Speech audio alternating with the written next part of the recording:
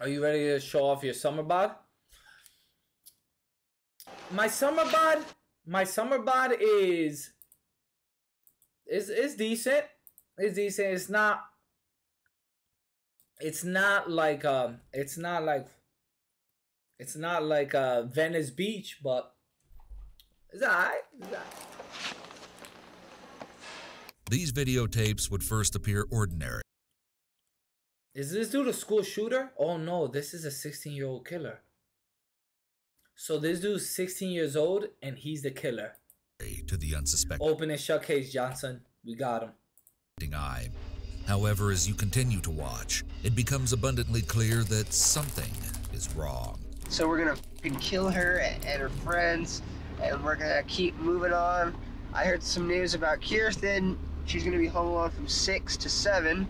So we might kill her, then drive over to Cassie's thing, and scare the shit out of them, then kill them one by fucking one.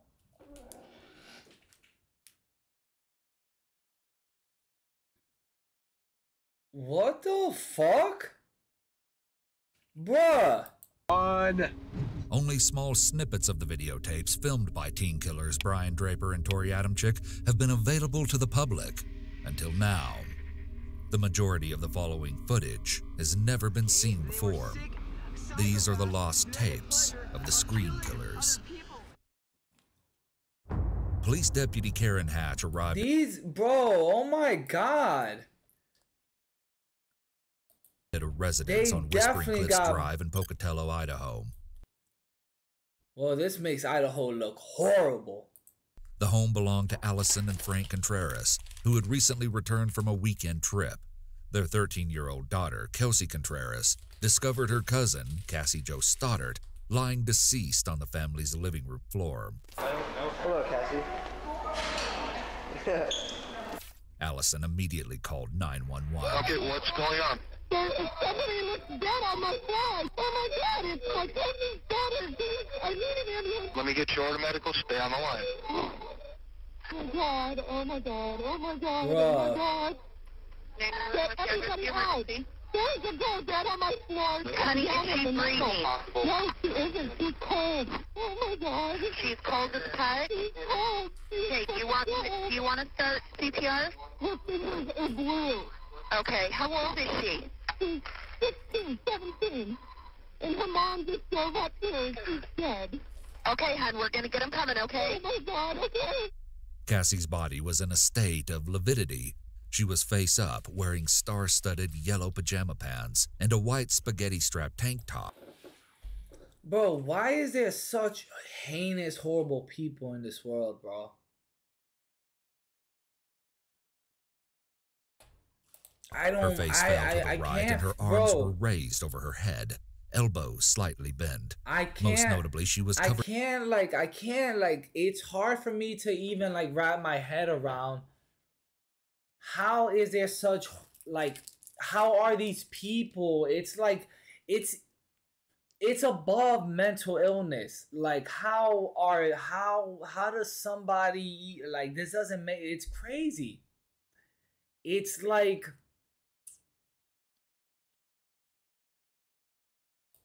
covered in multiple stab wounds. The two most observable were at the center of her chest and on her left leg.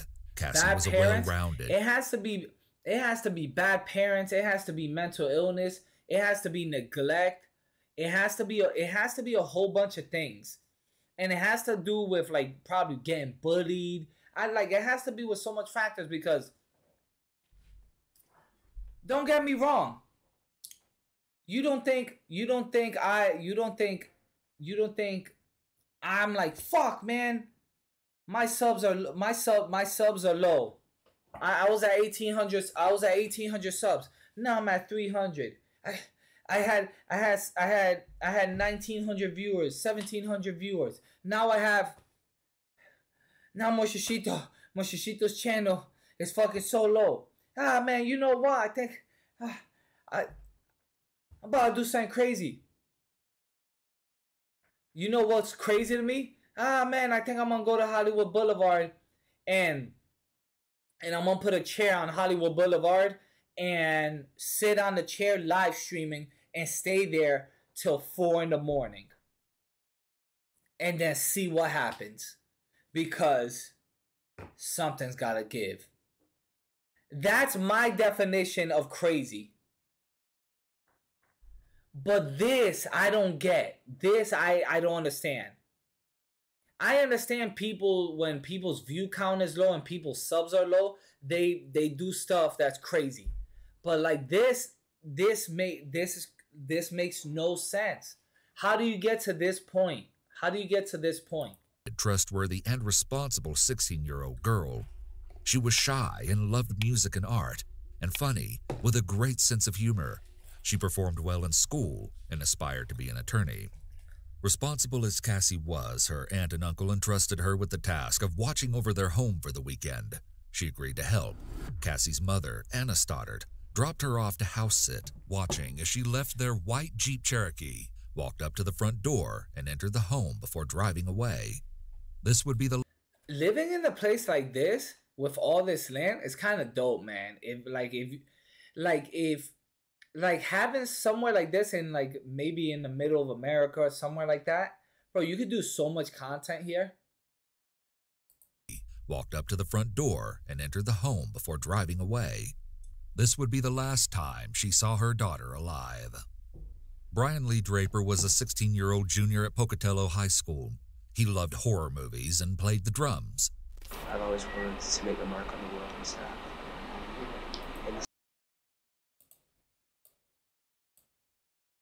This is a good way to do it. Tori Michael Adamczyk, also a 16-year-old junior at Pocatello High School, lined his locker with horror movie posters and aspired to be a filmmaker. For all you FBI agents watching this, you weren't quick enough. The two developed a...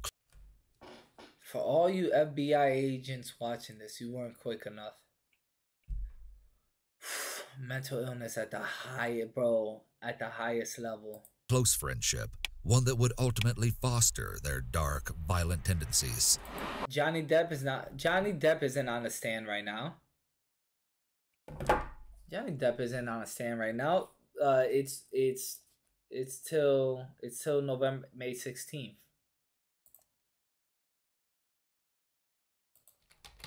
Yeah, it's the 16th. I was about to say Cosmo fibbing. Opera is supposed to happen tonight, so hopefully I didn't move her wrong. Most others were unaware of the boy's nature. Some would comment on how friendly and happy Draper... This dude's neck is mad diesel. He has a football player's neck. ...seemed, not knowing the aspects of Draper's personality that worshiped the perpetrators of the Columbine massacre, and was planning on executing a similar attack on Imagine,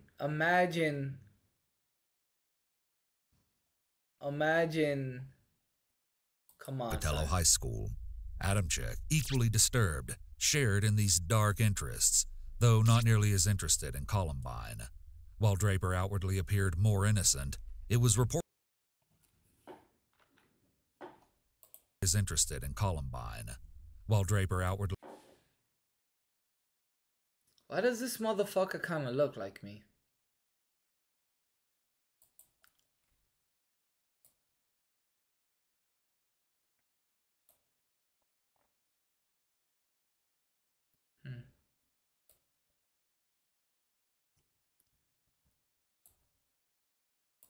appeared more innocent, it was reported that others knew something about Adamczyk was off. Looking for pleasure and fame, the two decided they would chronicle their journey to murdering someone exactly as the killers. This dude did it for clout. That's why I hate the word clout. What's up, Mighty? Had in the horror movie Scream. Ultimately, they developed a plan to murder their friend, Cassie Jo Stoddard. Immediately preceding the murder, Draper and Adamczyk parked down the street from the Contreras' home and stepped out of Adamczyk's car. They retrieved a soccer bag containing 2 sets of gloves, 2 long-sleeved black shirts, 4 knives, 2 masks, and a pair of work boots from the trunk. Bro, why Draper you need 4 handed knives? Adamczyk a knife and took one himself, before the two proceeded to walk toward the home with a singular goal in mind. They would terrorize and slaughter their two unsuspecting friends, Cassie and Matt. Earlier that night, I don't give a fuck if they're 16. If I was there and they walked up in there and I saw what they were gonna do and they were like this with the knife to try to thing, I'm beating the fuck out of that 16-year-old, bro. The two had visited and watched a movie with the couple. Draper made an excuse to go down into the basement of the home, where he unlocked a door leading into the garage, preparing for the events to come. When the two would re-enter hours later, they cut the lights using an electrical panel conveniently located in the basement. Bro, this is how you know people watch too much movies. These motherfuckers went into the garage and went for the light panel, son. To turn off all the lights. Basement.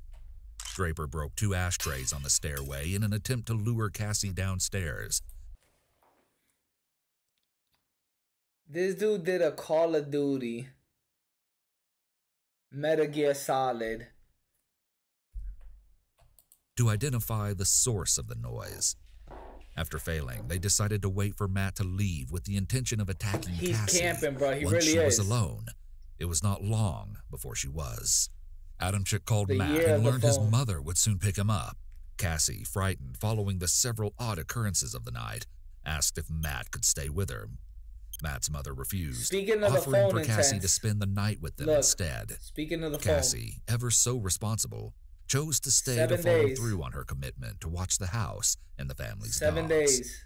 Following Matt's departure, Draper and Adamczyk dressed in their long-sleeved black shirts and gloves and donning red and white horror movie masks, snuck upstairs, after which Draper closed the door, hoping again to prompt Cassie to check on the noise.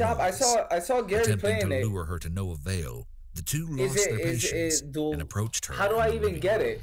Do I go to Whether Draper or WeShop.com? Adamczyk struck Cassie first, they each plunged their knives repeatedly into her chest, neck, trunk, and limbs. In total, she suffered a reported 30 stab wounds. 30 Cassie Jo times. Stoddard took her final breath that night, September 22nd, 2006. Later, Draper shared with investigators that her scream was unlike any he had heard in the horror movies he loved. He said, single player? I don't know about that. I want to play games that you could play like with other people, but don't worry, look. Don't worry. 7 days. In 7 days we should have the new phone, the Nintendo Switch, the new Discord roles are going to be up, the new channel points are going to be implemented, the Instagram is going to respond to me. And then this is a bonus. If we hit the sub goal, boom. Me and Biscuit, IRL stream. So this is our 7 days right here, guys. 7 days.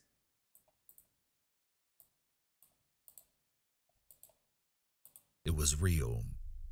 Timestamps on the tapes run from March 2006 to September 22nd, 2006.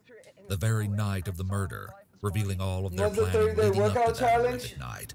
Draper starts to narrate their immediate Whatever plan. happened to that? The two are vlogging their trip to another friend's house. Whatever so happened they to the can 30-day see she's challenge? alone, so they can kill her. It's in the works. We're going for a high death count. We're not going not to get caught, Ryan. If we're going for guns, we're just going to end it. The first segment of the vlog clearly indicates that Draper and Adamczyk desire a high death count. Would be funny. This is consistent with public knowledge listing that fame motivated Stoddart's murder. We're just going to whatever happened to it, get out of there, kill everybody and leave. We're going to make history. We're going to make history. Aside from ostensibly not only look, his mental illness was kicking in at the same time. Look at this dude. Look at his face. History. Aside from ostensibly sadistic motives, Fame as primary motive supports the idea that Draper and Adam Chick were highly narcissistic. For all you FBI agents watching this, you weren't quick enough. You weren't quick enough, and you weren't smart enough. And we're going over today, Nixon's house. We're gonna go snoop around over there and try to see if she's home alone or not. And if she's home alone, splat! She did. Don't think you're humor into this, Brian. I'm not putting humor into it. Adam Chick's reprimand This is mental illness, bro. of Draper's humor injection during the filming, plus Draper's quick deference, might reflect that His Brian neck was is overly Mad Diesel. submissive to Adam Chick. A subtle power dynamic characterizes Draper and Adam Chick's relationship. He but does it's look like unclear a who thumb. holds more influence This over the motherfucker other. looks like a As thumb, we watch bro. their plan unfold, consider which party played the most significant A role thumb with a in face, determining exactly. Cassie's fate. Yep. People will die. Memories will fade. Memories will fade. I wonder what movie you got that from, Brian. Myself. That was myself. No wonder it was so lame. Okay, we're on our way, and I'll let you stay tuned. We're almost there. This is mental It's clear out there in the craziness, pasture. bro. We've already snooped around her house a couple times. She's not at home, so we're gonna go to the church over there, and we're gonna call a girl and a guy named Cassie and Matt. They're our friends, but we have to make sacrifices, so. There are friends, but we have to make sacrifices.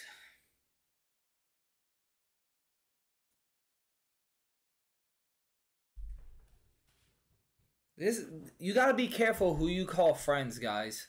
You gotta be careful who you call friends. Do you want friends like this? I feel tonight it is the night, and I feel really weird. It's had my stomach and stuff, and I feel like I want to. You want friends like this? I know that's not. Make a title with well-known Twitter hashtags. I feel we need to break away from normal life. How bright is this light? True. Because, let's say it this way. Parents, along with their parents, and so on, taught them God, Jesus, the whole bullshit line. Oh, they're atheist. They're atheists, guys. I'm sure you guys believe in God as well. I realized when I was in 7th Twitter grade, hashtags. you don't believe in Santa Claus or vampires or werewolves. They're used to. They also don't believe in Santa Claus. I don't know what they mean about werewolves, though. Metaphor, not to let. They do get the They Reddit teach vibe. their kids back in the 1800s. I learned this in English class. About telling their kids that you can't go outside or a vampire will get you, just to make their kids stay and do what they want to do. God is basically the same way. Yep. Trying to get people to do good, or else, so-called, you go to hell. And we're obviously going to hell if it's real, but you know what? Who gives a shit? Yeah. Adam Chick's family members and teachers reported that he struggled with critical thinking. But here he demonstrates advanced comprehension and thought surrounding complex topics. The psychological insight gleaned from the message about how allegories and religious beliefs were invented by parents so that parents could control their kids To be honest, that makes atheists look bad. suggests that control is a very salient concept for Adam honestly Chick. use And given hashtags the boys' now. apparent I need to use hashtags, and I need to start tweeting when I go live. I need to start tweeting and putting Instagram stories when I go live. I need to start uploading YouTube shorts. I need to start uploading TikTok videos. I need a new phone. I need to put the new Discord roles. I need to add the channel points. There's so much to do, guys. There's so much to do, man. There's so much to do, man. Social tendencies, which includes being oppositional. They perhaps felt that they could rebel.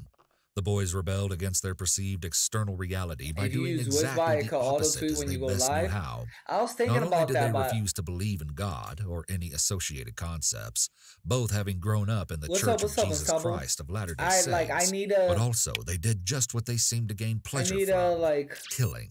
It's not real because it's so blatantly obvious it's not real, but people believe it because their parents teach them, and so it's so hard for them to let go of it because they've been taught their whole life. Yeah, I know. But fucking what the point I'm making is, I bet if they had both of their parents inside their life, there's a way lower chance, these guys would be talking like this and acting like this.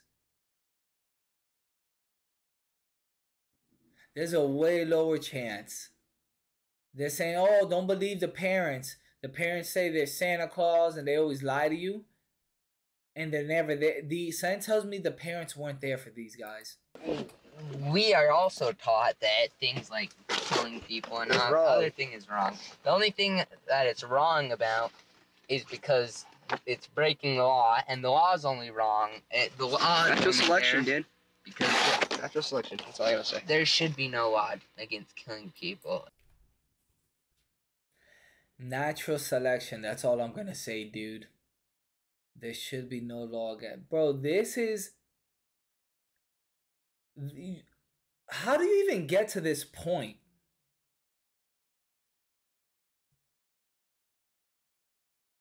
How do you even get to this point of like thinking so mentally ill? How do you get to the point of this? I know order. The Wizbot. I'll look back into it. Like this. How do you get back into this? Into this mind, like hell. You restrict somebody from it, they're gonna want it more. Exactly. Goodbye, camera. When Draper says that it's blatantly obvious that it's not real, he laughs.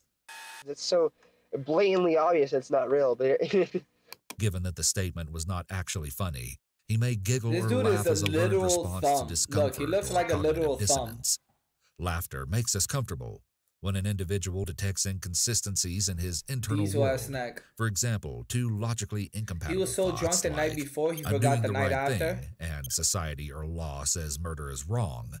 One mechanism posited by some classical social psychologists is that dissonance reduction is motivational. Guys, one thing that is gonna bite me in the ass is everything I've said on live stream. Everything I said on live stream, if you chop it up and use it as sound bites, I could sound so fucking insane because I've said so many things that where if it's clipped out of context, sounds crazy. I know that's gonna come to bite me in the ass in the future. According to Festinger's cognitive dissonance theory, cognitive dissonance is an unpleasant experience, and efforts to harmonize competing thoughts or thought behavior inconsistencies include conscious efforts. You know it's serious when they use the RGB split filter? My friend's too pussy to go investigate. Turn here. Why are you turning there, dude? Okay. Now we're gonna go over to Cassie and Matt's house. If they're home alone, we're gonna. If Cassie's house, Matt is there. Matt is there. Sorry. We're gonna knock on the door. We'll see who's there. We'll see if their parents are home or not. If they're home alone, we will leave our way, and then we will come back in about 10 minutes. We'll sneak in through the door because chances are they're probably in Cassie's room. So we'll sneak in the front door. We'll make a noise outside, and Matt will come out, investigate, kill him, and it will scare the shit out of Cassie. Okay? Sounds like fun. We'll stay tuned. We found our victim and... Bruh. That just goes to show you. It doesn't happen nowadays. Remember when people used to just show up at your house and knock without ever sending you a text message or calling you? Remember when that was a thing where your friends would just show up to your house? No, that was me knocking.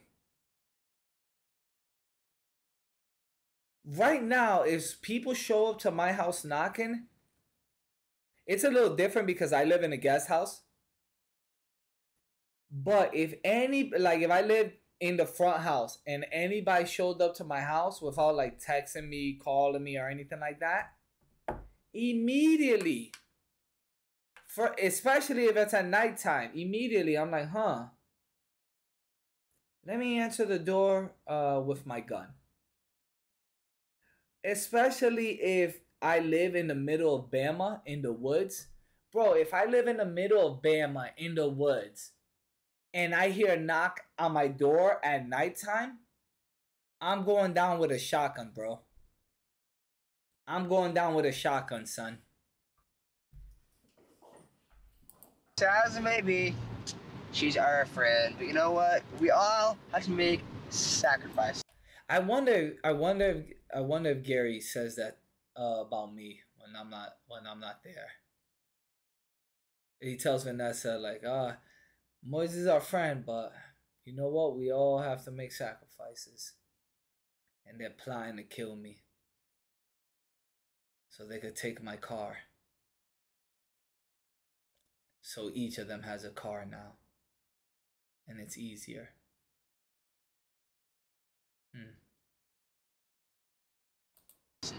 Our first victim is going to be Cassie, Stoddard, and her friends. Turn your brights off, asshole. Well, yeah, we'll find out if she has friends over. She's going to be alone in a big, dark house out in the middle of nowhere. Their intention to terrify Cassie suggests out in the middle of nowhere. Again, out in the middle of nowhere. This murder might have been more personal than their desire to become world-class killers. Draper seems to express particularly strong malice toward Cassie, who he later admitted to having an unrequited crush on. How perfect can you get? And there it is. And there it is. Exhibit A, Your Honor. Exhibit A. He liked her. She didn't like him back. So the dude kills her. Exhibit A, Your Honor. Who he later admitted to having an unrequited crush on. He had an unrequited crush on her. How perfect can you get? I mean, like, holy shit, dude. I'm horny just thinking about it. Hell yeah. So we're gonna fucking kill her and her friends, and we're gonna keep moving on. I heard some news about Kirsten. She's gonna be home alone from 6 to 7. So we might kill her, then drive over to Cassie's thing, and scare the shit out of them, then kill them one by fucking one. Hell yeah. Why one by one? Why can't it be a 2 by 2 and 3 by 3? Because we gotta keep it classy. So yeah, classy. It's gonna be extra fun. You're evil. Yes, I am. So are you. No, evil is an expression of God. That was another test you failed. Another display of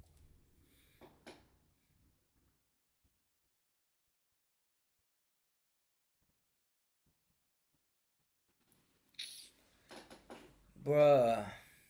I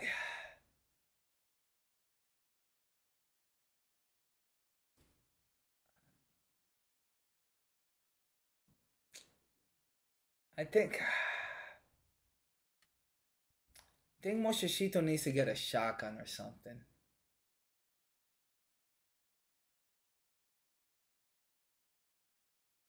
Let somebody try to do this. Tori's apparent dominance over Brian. Tori tests Brian. Apparently, Tori wanted the boys to steer clear of any spiritual concept, even ones that connote evil, such as hell or Satan. Evil is not an expression of God. Yes, it is. It's bullshit. Bro, and I bet these dudes don't even got licenses. I bet these dudes stole the car or something. You know it. Evil, of origin, is a follower of fucking Satan. There is no Satan. Real? How much do you want to bet these motherfuckers have at least 50 burner accounts on Reddit. These are the guys that are like, these are the guys that have like so much Reddit bots and like 50 burner accounts with like 30 different emails. And then they just have conversations with each other. Is a follower of fucking Satan. There is no Satan. Real? Then shut up. Then how are we supposed to express ourselves? Good and bad. We're bad. We're bad. That sounds so shitty. We're evil. That sounds even shittier. We're not, okay? They were sick psychopaths. Do not get pleasure of killing other people. There's an LBZ clip on Reddit. We're gonna go down in history. We're gonna be just like Scream, except real life terms. We're gonna be murderers. Baby. Like, let's see, Ted Bundy, like the hillside. Yeah, I was thinking, but the thing is, Order, I saw earlier that they said they got knives. They went to the garage, used the the main switch where you could turn off all the lights. They turned off the lights. Then they grabbed a cup or a vase and threw it somewhere so the people upstairs could see where. They could like, oh, what's that noise coming from? And then they stabbed them when they were checking the noise. These guys they watched too much movies and they reenacted it. And Strangler, no. The Zodiac Killer. Those people are more amateurs compared to what we're gonna be. The fact that the boys mocked heinous killers like Ted Bundy, the Hillside Strangler, and the Zodiac Killer, yet viewed themselves as superior, speaks to the boys' extremely pronounced exhibitions of narcissistic features. We're gonna be more of higher sources of Gene. Well, except for that sick and that twisted. Oh, do you know what Gene's words were? What? Saw a girl walking down the street, right? Yeah. 2 questions came to his head. there's nothing on Reddit. I could There's take her nothing on out, Reddit. I checked. have a nice time with her, The killer. and show her a Get good her time, alive. charm the pants off her, or I wonder what her head would look like on a stick. Holy shit. That's creepy, Yes. huh?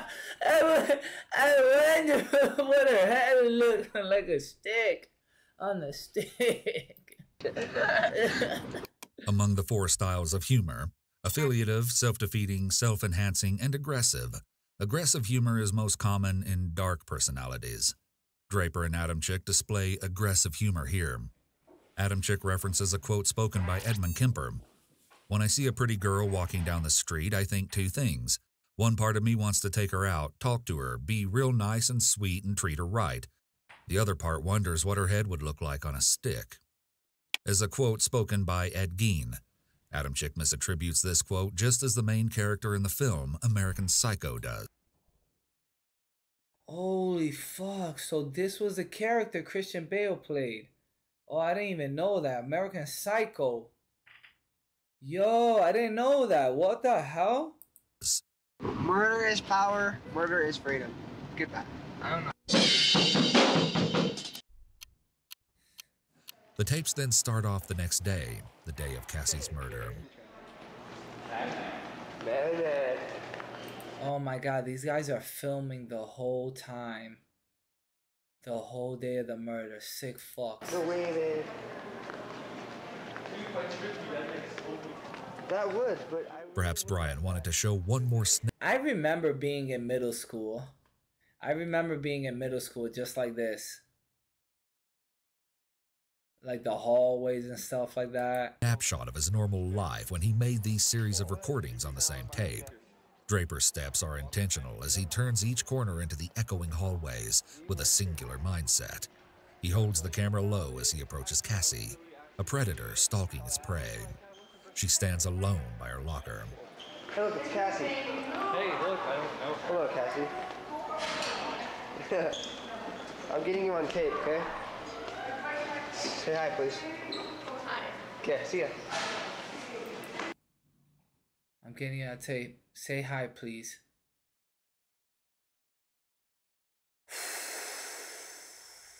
That was cringe. Were you as wholesome as you are now in those days? Yeah, I was pretty wholesome. I was pretty wholesome though too. But man, that whole shit was cringe. Wait, have you seen Tori? He's supposed to meet me here at 7:30, and it's 8:19. He's an hour late.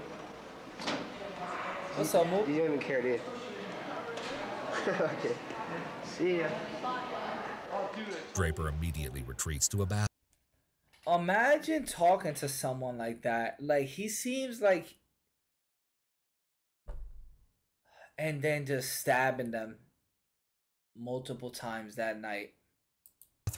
And films his reflection, potentially self-conscious after his interaction with his future victim. Wait, there's guys in here.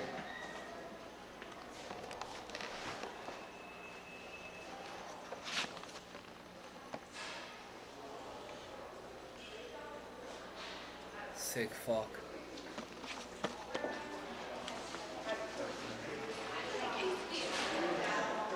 He seems lost in the ebb and flow of overlapping conversation that surrounds him, walking alone. He can't even function. The mental illness is at an all-time high. He's like, whoo, whoo. Unseen and unheard. The next clips again take place in Draper and Adamchik's school.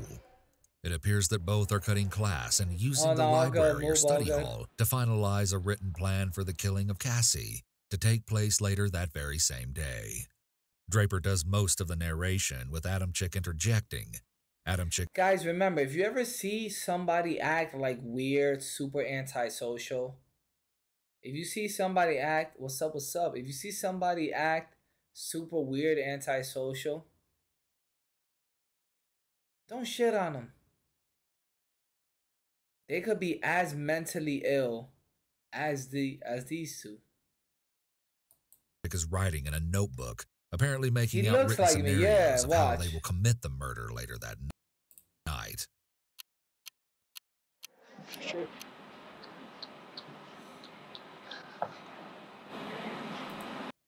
I think it's the eyes. That's what it is.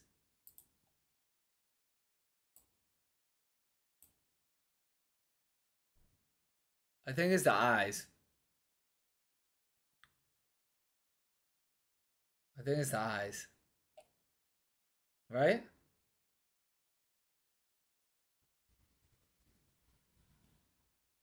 Right? I think it's the eyes, right?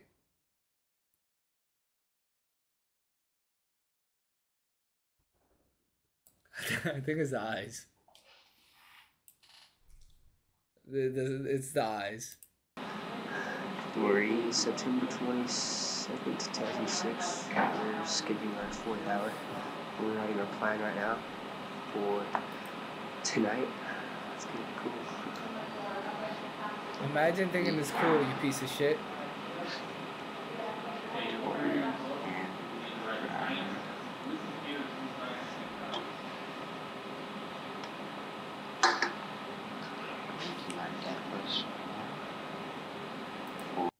I'm making our death list right now.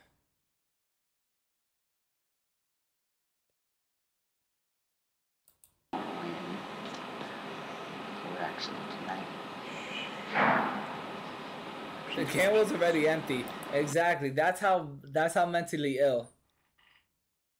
That's how mentally. This, you know what this reminds me of right here? Of what you just saw? Watch. This right here.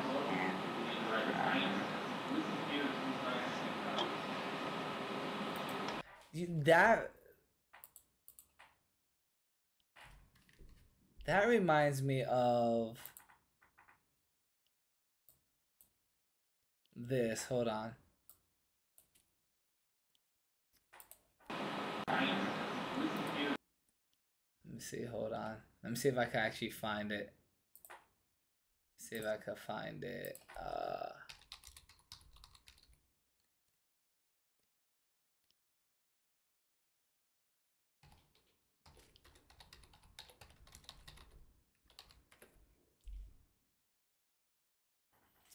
That right there is like, to me,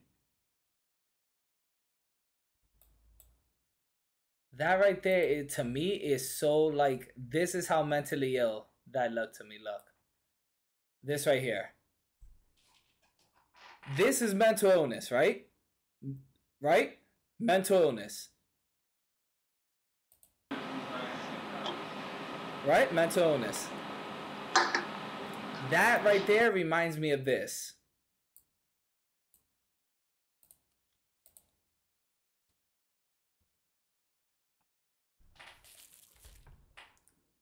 That right there is literally the exact same thing. The exact same thing, guys. I kid you the fuck not. Literally, that's the exact same thing, guys. I kid you not. As soon as I saw that, I'm like, bruh, why is this? Why does this remind me of this, bro? Same level of mental illness. Same level of mental illness. We're actually tonight. She's watching us. I'm still watching. I'm so stupid.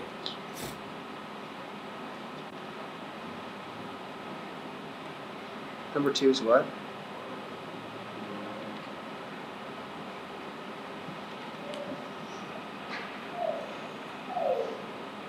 A genuine smile reaches the eyes, and as Draper beams at the camera, we can see his smile is real.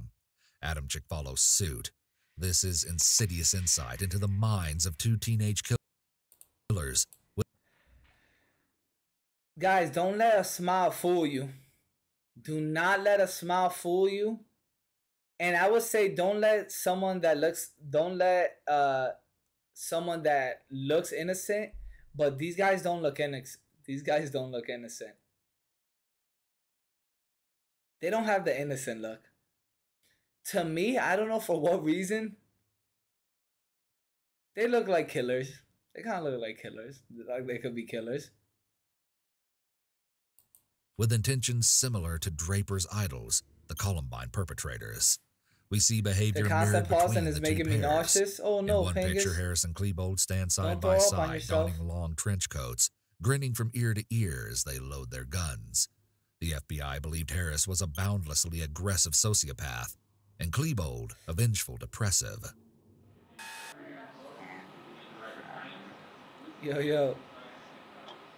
Draper often glances at the recording of himself. When Adamczyk glances at the recording of himself, it is often just after Draper did so. Given that the tale of Narcissus includes the idea that the hero in the tale is obsessed with his own reflection Can you up the due to playback speed? competing folklore accounts, it's fitting to point out that this behavior is also consistent with the narcissistic personality features. Without context, Draper and Adamczyk seem like normal 16-year-old students. They skip class and pretend to do homework.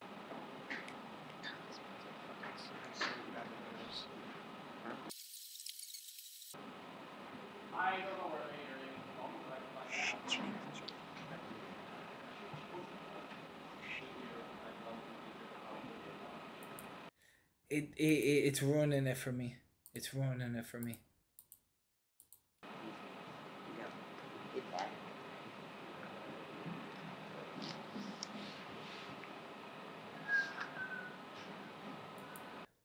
Is this dude really whistling to make it seem to act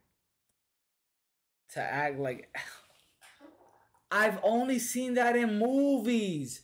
Oh my god. Bro, I've only seen that in movies. This dude is really whistling. Oh my god. Quick, act normal. Holy shit. This is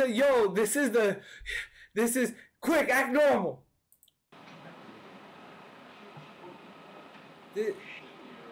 Bro, I thought this was only in movies. I thought this was only in movies. Oh my god. The whistling is crazy.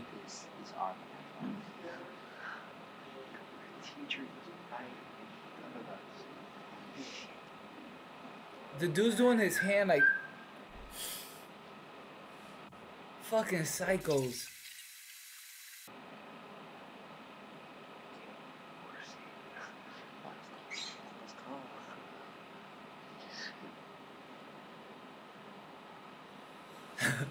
Exactly. There's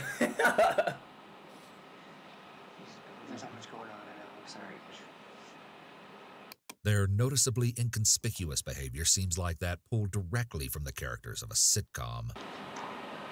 Yeah, if you're watching this, we're probably deceased. So it's pretty creepy. I just thought of that.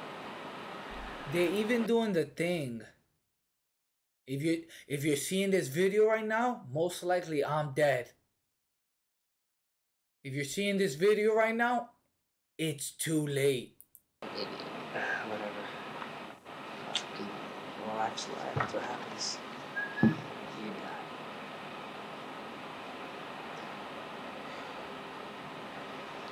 This documentary is about That time. That is a good clip. Nobody has the 100,000 clip in Discord. Take a shot at it. Clip it. Post it. And see if it does numbers. I don't know. This tape has already been used about halfway through. No shit. Yeah. October is supposed to happen tonight.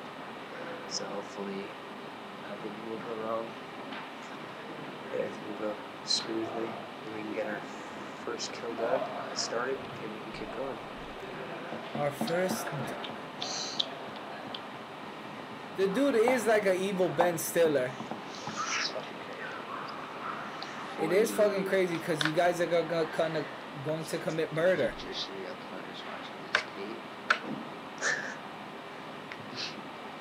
don't know what to say. It's Good luck fun. with that. Yeah. Good luck. Tori and Brian Yeah, I wonder if these are all. I wonder if this is how all the schools are in Bama. clearly wanted to send this video segment as a message. They seem to frame it as I an thought that was interview a with them, young. where they talk about their I specifics. thought that was a young Mijo. Oh, yo, speaking of young Mijo. Speaking of young Mijo, check this out. Speaking of young Mijo, let me show you guys something. You guys probably seen this before. I think I showed you it before. I have a couple things like this. I think I showed you it.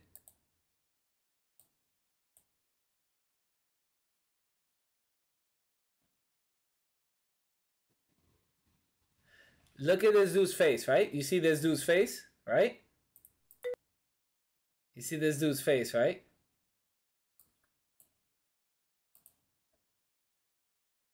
Speaking of young Moishishito, right? Speaking of young Moishishito, when Moishishito has short hair. All right?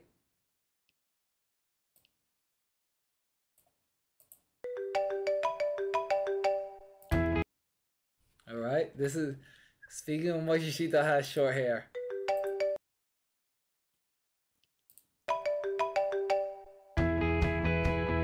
Moishishito's a working man.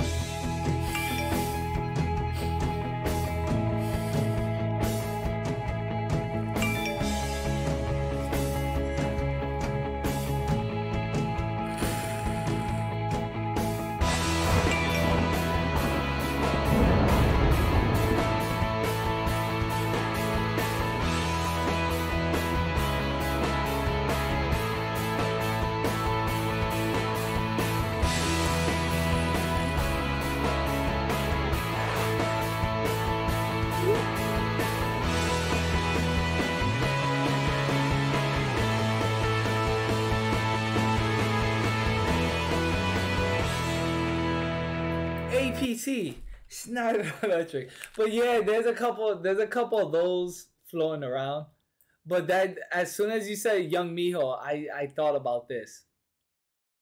I like when you say young Mijo, I'm like, oh shit, let me show these guys. But there's a few of those. There's a few of those around. There's a few of those around. There's little gems here and there that over the course of years, you guys will probably find it. I haven't shown you everything. So there's little things here and there that you're gonna, when you see it, you're gonna be like, what the fuck? Serial killer goals. Their nonverbal gestures frequently indicate what seems to be nervous fidgeting and or excitement. We see the complex dynamic of their... Oh no, Moshishito, bro. I'm telling you, bro. I'm telling you, Moshishito, all I have to do, guys, you guys gotta remember, I eat chips. I eat a lot of chips and I eat shit. Once I get a little bit more money, you think I'm gonna be buying chips and stuff? No. I'm just gonna be having good food. Y'all ain't gonna be crazy, son. I'm telling you. This right here, right now, this right here, this is me at my worst. This right here is at my worst ever. And it's not that bad. Once I get money, woo, once I get, this is me at my worst. This is me eating shit, chips, donuts, and it's not that bad. This is me at my worst. Wait till I get money. Woo!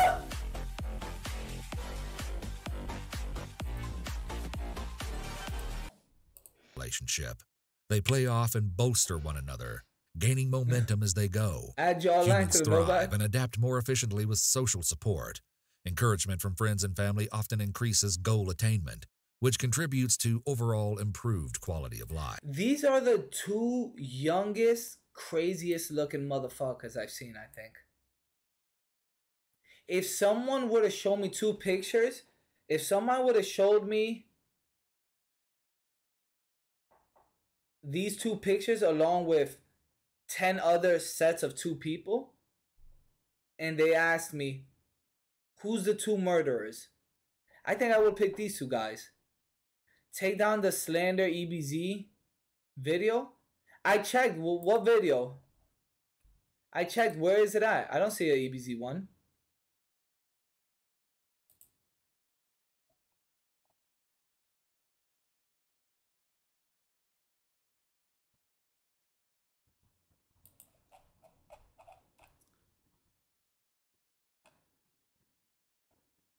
Public freakout? EBZ was on public freakout? Can I see this? What the fuck? Is this against TOS? Whatever he did in here or no?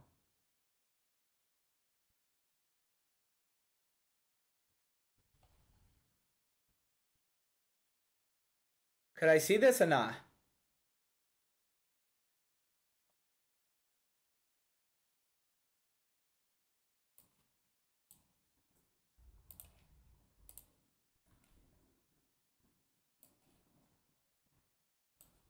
Let me see this, hold on.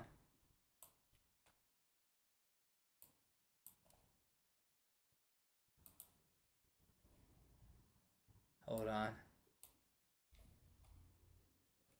Bruh, this shit got 2,000 comments on it.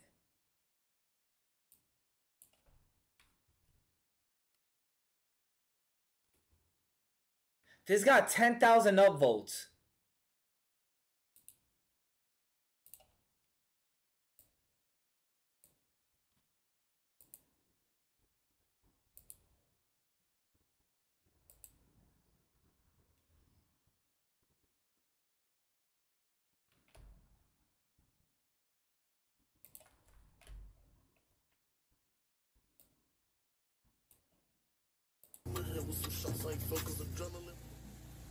Beef taco. One beef burrito, actually. Oh, he's ordering food. That's not bad. He's ordering food. He's ordering food. Everything on it. Okay. One burrito and two tacos? Oh, he's ordering everything. One beef burrito. One beef burrito. All right. Not bad. It wasn't $10 before. Why is it so expensive? It wasn't $10 before. Everything is expensive on the store. Oh, inflation. This is not a store. This is a taco stand. Why is it's inflation. It's inflation. Like $8 before. It's inflation. It was like $8 before. That's what it was. It's inflation. No, but now everything is expensive. Well, I'm It's the inflation. same guy. Can I still get it for $8? Everything's more expensive. I'm the same guy. Damn. I gotta use that. I have to use that. I have to use that, bro. Yeah, because you know everything is expensive. Yeah, I got the same 8. I remember coming here a long time ago. It was $8. I still have got to use $8. that. I know that's what before. I still brought $8. I brought $8. I mean, if you bought $8 and you don't got more. This nigga's trying to change shit on me. Like, come on, I brought $8 because I always paid $8. Only for this time you pay $8, okay? Okay, thank you. Yo, order. Good looks for the 5 gifted. Oh my God, it worked for him. Yo, order. Shout out to you. Good looks for gifting another 5 subs. It worked. He said I'm the same guy. Yo, shout out to you, order. I appreciate the 5 gifted. It worked for him. He's trying to change shit on me. Like, come on, I brought $8 because I always paid $8. Only for this time you pay $8, okay? Okay, thank you. Wow, it worked. I mean, hey. It's only crazy if it doesn't work, right? Why you look heated? Next time, it's $10. I might not come next time if you're changing prices like this. Like, come on now.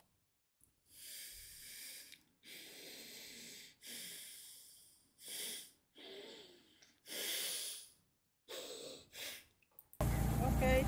I mean, Okay. I mean, come on. Everything was, come on. Why are you changing the price to $3 more? Doesn't make sense. That's fine. $8. I would have gotten a squirt, but I can't even get a squirt now. What's a squirt? Is he talking about the Sprite?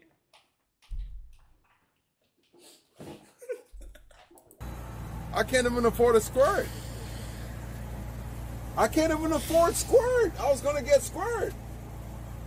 I can't even afford squirt all of a sudden. Thank you. Okay, hey, I'll just take a taco, the burrito. Okay. Thank you.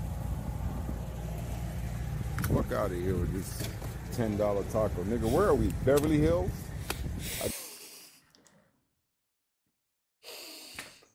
Whoa, we Beverly Hills. Yeah. There's a reason I don't live in Beverly Hills.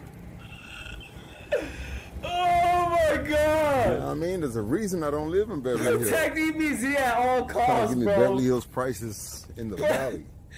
You got me fucked up. Yo.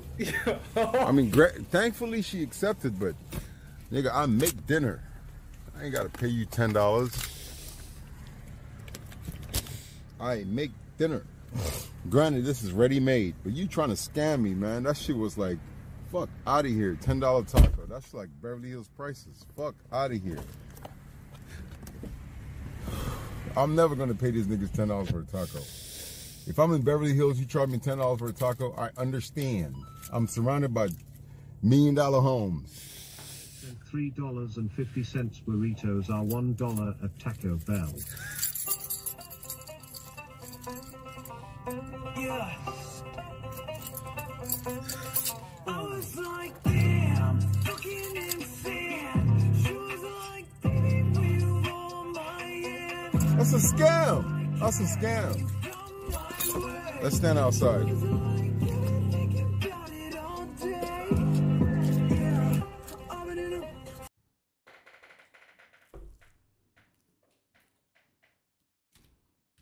This is bro.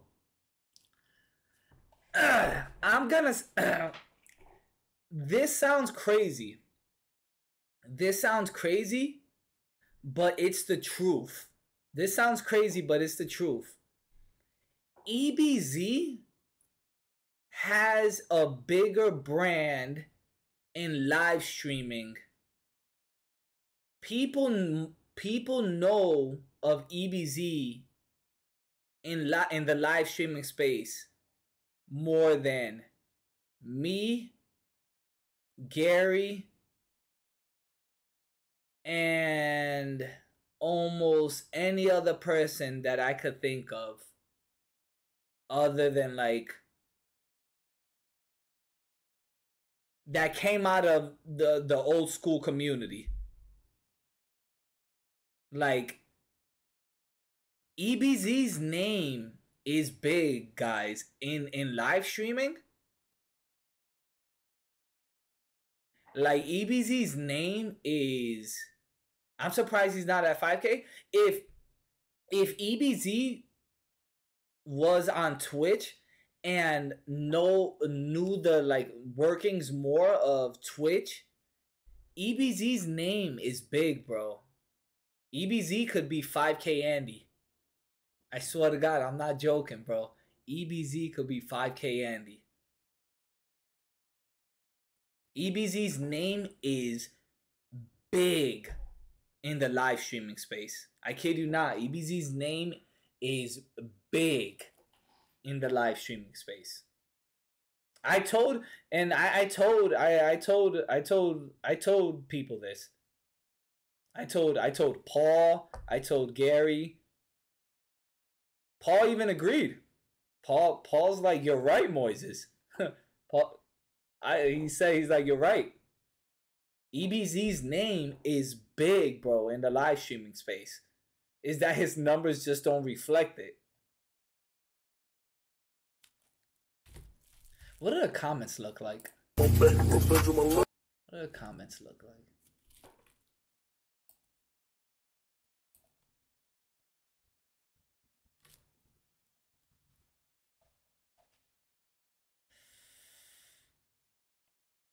I'm confused. So he bought $8 because that's what a burrito used to cost, but also mentioned that he would buy a squirt. He never had enough money for the soda to begin with. This is slander. This is slander. It seems like he's baiting his stream to donate. Just a genuine Jesus. Come on. Now that's us. Bruh.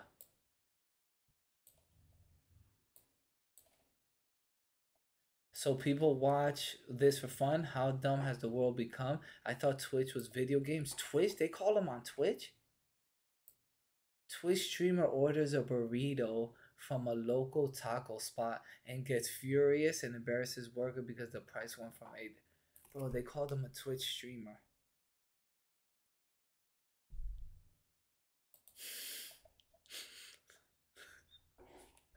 You know what the crazy thing is? Bruh, 4 months ago. 4 months ago. And then how much do you want to bet this user?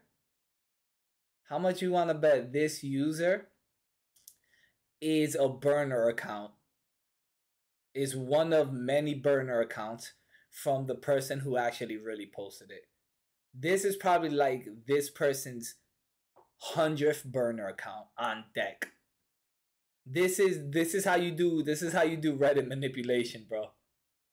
Like, you make 100 burner accounts and then you post something on one burner account, have your other burner accounts all hit the upvote button, and then you comment with one burner, and then you comment on that comment with another burner account, and then use your third burner to re-comment, and then to throw other people off the scent, you use your fifth burner to shit on the first comment to not make it seem like all the other comments or your same burners. It's all a fucking game, bro.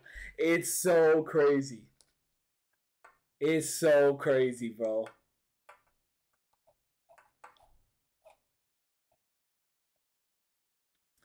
Not to mention, they gave him a burrito for $8, and he's wanting, and he could have gotten a squirt. What's a squirt, though? What's a squirt? What's a squirt? The hell is a squirt, son? You guys know what a squirt is? I think it's like a Sprite. Squirt soda.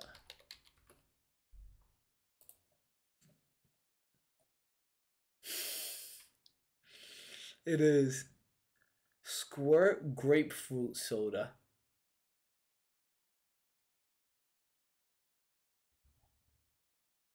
I remember this. I remember Squirt because I remember when I went to EBZ's house. Guys, fun fact. You probably didn't know this. Fun fact. You probably did not know this, okay? But I helped EBZ move into his new house. I helped EBZ move out of his old house. And I helped him move into his new house. You guys probably didn't know that, did you? Why, you ask? Because he asked me. He asked me. Guys, see, that's the thing. When people ask you things, you either say yes or you say no. EBZ asked me to help him move. I helped him move. Paul asked me to be in his CX coin commercial. I said yes. It's yes or no questions. It's yes or no. You decide. You say yes. Yeah. You say no. You say no.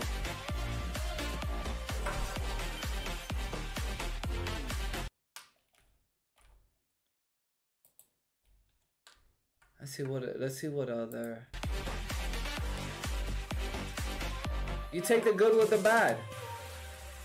But in all, when you really think about it, it all comes down to is Moises a good friend? Is Moises a good friend?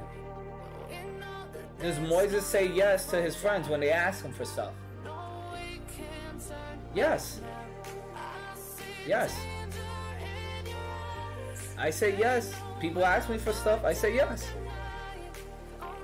That's what people do. Let me see what else they saying to him.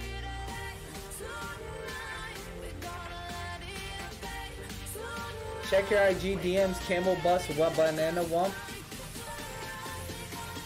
Let's see. I don't see a DM. Oh shit, hold on.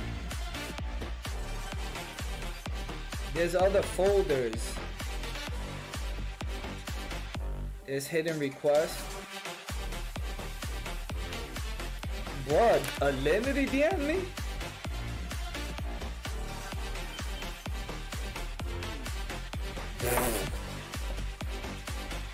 It's a burner account. Bro, guys, there's a other folder. Guys, there's a hidden request folder.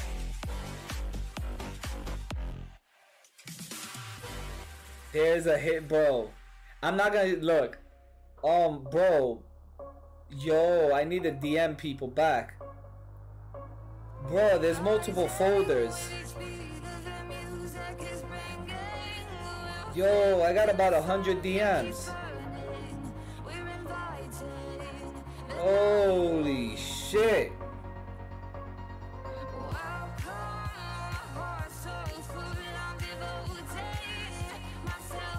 Oh. But look at Linity's. It's not the real Linity. Look. It's not the real Linity. Look. I'll show it because it's not the real Linity, but look.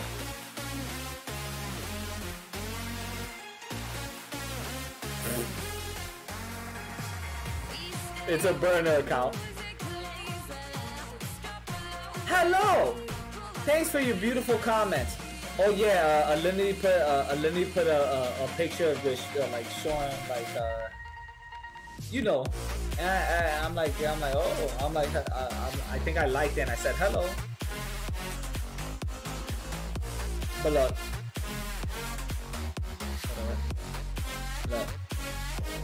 it's like hello.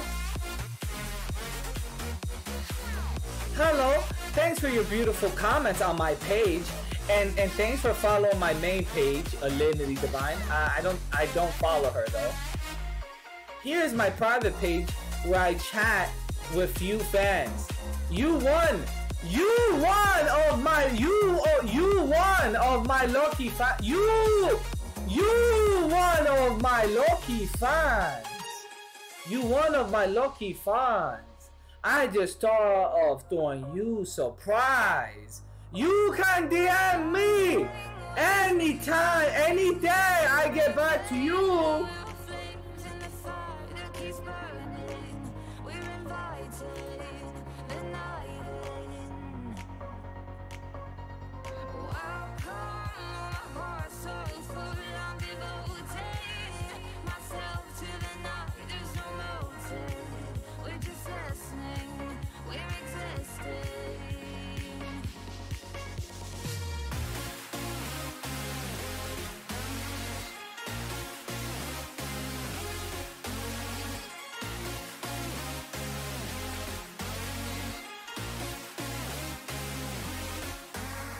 I just responded to Camel.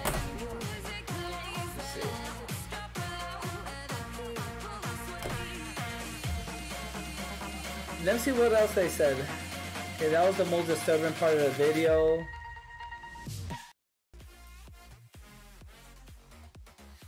Let's see. That was the most disturbing part of the video. Either way, you can't even get a squirt. He didn't get the memo that inflation has gone up. Bro, this is hilarious. And he's the same guy who thinks that 10 minus 8 equals 3. Who are you? Who's the wise guy in the ways of science? What in the fucking shit is this, bro? Low-key one of the best bots. EBZ can't understand inflation. This right here, my friend, is a strong EBZ viewer. EBZ can't understand inflation and 106 upvotes.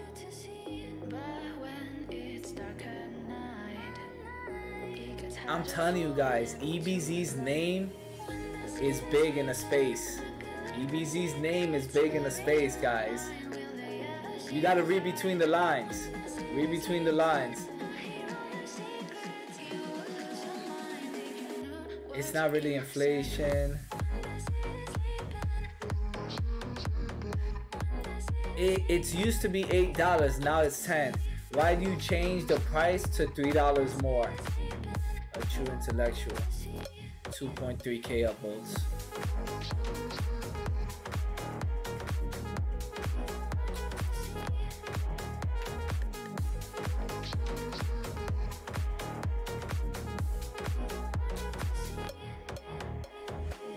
Yo, these comments are hilarious, bro. This is the worst type of entertainment. This is the worst type of entertainment.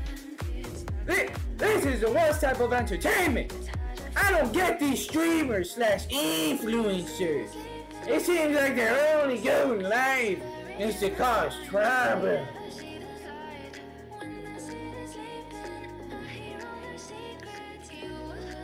It's like reality TV.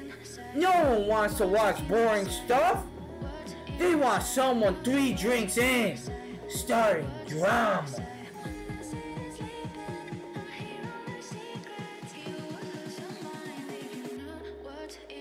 Does this jackass always film himself ordering food every day? Also, who orders squirt? Who orders squirt? Not this guy.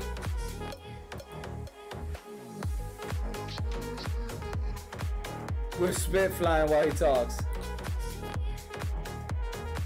I think he embarrassed over it. Take your broke ass to Taco Bell.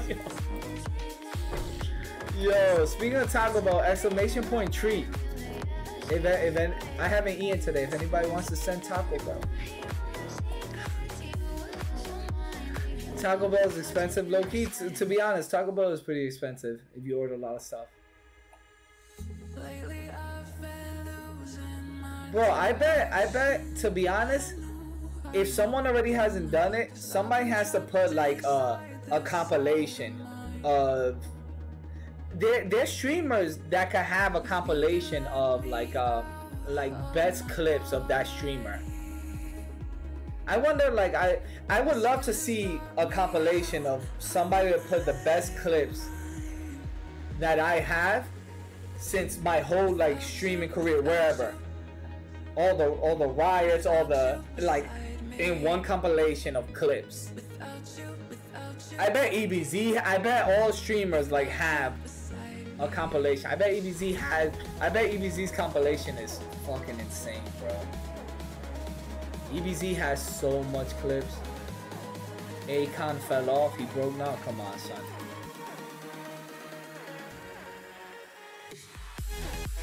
See, this is how you can tell. This is probably this dude's burner account.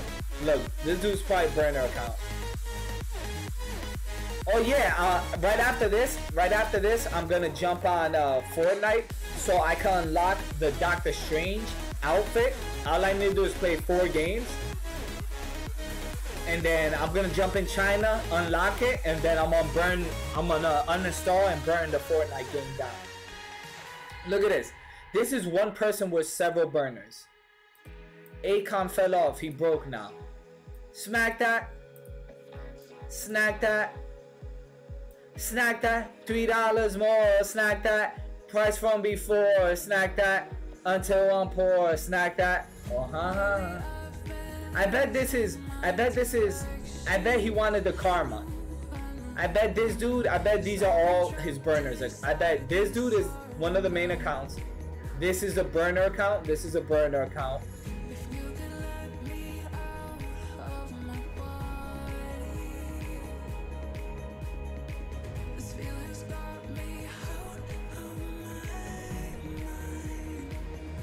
Some dudes built different, put everything on the line for content. Shout out A-Rab, Andy, Bro, Malone, Uber, Real Moise B. All my homies went through it to try to entertain thousands of people. The protests and rallies were crazy. I put like the protest and rally art. It was stupid of me to do. In hindsight, it was stupid. I'm glad I survived it, bro.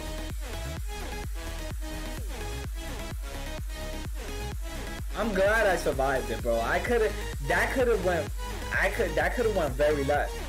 That could have went very left. You know what the crazy thing is? I think I told you guys, but there was 2 companies. There was 2 companies that offered me money.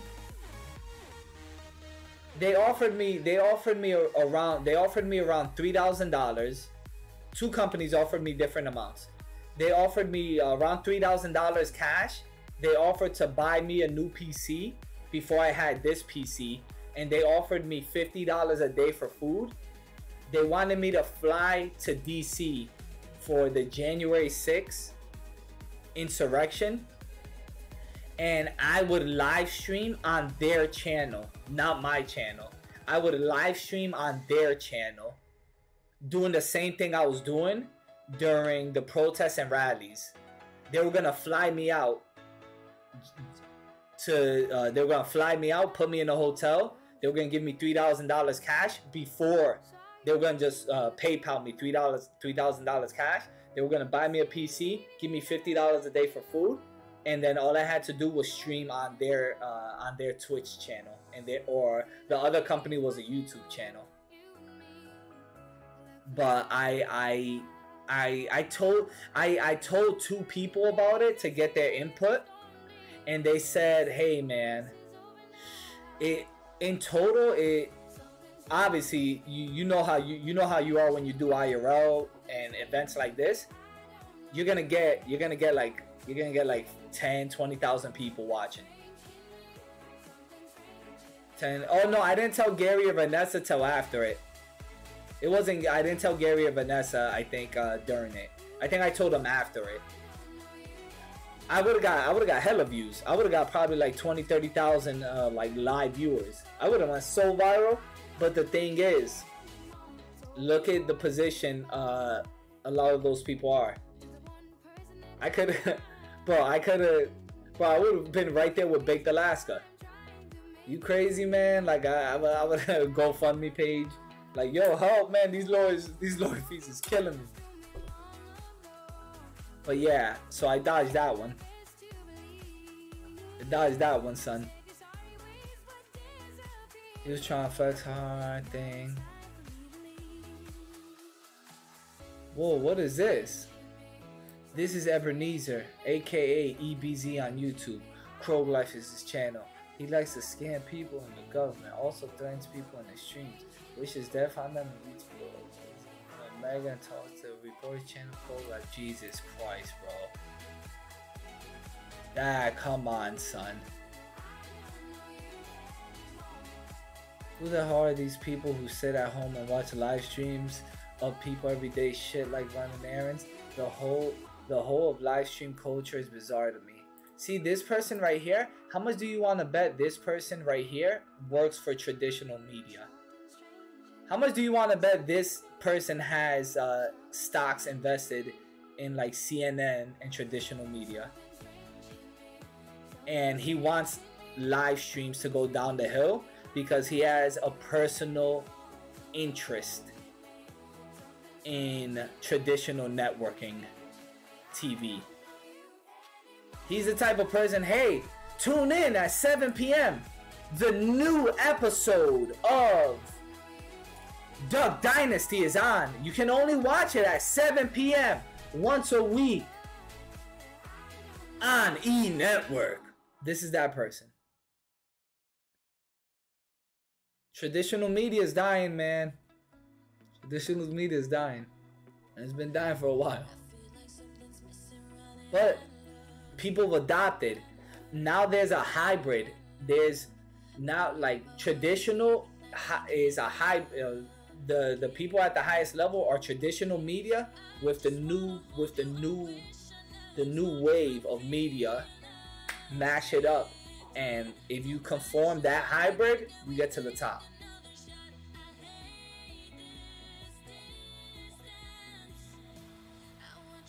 Oh guys, bitch, Jesus Christ.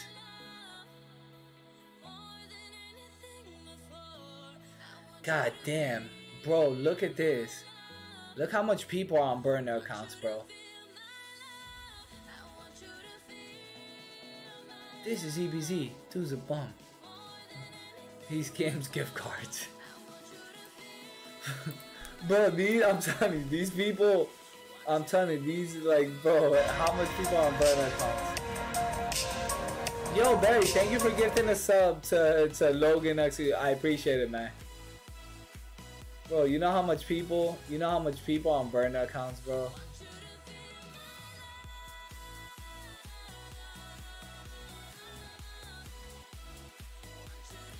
Let's see if we can find another burner account. Let's see if we can find another burner.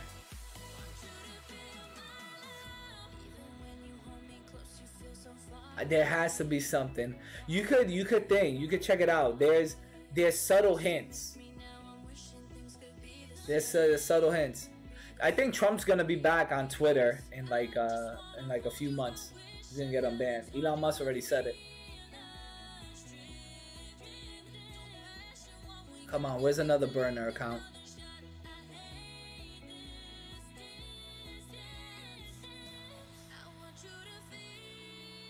And here it is. Here it is. This is the burner accounts, guys. Burner accounts. Look, full in effect.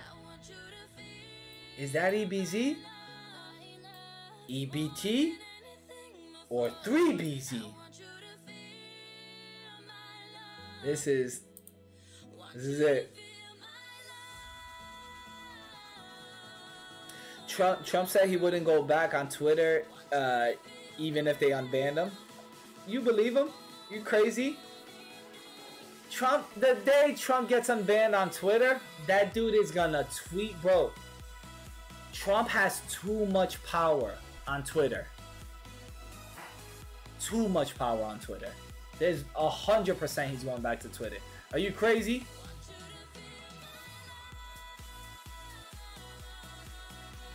Not eventually. The first week. The first week he gets unbanned. The dude's thing.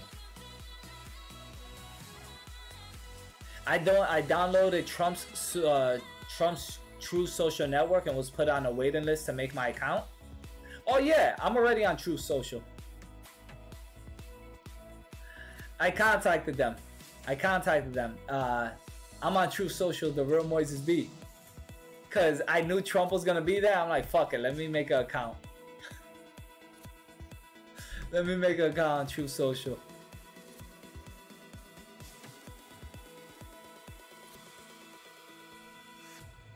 Let me see. I'm not gonna add it at the bottom of the banner. It's gonna look too small. It's gonna look too small. Does EBZ have like a good compilation or no? EBZ compilate. Does he have like a banging compilation or no?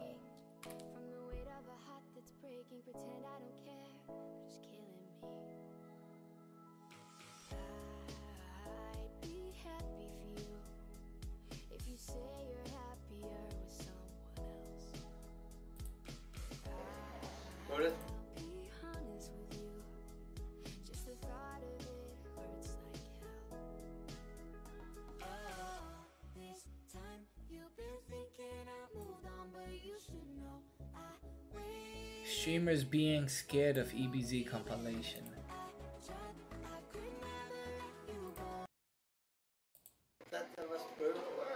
Yeah, everybody's putting it on my chat now. What are they saying? They're saying the address of the house that we told you not to say. Which is what?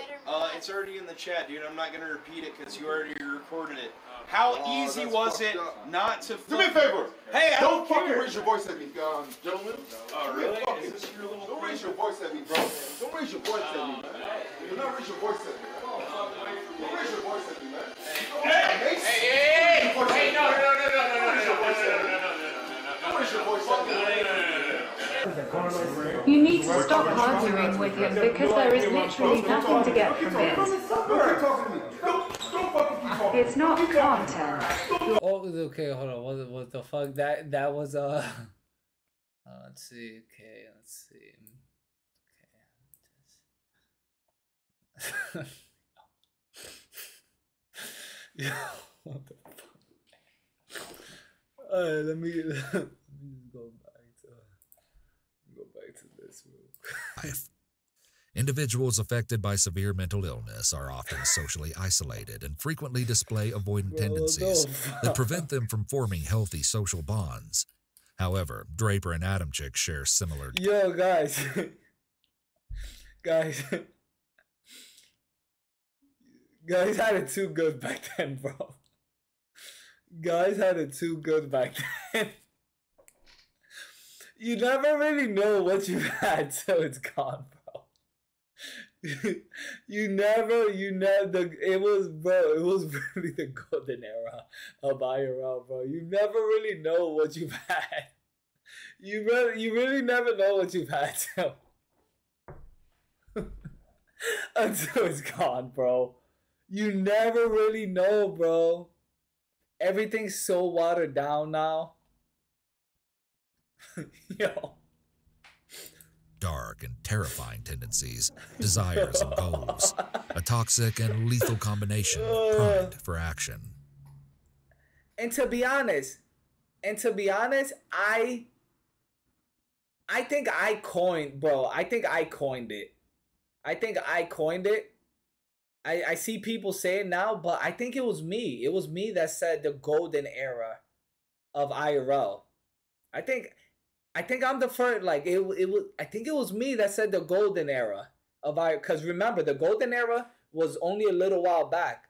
Like it was me, bro. I think I coined it, and then everybody's like, "Yo, Moises is true." It's like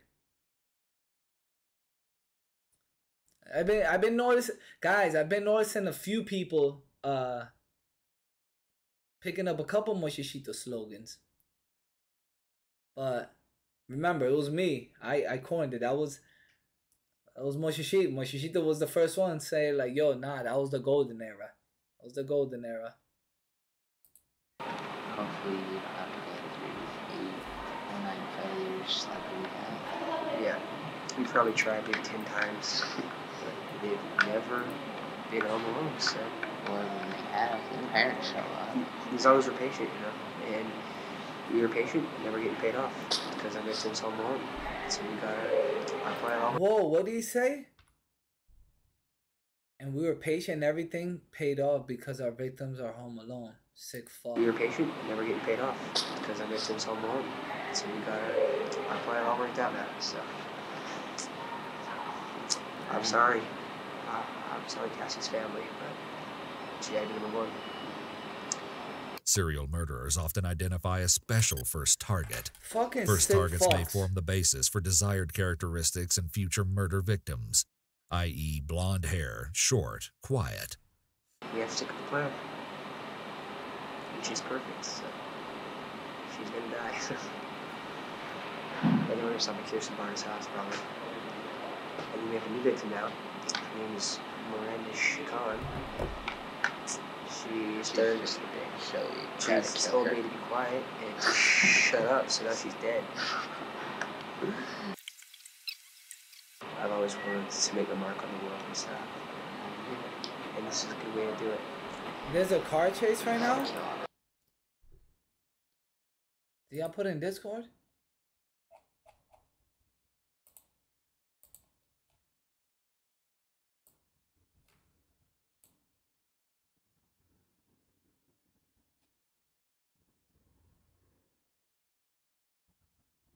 Under control. That's cool. We'll all under control. Finish up here. Bye. Bro, is this a fucking ad? Go to the restroom before the movie starts. Get epic protection for your Dominion with Progressive.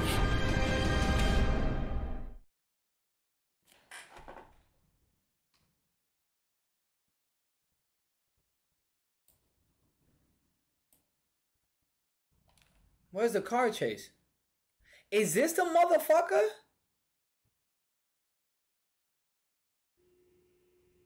Is there no volume? The truck, bro. Is this the dude that's running? This dude's gonna get backed up. Is there one where is there one that has volume? Is there one that has volume, or is this the only one?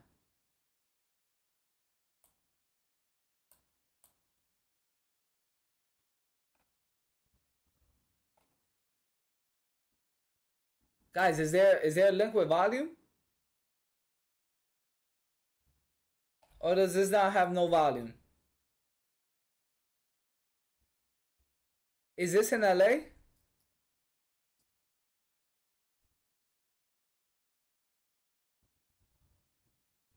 Let me see if this is in LA.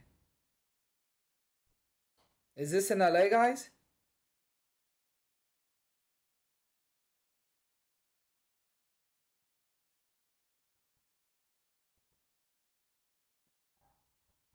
No volume, maybe there will be. It's always LA.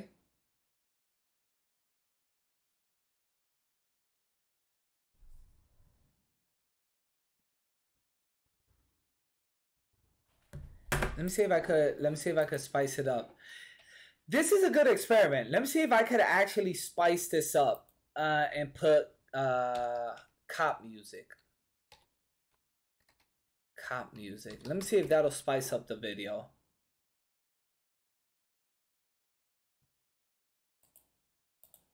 Let me see.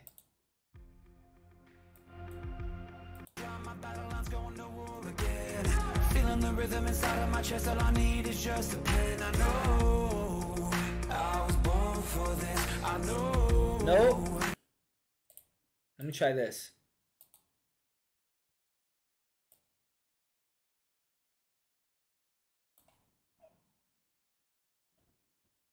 I put cop music, and that was the second one that came up.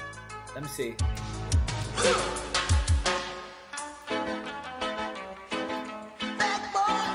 Yeah.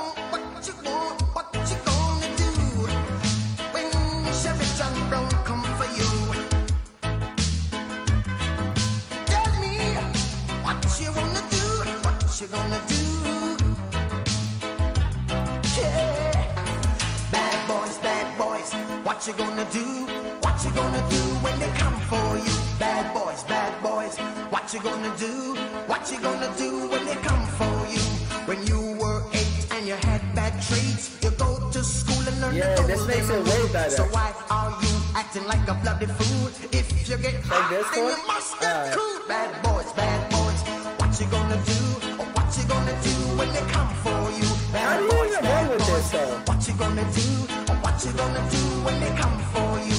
You chuck it on that one, you chuck it on this one. Where's he going? On your mother and you chuck it on your father. You chuck it on your brother and you chuck it on your sister. You chuck it on that one and you chuck it on me. Bad boys, what you gonna do? What you gonna do when they come for you? Bad boys, what you gonna do? What you gonna do when they come for you? Bad boys, what you gonna do? What you gonna do when they come for you? Bad boys, what you gonna do? What you gonna do when they come for you? Nobody now give you no break. Police now give you no break. That old soldier man I give you no break. Where is this in LA, guys? Is this the Scientology building? Bad boys, what you gonna do? What you gonna do when they come for you? Bad boys, what you gonna do? What you gonna do when they come for you? Bad boys, what you gonna do? What you gonna do when they come for you? Bad boys. Why is he carrying a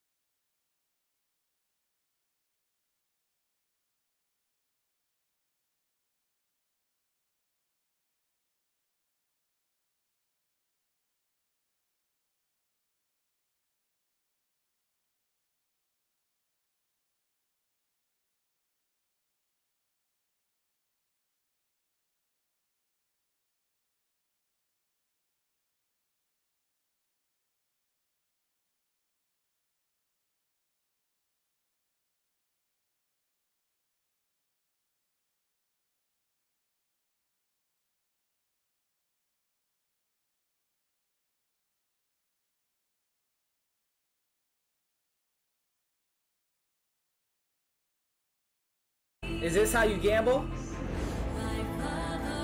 I've never did it. Is this how you gamble? Right? So you could bet channel points. You could bet channel points and the other person wins or loses, right? Jesus Christ. You've already bet 50,000 channel points.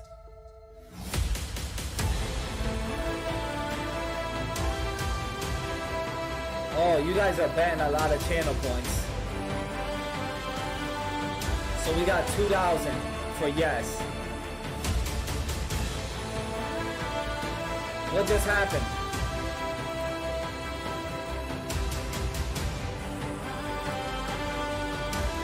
What just happened? Where's the coverage?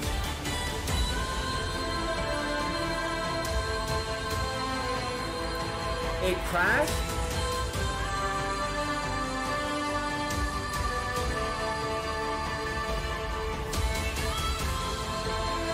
Wait, where's the coverage?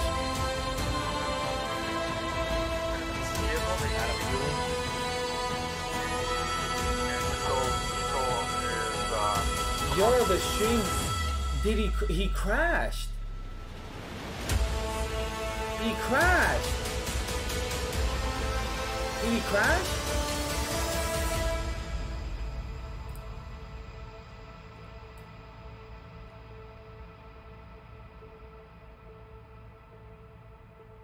Did he crash?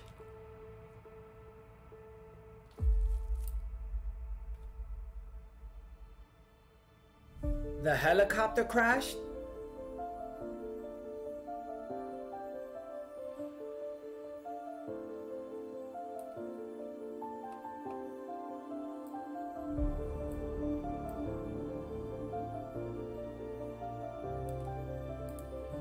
What happened to the prediction?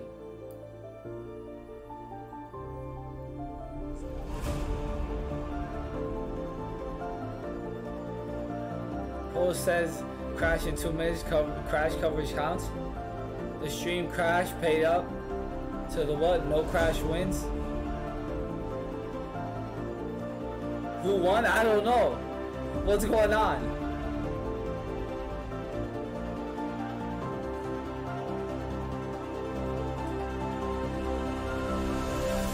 How do you refund?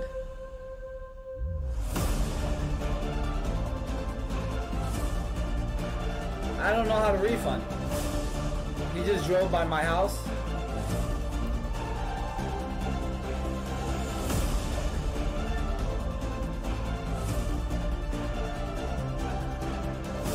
Stream crash is a crash.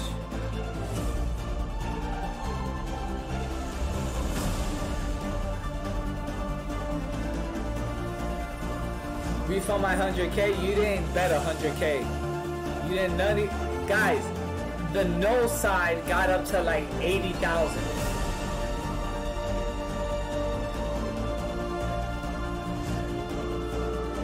No, you didn't.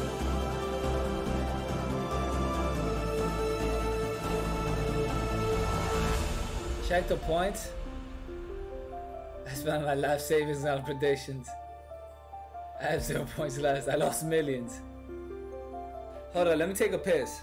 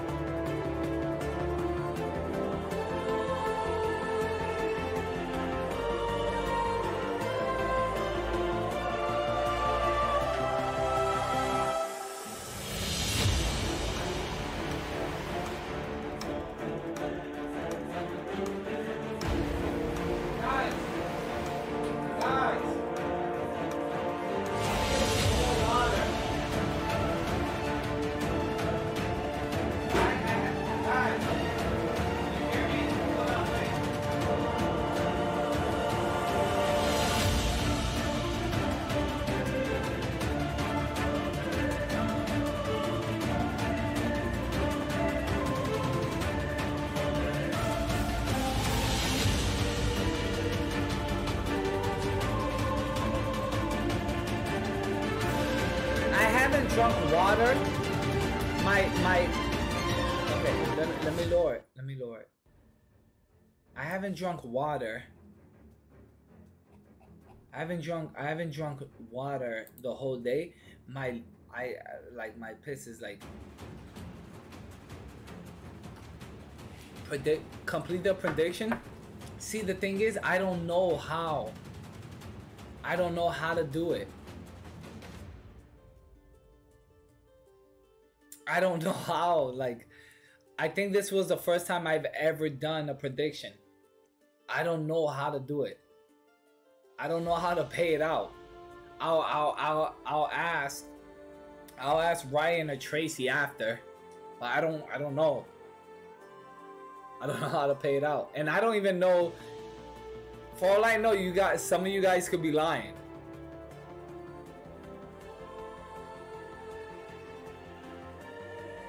Let me see. Let me go on stream.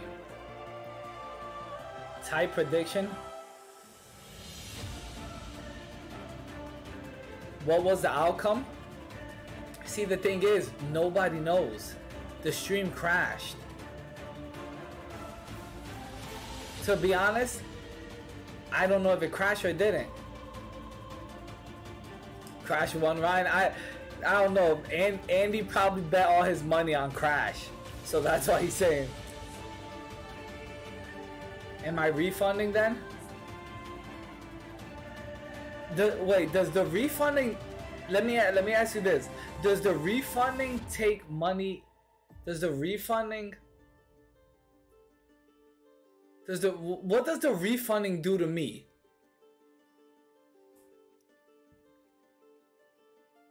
Does it negative? Does it take money? Does it take money out of like my Twitch revenue?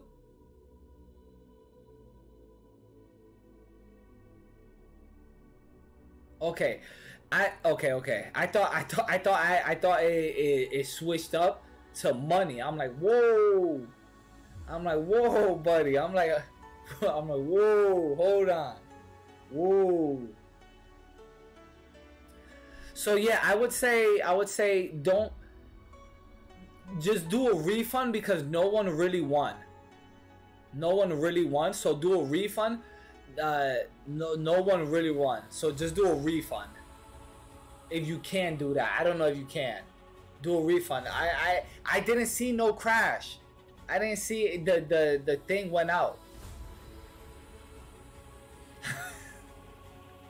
Yeah, I would say just refund it. Just refund it. Alright, refunded. You saw the stream crash, not the car.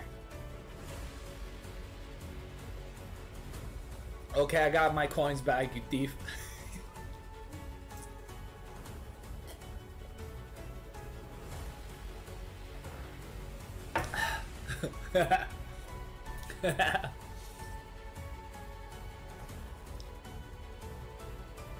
You just admitted it didn't crash? The car didn't crash, the stream crashed. I didn't get mine. You know damn well you got yours. You know damn well you got yours. Fuck this! Fuck this!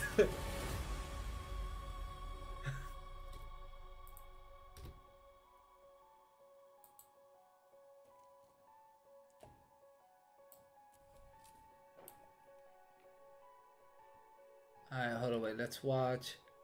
Let's finish watching this, and then let's finish watching this real quick, and then we just get back. Let's finish watching this, and then just so I could just jump on Fortnite and get my Doctor Strange outfit. I know. Combined, my love with horror movies is my love. CoffeeZilla Part 2? Wanting to, be no way. This goal may be driven by a subconscious yearning for general acceptance and feelings of belongingness. No. Oh, guys, also remember too, even though it's not showing on screen, remember, we're so close. We are 180 away We are 180 away from... Where's it at? We are 180 away from that new phone and the infamous this stream with me and Biscuit, this stream with me and Biscuit could either suck dick or be legendary.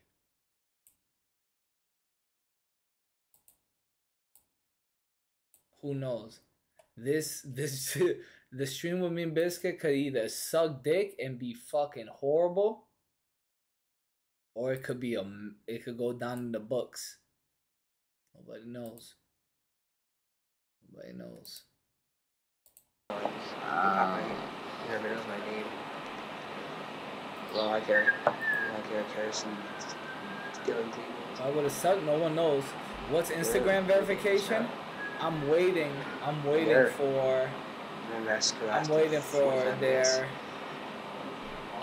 their response. Ours is probably in the last like 2 weeks. What happened? Really? Only 2 weeks? Well, it just means we're smarter now, dude. I think we'll get it up. Maybe 8 kills. I'm thinking, like always 20 kills. That's a lot of kills. That's a lot of people to kill. These sick fucks want to kill 20 people. But there's a lot of people on this planet. I agree.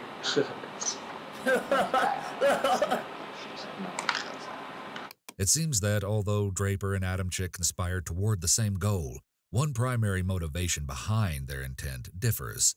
They both seek fame and thrill, but Draper might be further involved by an obsessive fixation on Cassie, like a fucking thumb, whereas guys. Adam Chick fantasizes about killing multiple people, often.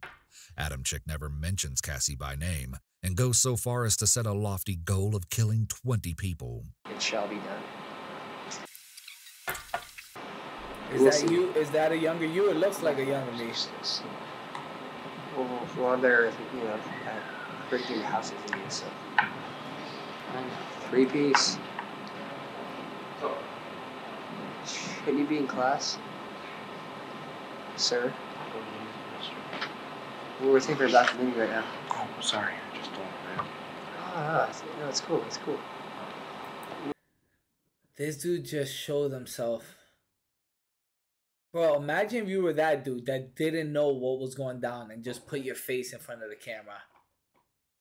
Now your face is associated with these two psychopathic murderers. We're documentary, you know, just for school projects. Why you stop living? Oh no, don't worry, Mom. She's doing 1 month. Yeah, get it back, no problem. Right? Yeah. What the hell are you guys doing? Quite nice. Yes, it does. So how's it going? It's going pretty good. How are you playing soccer? Not this year. I decided to not play soccer this year. I have more important things to do. Much. I'm not doing soccer this year. I got more important things to do. Sick fuck. A lot more important. So, I'm not playing soccer. This implies that Draper and Adam Chick had been planning Cassie's murder before the beginning of the school year.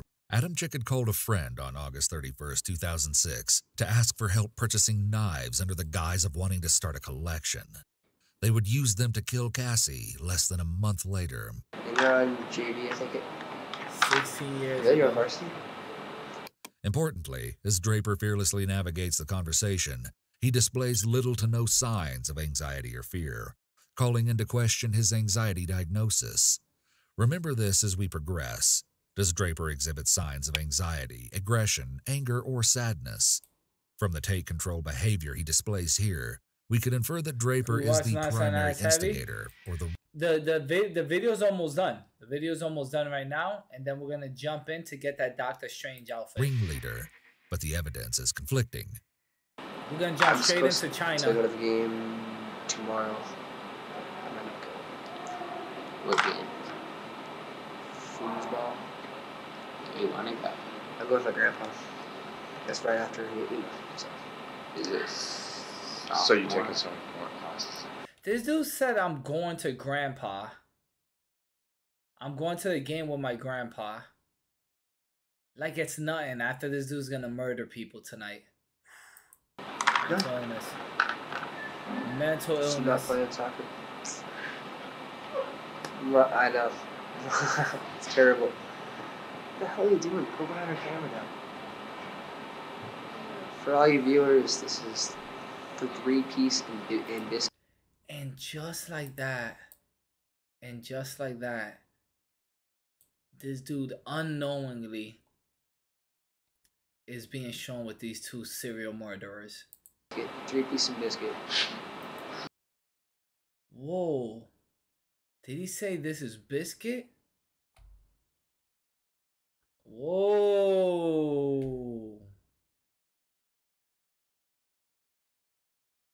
Oh, we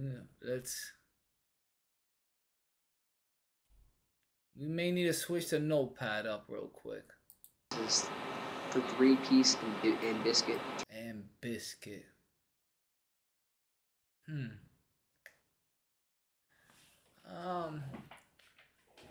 We may hold off on Bakersfield, guys.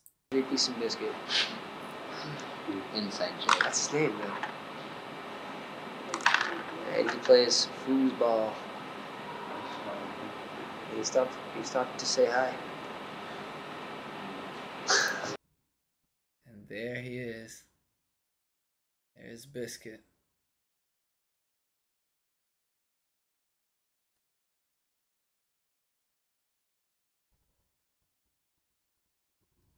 They seem normal.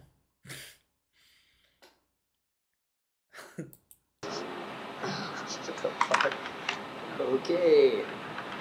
Yep.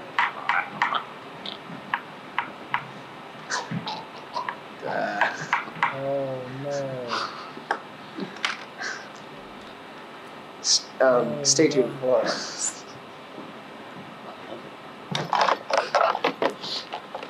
Their well-meaning classmate feigns choking, a perverse and ironic foreshadowing of the death that would occur later that night.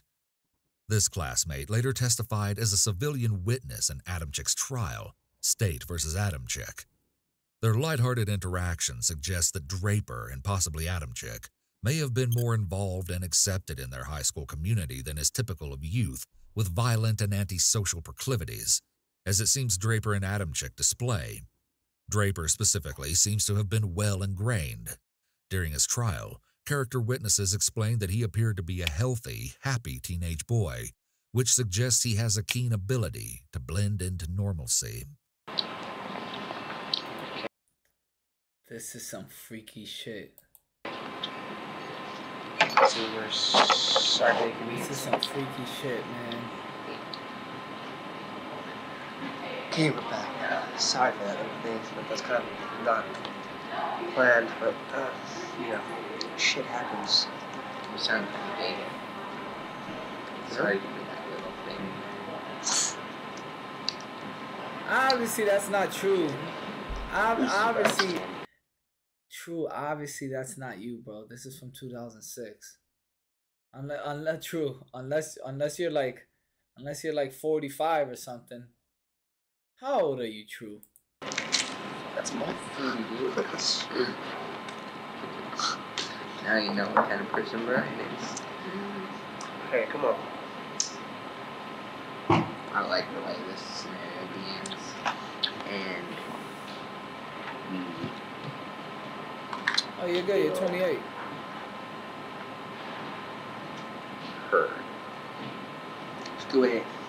In there. Okay. Scenario C. For those of you planning to make a movie about this, this is me personally giving you my obituary? No. Your information? What? Giving you the right to copy me with a character that looks like me. Because I know in Hollywood they usually have people complain. We can't have people looking like the real thing. His creeping drawl as he speaks of his future fame is chilling. Bro, this is what happens when you try to get fame. Holy fuck. Displays pronounced narcissistic behavior. I don't care. It's my body, and I get to choose how I look in the movie, and I want you to look just like the character to look like. September 27th. So if my parents are like, no, you can't do that, it's not my parents' choice, it's mine. Say fuck him, and then just do it. And if they try and sue you, use the state for your backup. I'm probably gonna jump in after this. They can't do it. You watching the interrogation video after this? Okay. Oh my god, these guys got interrogated? Oh my god. See. How about Matt arrives? Oh my god, these guys got interrogated? How about we hide inside? I didn't know they got interrogated because I thought these guys are like I thought they did the murdering and I thought they offed themselves. Oh no. Sorry, our locker. Have a Halloween Pretty style. fucking sweet, isn't it? This is some like having horror movie posters isn't bad in your locker and stuff like that, but there's all these subtle clues where when you mash them all together, when you mash all these clues together, you're like, okay, these guys are murderers. My trench coat. Adam Chick's locker is evidence of his obsession with horror. Posters plaster the inside. I like horror Unsurprisingly, movies too. we see the movie Scream. Sweet. Funny thing is, guys, I auditioned for one of the roles in the new Scream. I didn't get it, obviously, but they said he liked your audition, so I could have been in the new Scream, but I didn't get it. Not a little fact. Folks, you. Well, I'm gonna watch. Look at those little legs. What a fag. Let's go. What the bro? Those leggings? Bro, these are leggings? What a fag. What the fuck? Let's go.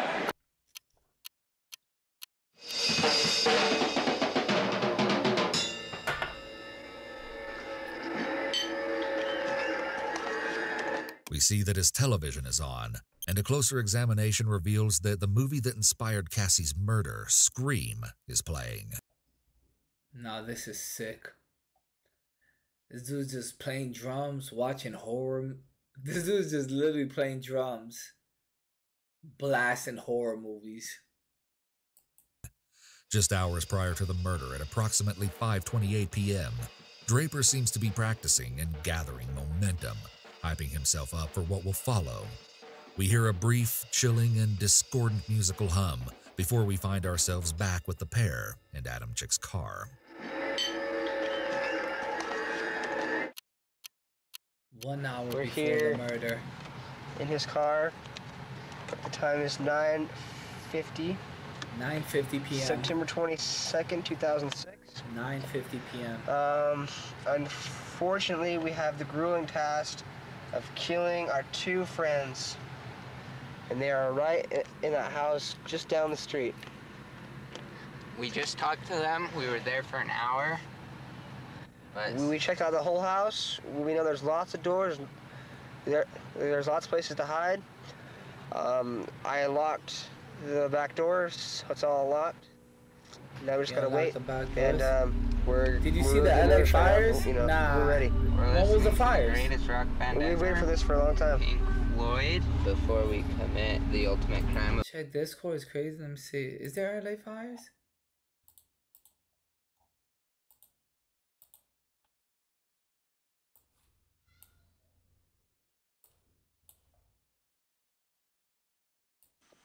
Very good, very good. I can imagine what it's like to all that smoke there.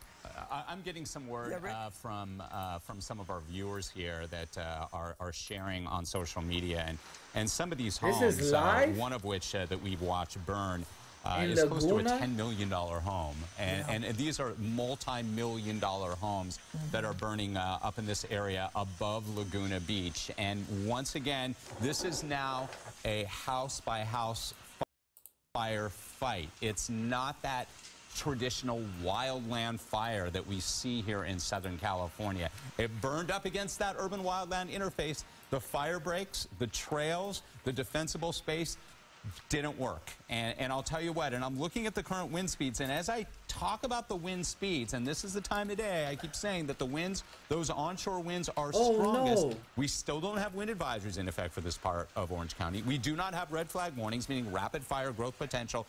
But to give you an idea, up the coast from here, again, this is down in Orange County, LAX is experiencing a west wind sustained at 30 miles an hour, gusting to 41.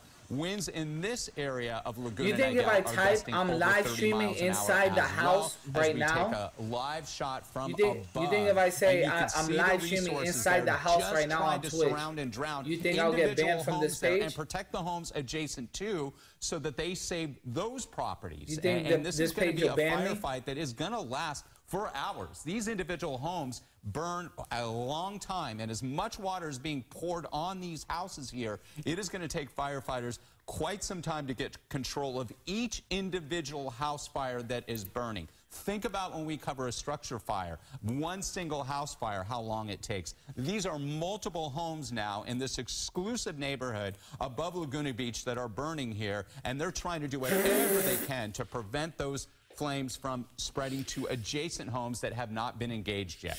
Rick, I want to ask you, we are getting in this information from Orange County Fire Authority, the lead agency, of course, saying that it has over 60 different types of resources battling the flames.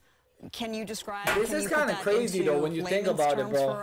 Oh my God, the whole shit!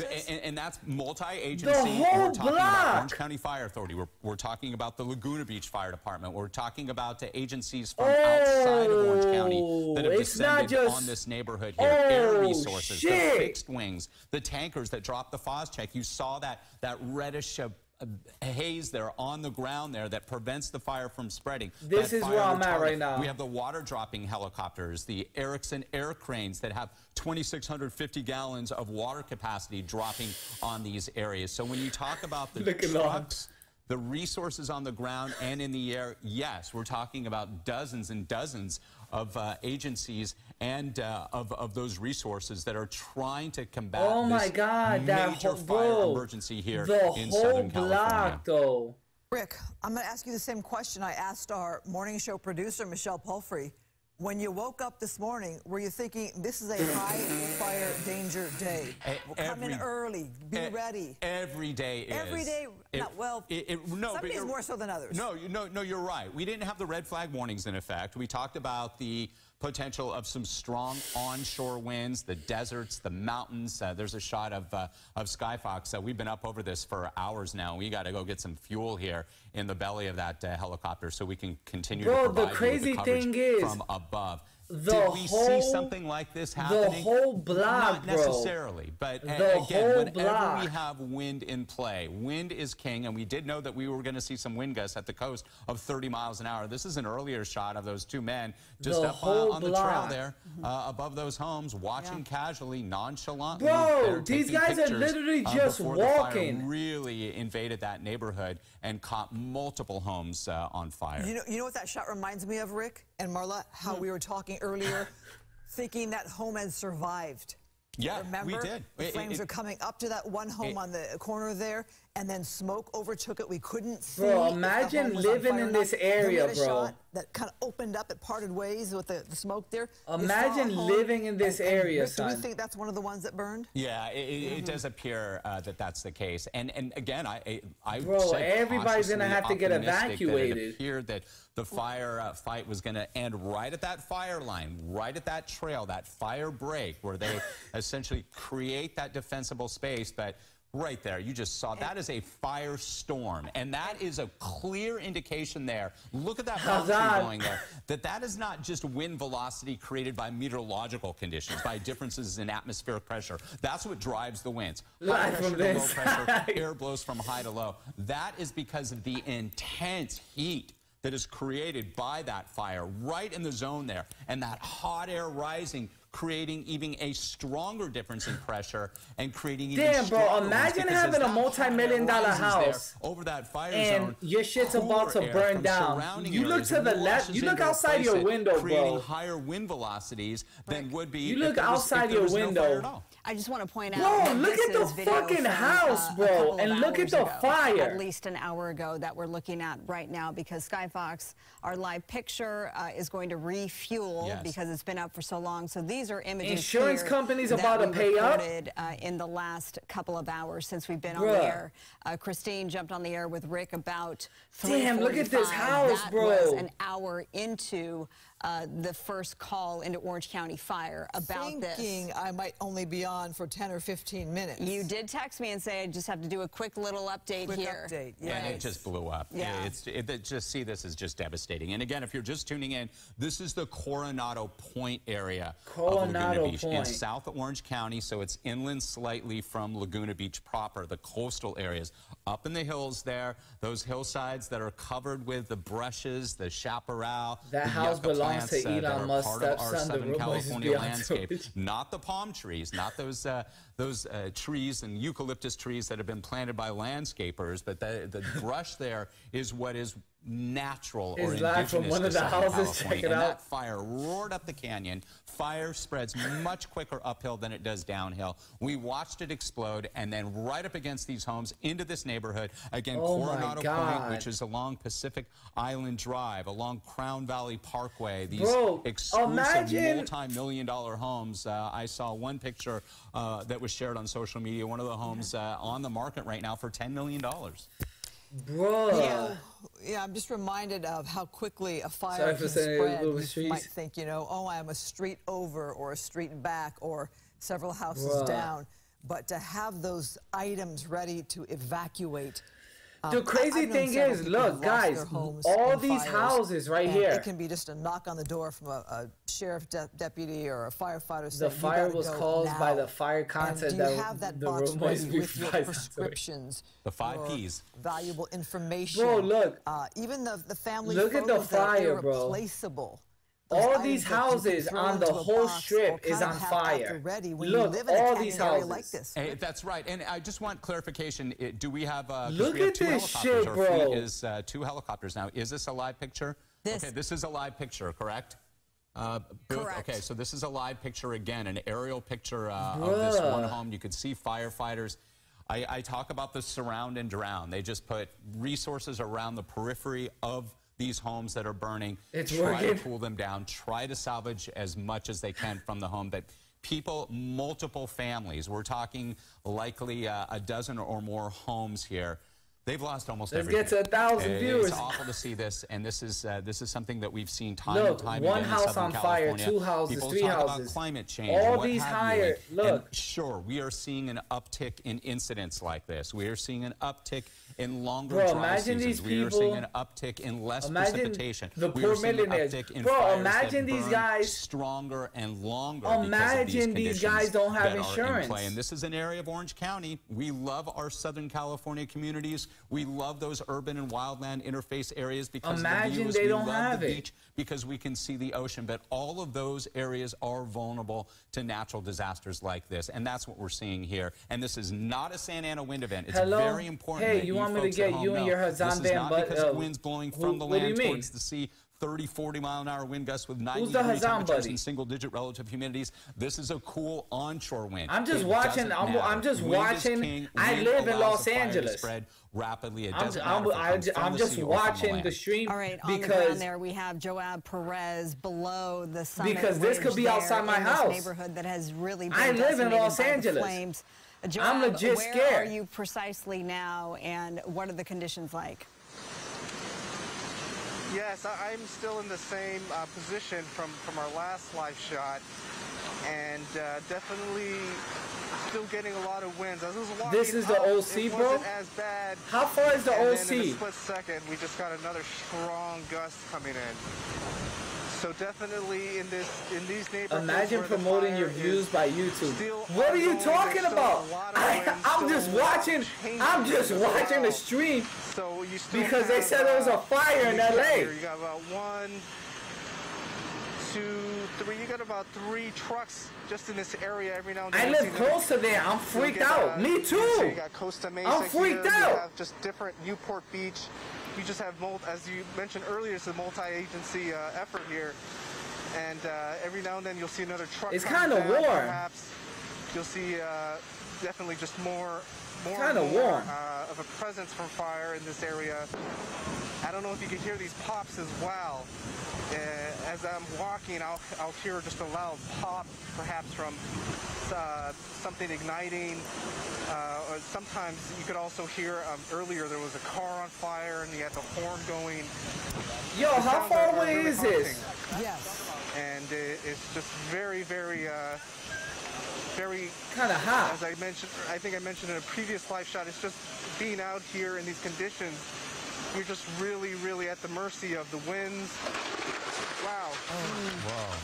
Oh my God! Yeah. Did you guys see the house burn? Everything that just with an individual house fire. That's what happens, and that's what Joab is hearing and witnessing and reporting so well at.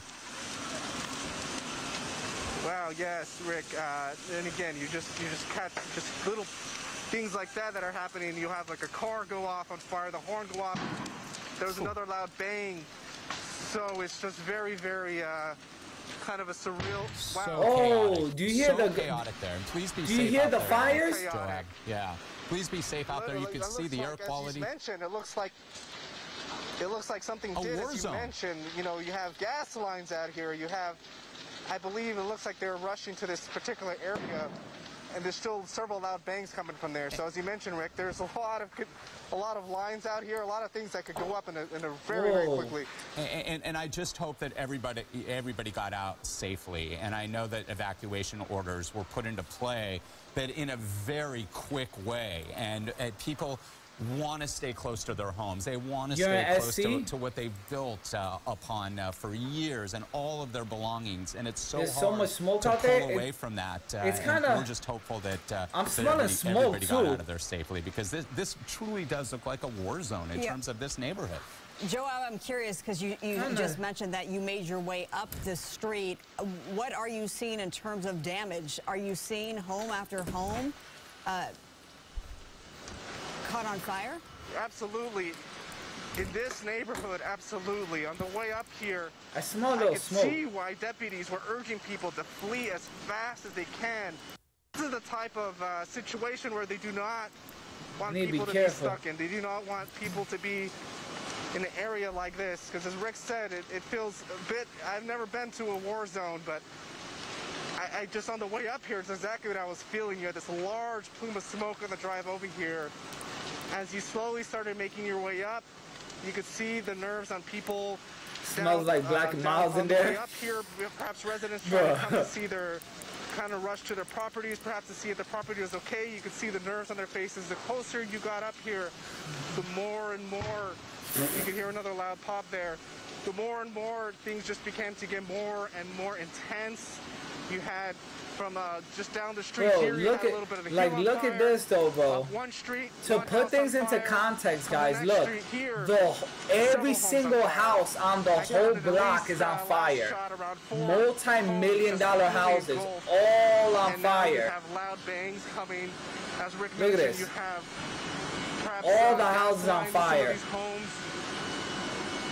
You just have so much fuel in this area. The wind is making it worse. It is.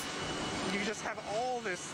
They must have insurance. I don't know if they have insurance, to be honest. You got this little weather event that this fire creates within itself. Now you got a place where you have several properties all within close vicinity of each other. Shaq, what the fuck are you talking about? I'm watching a stream of a fire that's in LA. And in a few minutes, the next house will be completely engulfed. Making sure it's not here. And for people, that's just the kind of conditions that are out here. We're also hearing, if I may quickly, Orange County fire officials, they are planning to hold a news conference to give us an update on the current condition of the coastal fire at 7:30 this evening. So we're just over an hour away until we get our first official news update from Orange County fire officials. Hang on. We should note to our viewers that we're going to stay on the air. Normally we are off at 6:30. We want to stay on to continue to bring you this coverage here. Go ahead, and you're seeing live pictures there, and you saw that engine truck there, Costa Mesa. That's what we're talking about with the multi-agency units that are on scene there. All over Orange County and parts of LA County, units are heading to this area here to battle this fire. Tell the viewers to stop spamming the Twitch chat. It's kind of fucked. From Costa Mesa. What do you mean? Who's spamming? I don't see anything spamming. Onshore winds. If you're just tuning in, oh, you're talking about the YouTube chat? Homes that are burning as a result. Yo, you guys are spamming in the YouTube chat still? I thought it was just 1 or 2 comments. Oh, nah. I didn't know. I did not know. Whoa. We're talking wind wind gusts. Oh no, guys, don't spam like that. Miles per hour at this time. We don't spam like that. I didn't know. Meaning rapid fire growth potential. I thought it was like one comment. This incident here, and if you whoa, are just whoa, guys, no, don't do that. This is don't do that. I'm on the record. Don't do that. Laguna Beach, down towards 3 Arc Bay, just inland from there. You have a lot of wildland area, the Aliso Canyon area there, and it's Aliso Viejo, the Coronado area. These are the areas that the homes are burning in off of Crown Valley Parkway here. Exclusive homes, multi-million-dollar homes. The upper left corner of your screen. Let me Google how far is this from me. That was the firefight earlier. Let me see how far is this from me, guys. From the tankers, the fixed wing, trying to get that containment. And as of right now, I'm on Google and see how far this is from me. Containment, meaning there's a line 100% around the fire. And what firefighters try to do, they try to starve the fire of the fuel, the chaparral, the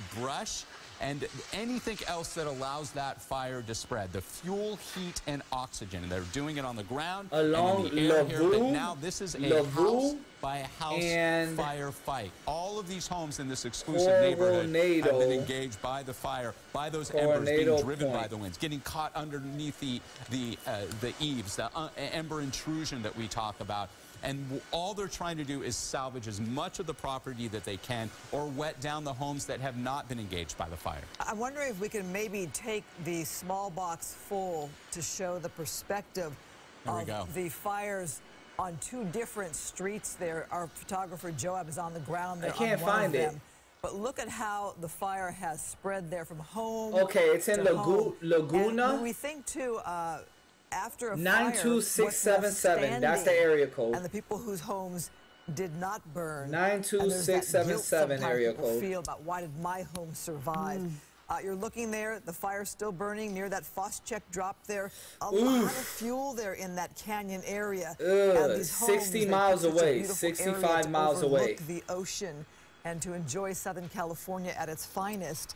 And to have this be part 70 of their miles away, day in, day out. 70 miles away, 2 hours. No rain in the forecast. The winds continue, but they will be back 70 miles, These are 2 hours away. Breezes. These are winds coming off of the ocean. No wind advisories in effect for Aliso Viejo or Coronado Point or Laguna Beach. No red flag warnings, but the winds, regardless, are still gusting in excess of 30 miles an hour. And then again, you have that intense heat right in the fire zone, and that. Let's finish watching the video. With murder. We waited for this for a long time. A long time. We'll stay tuned. Just killed Cassie. We just left her house. This is not a fucking joke. I'm shaking. I stabbed her in the throat and I saw her lifeless body just disappear. Dude, I just killed Cassie. Draper divulges that he stabbed Cassie in the throat and... Bruh. Now this is mental illness. Shortly following, we hear a full variant of the phrase, just killed Cassie, as I just killed Cassie. In the interviews that followed, the two attempted to downplay their roles in the crime. Moreover, Draper claimed he only... Oh my God. Oh, the interviews must be so crazy. Stabbed Cassie because Adam Chick told him he had to. In stark contrast to his claim, Draper singularly states, "Fuck, man, I wanted to play Fortnite." Takes claim to Cassie's murder here, stating I instead of we. Oh, fuck. That felt like it wasn't real. I mean, it went by so fast. Shut the fuck up. We gotta get our act straight. It's okay. Shut the fuck up. We gotta get our act straight. These guys are literally saying, yo, stick to the story. Stick to the story. We went there. We left at this time. We didn't know shit. Okay, let's buy movie tickets now. Okay. Come on. Goodbye. No. Goodbye. As he straddles the line between shock and euphoria, consider one key observation. Draper's voice is crystal clear. Did you remove the dome Draper logo? transitions through periods of low, moderate, Guys, we're and severe 180 slurring away. and stuttering throughout these videos. Accounts of friends and family indicate that Draper had a noticeable stutter throughout This childhood. dude looks like a thumb. He was targeted by his peers, a victim of bullying. The forensic Look, psychologist his face looks responsible like for a his thumb, nah? evaluation believed this contributed to the development of his violent tendencies. Medical research has yet to explain how stutters develop. Generally, their cause is believed to be a complex mix of biological, psychological, and environmental factors. I stutter from time to time. Is Moshishito biologically, psychologically, and environmentally traumatized? Childhood trauma is often associated with stuttering and may lead to long-term deficits in speech. Brain structure and genetics, often determinants of mental illness, may also play a role. Individuals who suffer from serious mental illness are more likely to experience problems with cognitive processing that lead to speech impairment. Oh no, Moshishito, what the fuck? Draper stuttering is a distinct, mysterious characteristic. In this intense moment of heightened arousal, he does not stutter once. I guess your grasp were up, chest is moving. I thought it was going like this. I thought it was joking, you know, like, yeah, it's a joke. They're trying to, you know, he's trying to splash it or it doesn't look fake at all. And he said, oh my God. Have to kill her. I can't believe I did this. And he said, we have to kill her. And so we stabbed it out of the way. And it just kept, I heard it go in. I heard the chest, like, pound on the chest. It was supposed to happen. It was supposed to be a joke.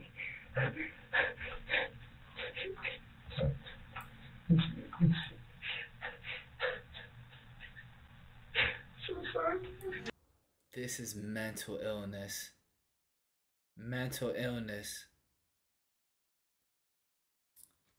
Hey, where were you brigading Fox 11 channel earlier? I wasn't brigading. Somebody said there was a fire in Los Angeles. They linked me a channel. I saw there was a fire. I was watching the fire. There was no brigading. I do not know what you're talking about. Just killed Cassie.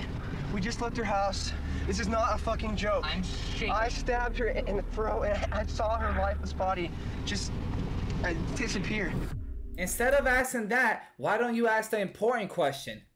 Where is this guy at? This guy just committed murder. Instead of coming in here and talking about Fox 11, why aren't you asking about this guy? That's what you should be asking about. Where's this guy? Where's his family? Is he still in jail? Is he even in jail? Did he go in jail before the murder? Did he escape? We do not know. Those are the questions you should ask before Fox 11, Fox 10, Fox. How much Fox channels are there? Who knows? Is Fox still cool with Donald Trump?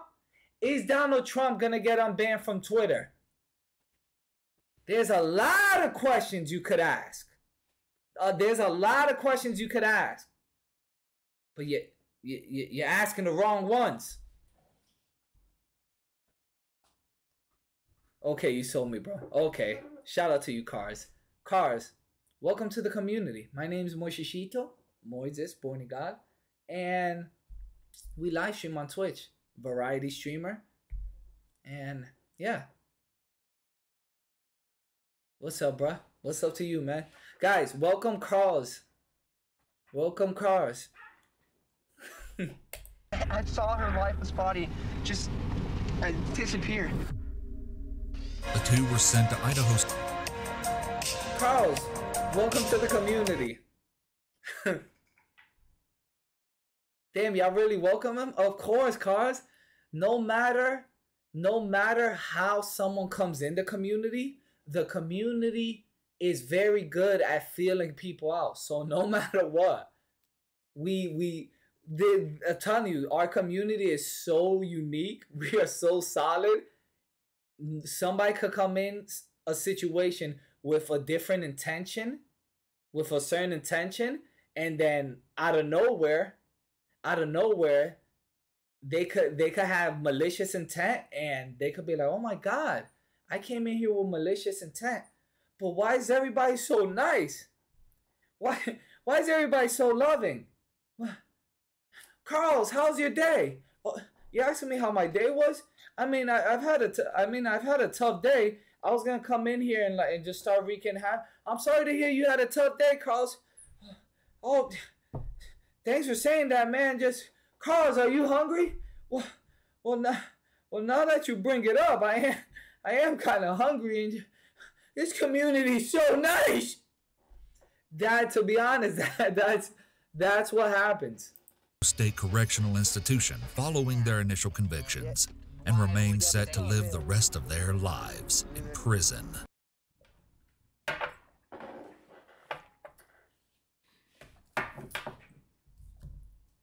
Most of you will already be aware of who Kim said check his DM. I Katie responded to him.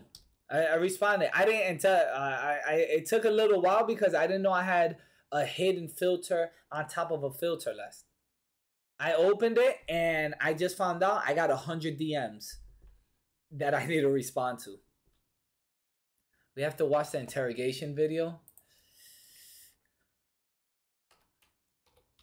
Interrogation.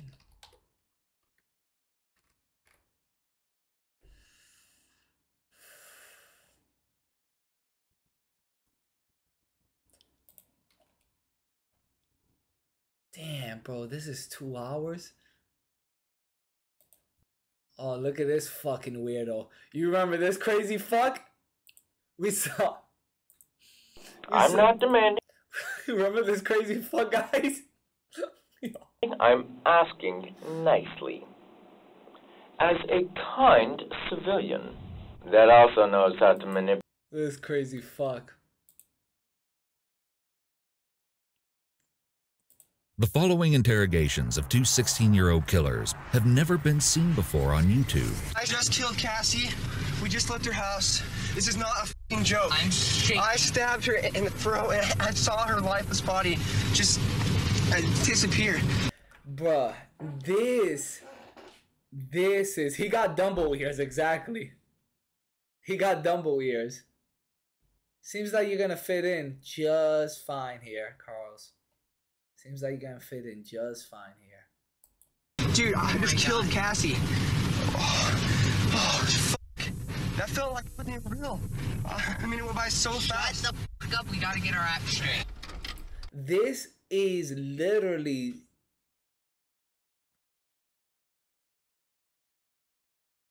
an interrogation person's ideal dream.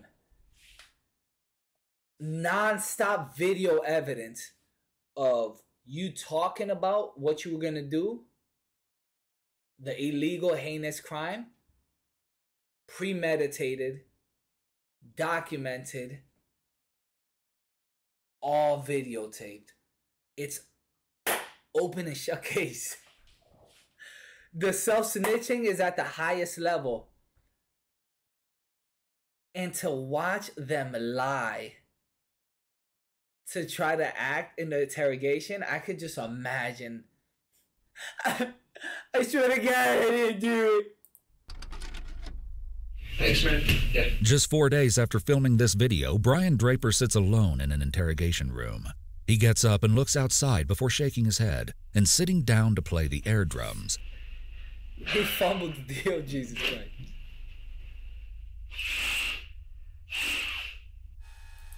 Anybody who sneezes like that, I know is guilty. I know is guilty. And he put it in his back pocket on the side he sneezed in.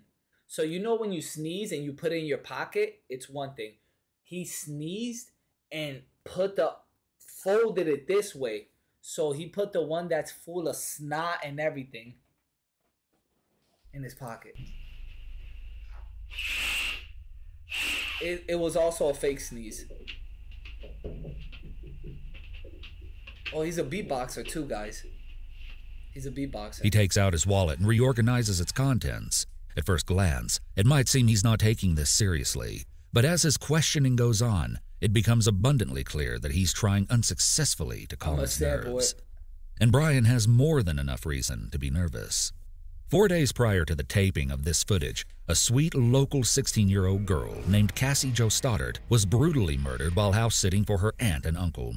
When the homeowners arrived back at the residence, their 13-year-old daughter stumbled upon the horrific scene of her cousin's bloodied body on the living room floor. Jesus Christ. The question echoed in everyone's minds. Who would have committed such a heartless act upon the vulnerable young woman? Authorities immediately started looking into who Cassie was with in the days leading up to her death.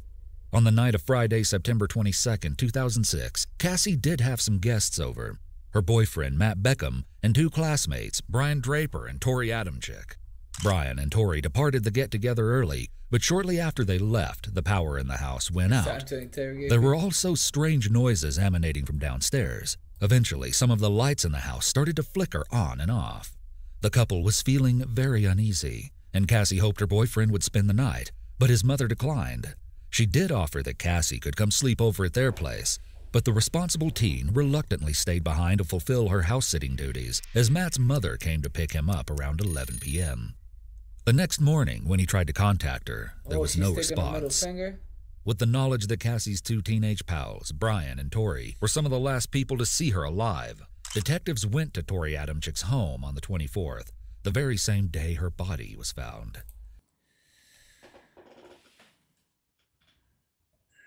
See, this room, it's a neat room. A nice bookcase, DVDs, Mike Myers.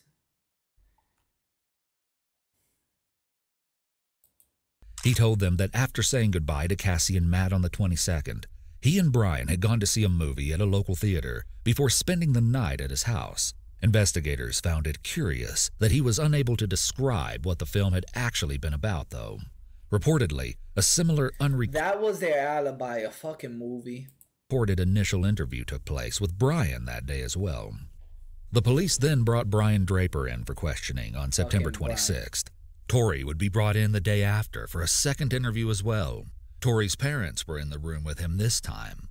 The interrogator's first objective here will be to try and corroborate or discount the suspect's alibis.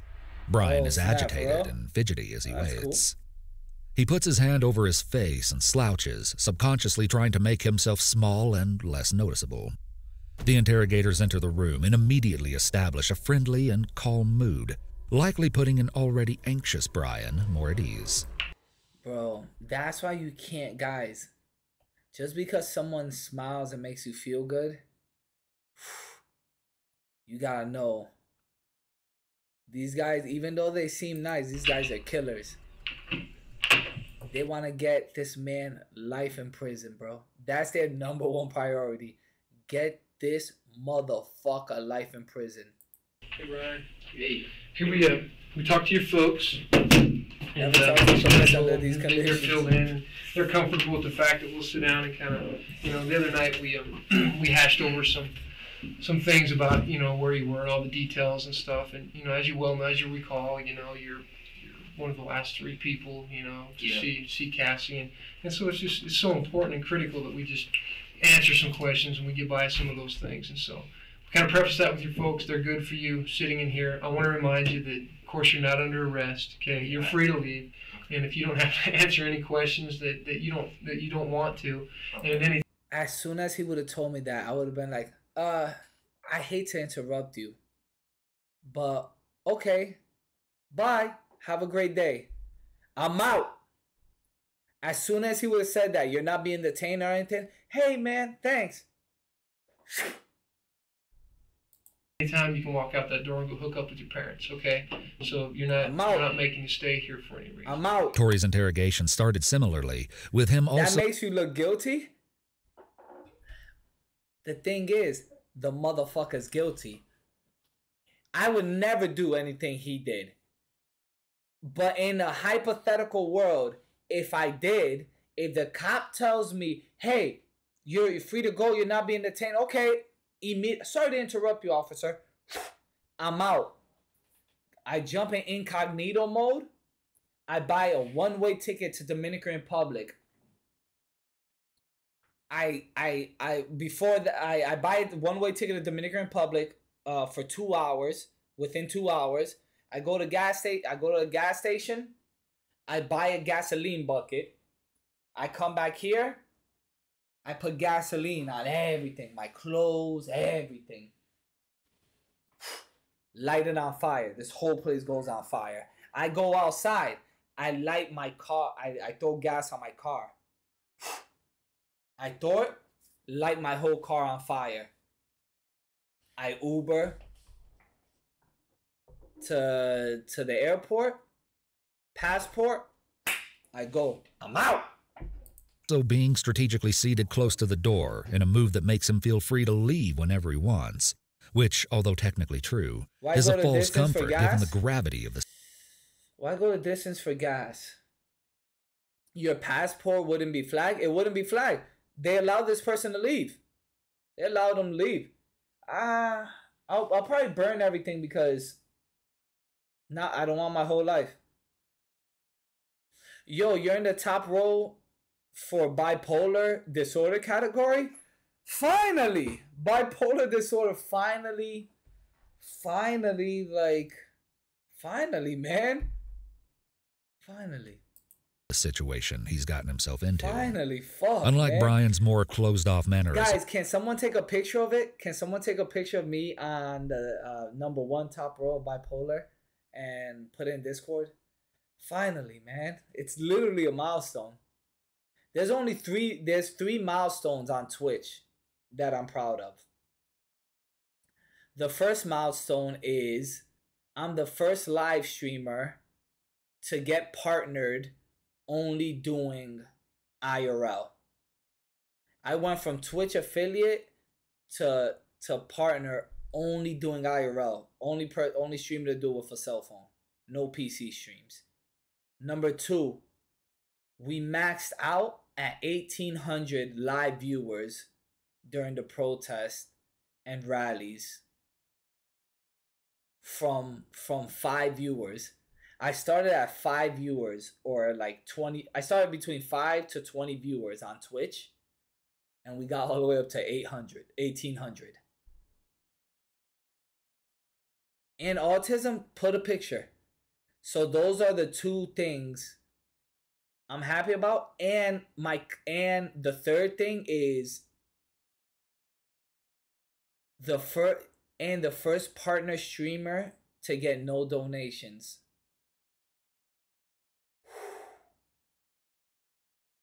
Wow. That's true. First partner streamer to get no donations for it. And the fourth one is, guys, we are the you know how people say, you know how when people ask them, oh, what type of streamer, or what type of streamer you are, and they say, oh, I'm a variety streamer, I do this, I do that.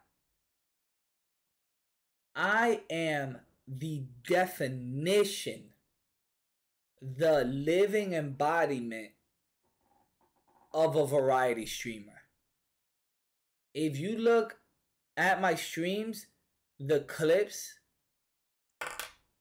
Moshishito does it all. I am the embodiment of a true variety streamer. Tori gazes intensely at the interrogator, which indicates an intense curiosity. We're going to start about, I know we talked the other night about... I got this at a thrift store. First of all, why we're here. And we're investigating the homicide. Yes. That Cassie Stoddard was murdered. Yes. And because of the fact that you were, one of the last 3 people, there, and you had knowledge of her. Yo, why do all cops, I don't know why, all cops have all cops or like interrogators have this one big bald spot on top of their head. I don't know what it is. All like reporters, every single interview I've ever seen, when the dude turns his head like this, there's always one bald spot. It's a typical male pattern baldness. Also, all guys get down the line. All guys get this. Brother Banks, soon that will be you. Pangus, your thing is 99. So that means you're like 23. Hey, you're not that far, buddy. You're not that far, buddy. Or stuff like that. It's common course that we want to go and interview people and find out what you know. Stress maybe too. We'll go ahead and start first. I mean, I guess as I recall in the statement before, you've known Cassie for about how long? From 10th grade. Okay. So you've known her for a little while. Yes. Brian and Tori differ in many ways, but their darker interests just happened to converge in a way which created the perfect storm. I kid you not, this dude looks like he could be like he's trying to enter football. Like he looks like a young high schooler trying to enter football. Oh yeah, true. Exclamation point crypto. Great thing, Keith. Exclamation point crypto. I heard crypto crashed and Bitcoin or something like that is like at 15 G's or something like that or something. If we get one Bitcoin, I will go to Miami this week. And then Texas, or vice versa, and then Japan. Who knows? I don't know. For this awful crime to take place. According to Brian, Thailand, when he met Tori, the boys started talking about how it would be cool to commit a crime, inspired by in the video, he looks like a punk, true. So what is your relationship with Cassie? Friends. Okay. 180 subs, and I get, exactly. 100 guys, 180, 179 more subs. I buy the phone, and then me and Biscuit, we do an IRL stream. He either comes to around here, or I'll go. We'll meet midway and then see what happens. Dated or anything like that, or just kind of friends? How often do you see her in this room? You crazy? Every day at school, but this would be my 10% today. Yep. Outside of school. Also, guys, remember this is 7 days. I'm letting people know right now. If in 7 days we don't hit this goal, this goal disappears along with the me and Biscuit stream. So if we don't hit this goal in 7 days, the goal goes away and this Biscuit stream goes away. So remember that, clip it. If we don't hit this in 7 days, the Biscuit stream goes away. I'll still get the phone, just not the S22. I'll probably get like a Samsung Galaxy 11 or something like that. So we got 7 days to hit this goal, guys. What are the new Discord roles? In 7 days, there's a lot of things happening. In 7 days. Talk about Friday, and I think the date was the 22nd. The interrogator will now attempt to gather information and establish a timeline leading up to Friday, the day of the murder. And that was the night that you guys went up there to visit. Can you tell me about a little bit about at school or something? How you learned? Type dibber dabber. One of the new roles is a 2-year sub. One of the new roles is a 2-year Twitch sub. So that's gonna happen within 7 days. And there's another role. Happening. Maybe 3 roles. It's all happening within 7 days. Don't worry. It's all happening within 7 days.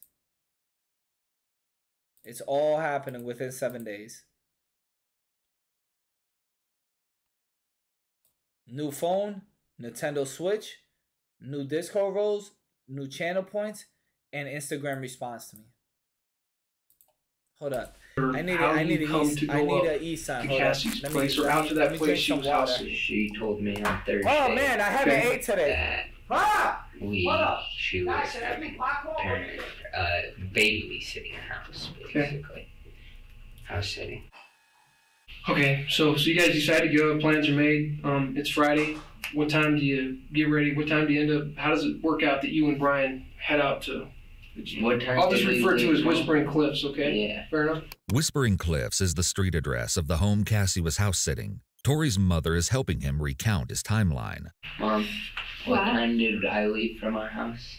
On Friday. It was after I got back from Turkey Gym at the beginning. It was about 6:30 or 7. Yeah, 6:30ish. About there. Okay, between 6:30 and 7. Yeah. You left your house. Yeah, and I went and picked up Brian. 7.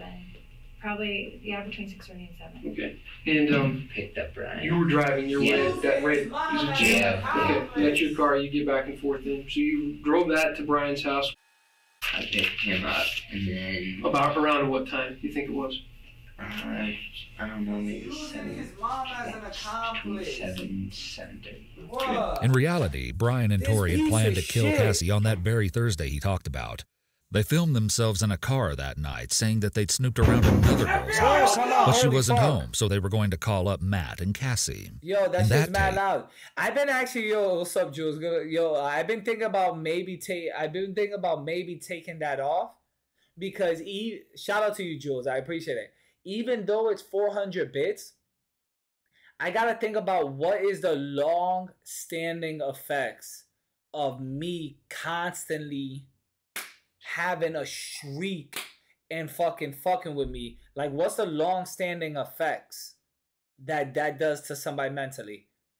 What, like, you know, when a boxer keeps on getting beat up and punched in the face, or if a football player keeps on getting tackled, like in 5 years they're like this.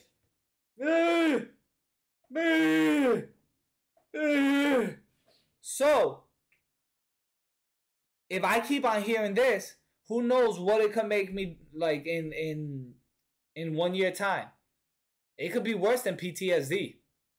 Hold on, let me put popcorn. Brian spoke.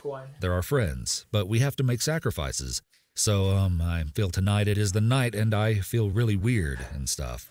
I feel like I want to kill somebody. Whoa. For whatever reason, they didn't go through with it that night. There should be no law against killing people. I know it's a wrong thing, but hell, you restrict somebody from it, they're gonna want it more. We found our victim, and sad as it may be, she's our friend. But you know what? We all have to make sacrifices. Our first victim is going to be Cassie's daughter. She's going to be alone in a big, dark house out in the middle of nowhere. How perfect can you get? Imagine murdering your friend. Imagine murdering your friend, son. That's like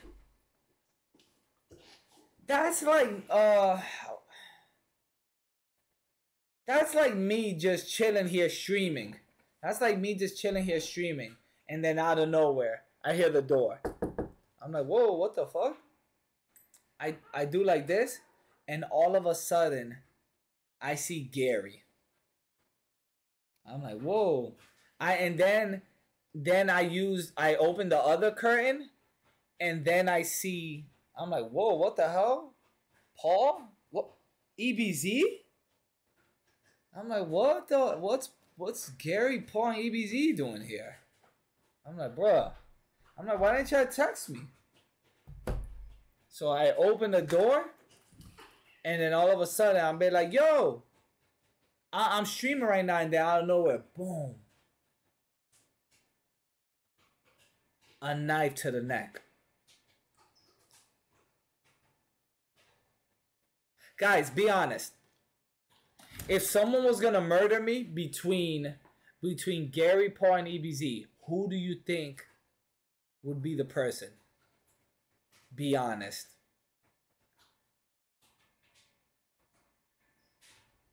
Be honest. Who do you think would do it? EBZ, Gary, Paul. Yo, the crazy thing is, it's everybody split down the middle. Everybody split down the middle. Everybody's like 33%.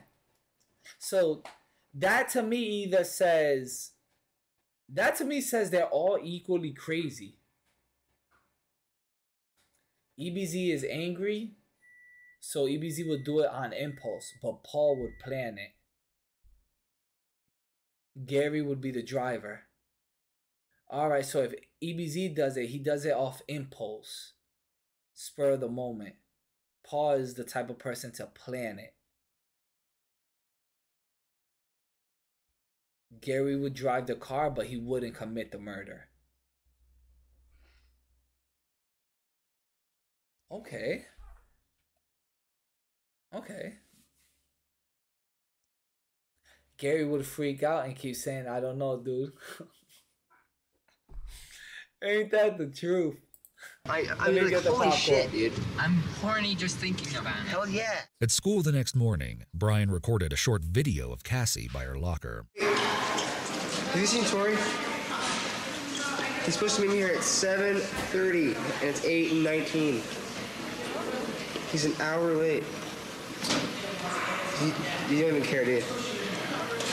Okay. Damn, guys, I have this. Well, now we're watching the same video. They're gonna go to the interrogation room right now. Guys, I have this. And I have water. But I know there's Gatorade right outside in the main house.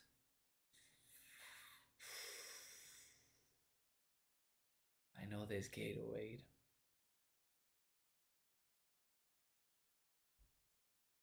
Water is better, to be honest, true.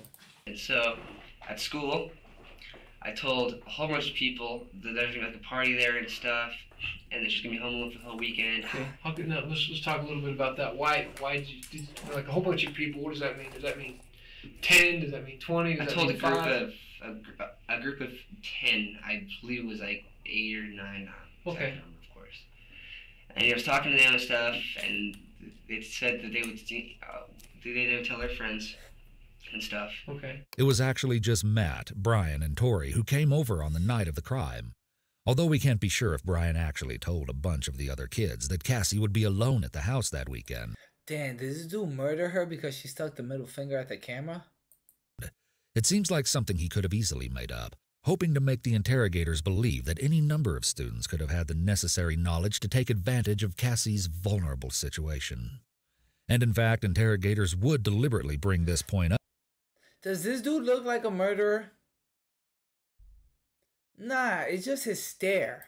Up to Tori the next day, asking if the party was common knowledge at school. This already sets him up to be more at ease, because the logical progression in his mind would be, the more people who know, the more suspects there are, and the less focus there will be on me. Well, nice try. Did you tell other people about this? Yes. Okay, so it's maybe common knowledge at school that yes, she was gonna have a few people over. It was. Fuck, man, I wanted to just play a little Fortnite to end the stream. Let's watch a little bit more of this and then just play like one game. I swear, I was gonna go live today and I said I'm only gonna do about like 2 to 3 hours. But it really wasn't gonna be this big wild party or anything like that, right? But yeah. Tori responds very quickly, anxious to accept that extra cover. Did they say what time that party was supposed to begin? Well, I said I'd be there around 8. Okay.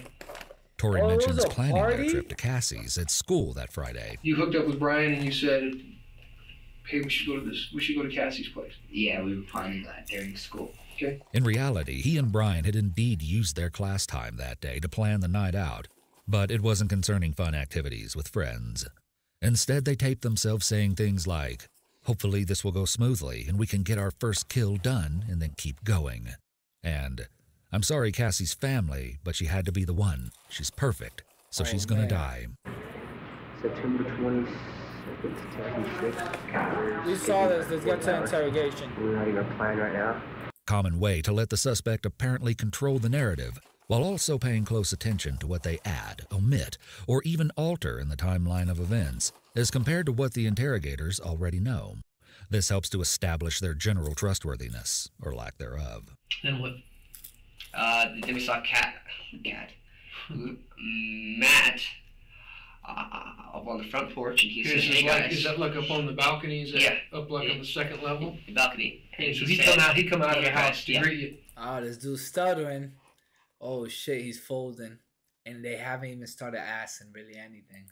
Okay. And so we were inside the house. We're like, "Oh my crap!" And this is a huge house and stuff. Oh, holy crap! And so we went. How do you get into the house? You go up a balcony. Mm-hmm. Then I think it's like that.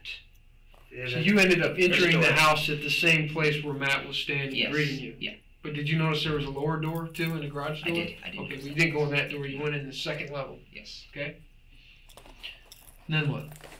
Well, you guys went into the house outside, looked together. Tori was with you. Yes. The interrogator is starting to thumb through notes.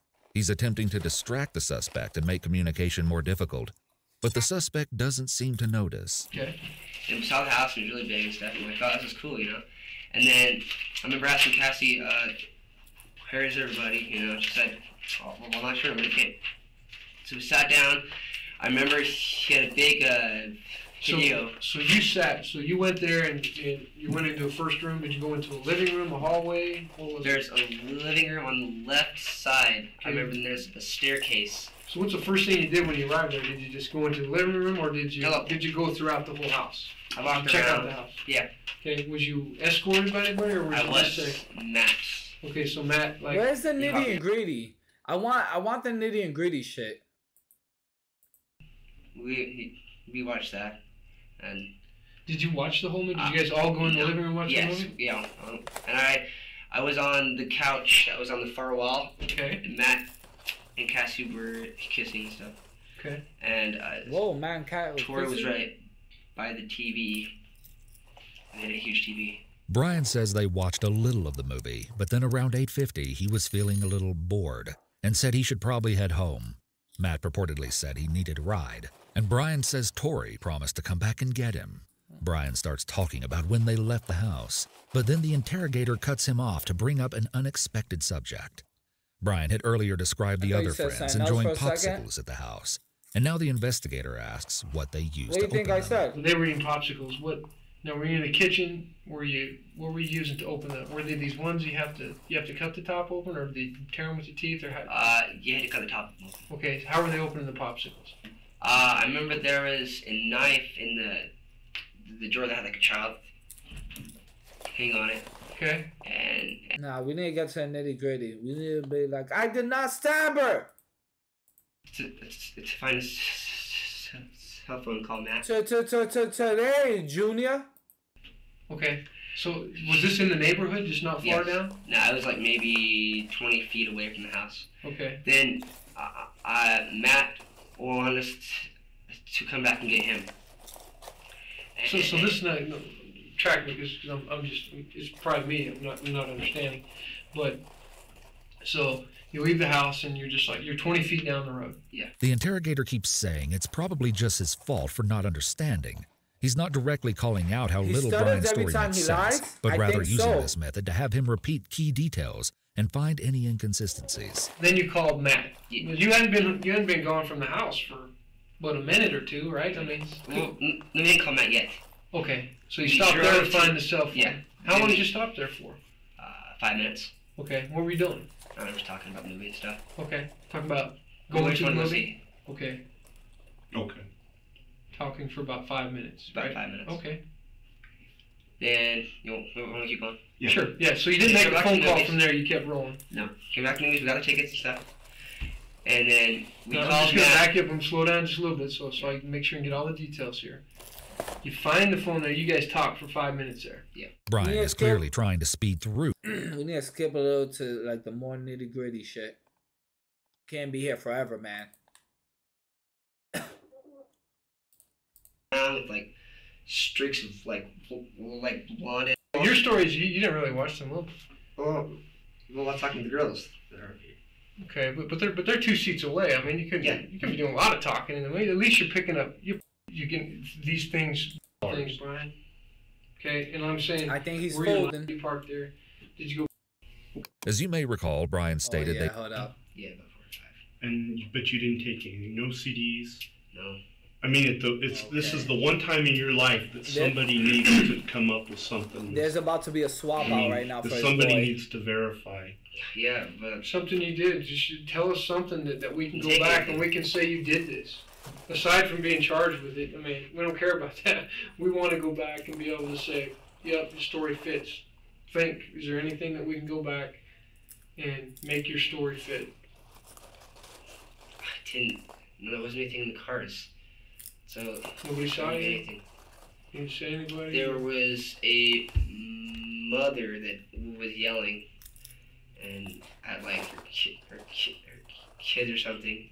Then she walked outside, and then we kind of scurried off early, you know, because the people there. Okay. Did you go from behind the house and come back up the hill? Asking about Brian's movements up a hill suggests there's evidence, such as tracks or footprints, in some area around Cassie's house that may link. What was the purpose of parking there? We were scoping the neighborhood Why? Because we were planning to go through cars. Oh, this is the real crazy one. The crazy fall. When you say go through cars, what do you mean?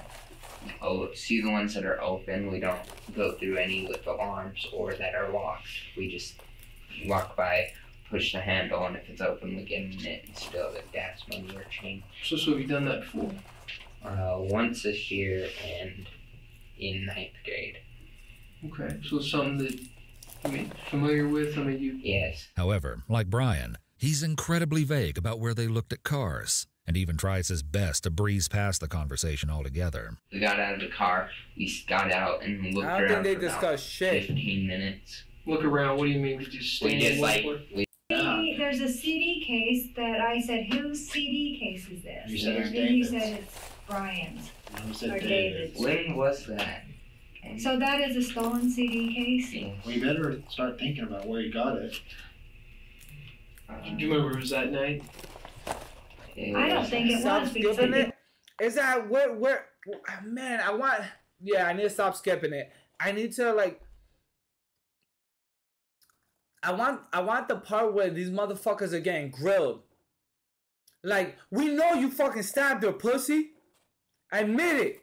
We've had it it's been sitting downstairs in our family room waiting for David to come and pick it up, or whoever's Was that the same CD case you were speaking of? That she's speaking of? She probably wouldn't have seen the one that you had that night. She saw the one I stole. On Friday night. It could have been this weekend, or it could have been the week before. I cannot remember. I remember there was a CD case, and I remember saying, "When did this CD case? Whose is this?" And there was all these movies. Tori begins feigning confusion and scrunching his eyebrows. CDs. A stack of them. Yeah, they were CDs from the CD case. Well, we'll they think on came that. from that CD case? Yes. But not that night, or yes that night? I'm pretty sure it was that night. Okay. I can't remember. You think he came from a van? Yes. Down on that street somewhere there. Yeah. White van. Yeah. Ford. I don't know. No, it couldn't Windows? be that night, Tori, because they've been sitting there stacked up for 2-3 days. Come on, man. Where's the house? Yeah. Well, that was Friday night. Alright, last skip. Assure himself that he's telling the truth and, by extension, assure the interrogators that he is being truthful at this point. There's nobody that's going to see you guys sneak back into the house. No. That didn't happen. No. And there's nobody that's going to see you around the house on Saturday. No. We're not going to find those people. No. You were at our house at all. Did you have anything to do with the murder? I got a slice of pizza, Mio. Head to Utah right now. No, I did not have anything to do with the murder of Cassie. How far is Utah from Miami? Watch this clip carefully. No, I did not have anything to do with the murder of Cassie. Victoria. No. No, I did not have anything to do with the murder of Cassie. No, I did not have anything to do with the murder of Cassie. Did Tori? No. And there it is. It's far. There it is. Okay, there's the first big lie. First big lie. No. While Brian is saying no. You remember the video where, oh man, I just walked in and I stabbed Cassie in her neck and I saw her soul leave her body. Come on, son. He's shaking his head, yes. And he actually does this twice. No, I did not have anything to do with the murder of Cassie. Tori. No. Oh, you fucked up. Bro, he's saying no, but he's nodding yes. Is that a Freudian slip? Is that a Freudian slip? While Brian is saying no, he's shaking his head yes. That's a and he Freudian actually slip. does this twice. No, I did not have anything to do with the murder of Cassie. Oh, he's nodding his head yes. No. His body language doesn't match his words. This is known as incongruent tells. body language and may possibly be a sign of deception. Okay, you're being square on that. Of course. And if we offer you a polygraph test, lie detector test, Yes. we're going to ask you those You'll questions. take it, yes. We want you to take that. Of course I'll take it. Okay. And you're not going to fail it. I don't need you to fail this test. Well, they're what? They're 90% sure, right? No, they're about 96. Okay, well, then yes, I should say yes. Wait, is a polygraph test 100% true? No, 96%. Oh yeah, it should say yeah then. This dude's a fucking crazy. Okay. And they're pretty simple. I mean, there's not a lot of hocus pocus on them. Okay, they're pretty simple. Okay. Polygraphs are not actually 96% accurate. Otherwise, they would be admissible in court. So this is merely an attempt to intimidate Brian, and it seems to work. Next, the topic of conversation now shifts back to the topic of horror media. Tell me about the play that Tori's been writing, or the movie. Well, there's a film festival in January. Hocus pocus. So we wanted to make a movie, and then go there and yeah. And Did you ask Cassie to? The crazy thing is, this is only 4 days after the murder. Is it me, or does this motherfucker look like he aged a few years? Why does this dude look like 5-6 years older than the video we just last saw? To make a movie with you? Yes, we wanted to be like the main character and stuff. Okay. What's the movie about? Maybe hella like skinny. Oh, that's what it is. Like he probably hasn't eaten and stressed. Okay. Like Halloween and stuff like that. Murder's awfully draining. Yeah, that's what it is. What was the? It has to be the stress, not eating. Yeah. Sometimes criminals will fantasize about a crime and script it out under the cover of a movie script, play, poem, etc., to appear innocuous. The interrogator asked Brian to explain the idea for the movie in a bid to get him to admit the fantasy of the movie was acted out with lethal results.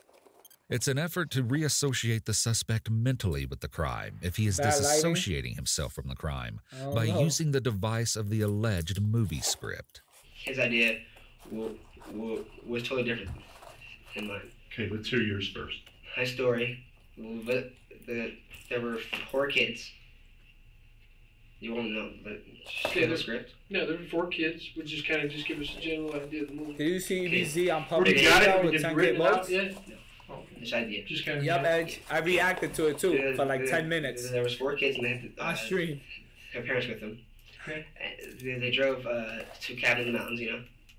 And let's see. I named the guy John MacArthur. Okay. And he's the killer guy.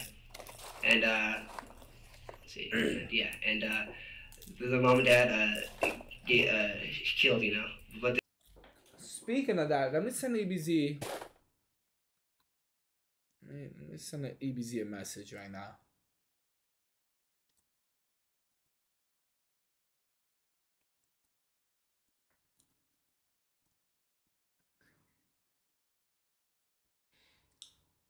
What's the link? Send me the link of EBZ's thing. Can you put it in general? Or is it here? Hold on. Oh, no, I already got it. I got it.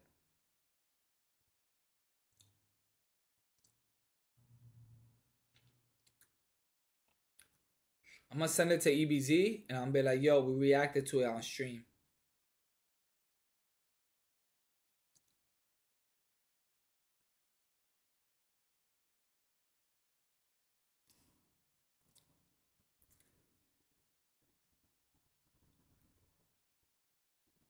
Okay, hold on.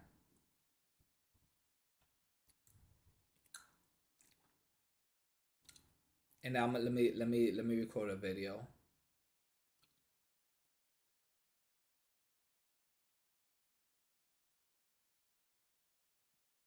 Well, what the fuck? Hold on. How do I record a video? Oh yeah, I have to record the video first.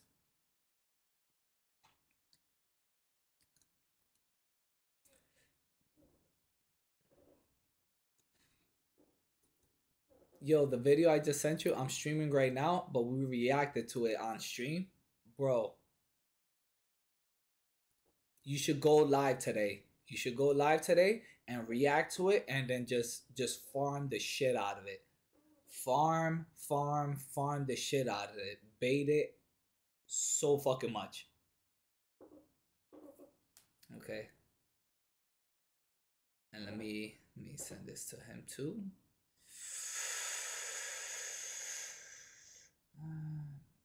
Is EBZ banned on Twitch?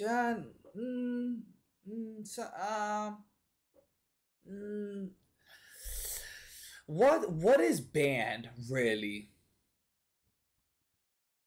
What is banned really? I don't know. What like at the end, what is really banned? It's kind of gray. What is banned? I don't know. Then fake skate. Who kills the mom and dad? The John MacArthur. Yeah, MacArthur. Okay. Okay. And then who's this John MacArthur guy? Is he's just an imaginary guy. He's the manager, you say? An imaginary. Oh, okay. No, but in your story, how is he?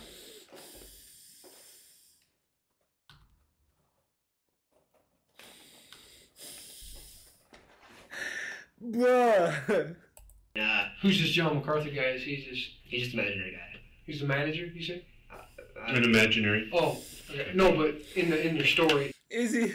You said the manager? Is he the manager? No, imaginary. I made him up. I'm schizophrenic. How is he? He's a slasher guy. Yeah, he's a slasher guy. Where does he come from? Is he? I don't know. Is he just in the woods like Friday the 13th or?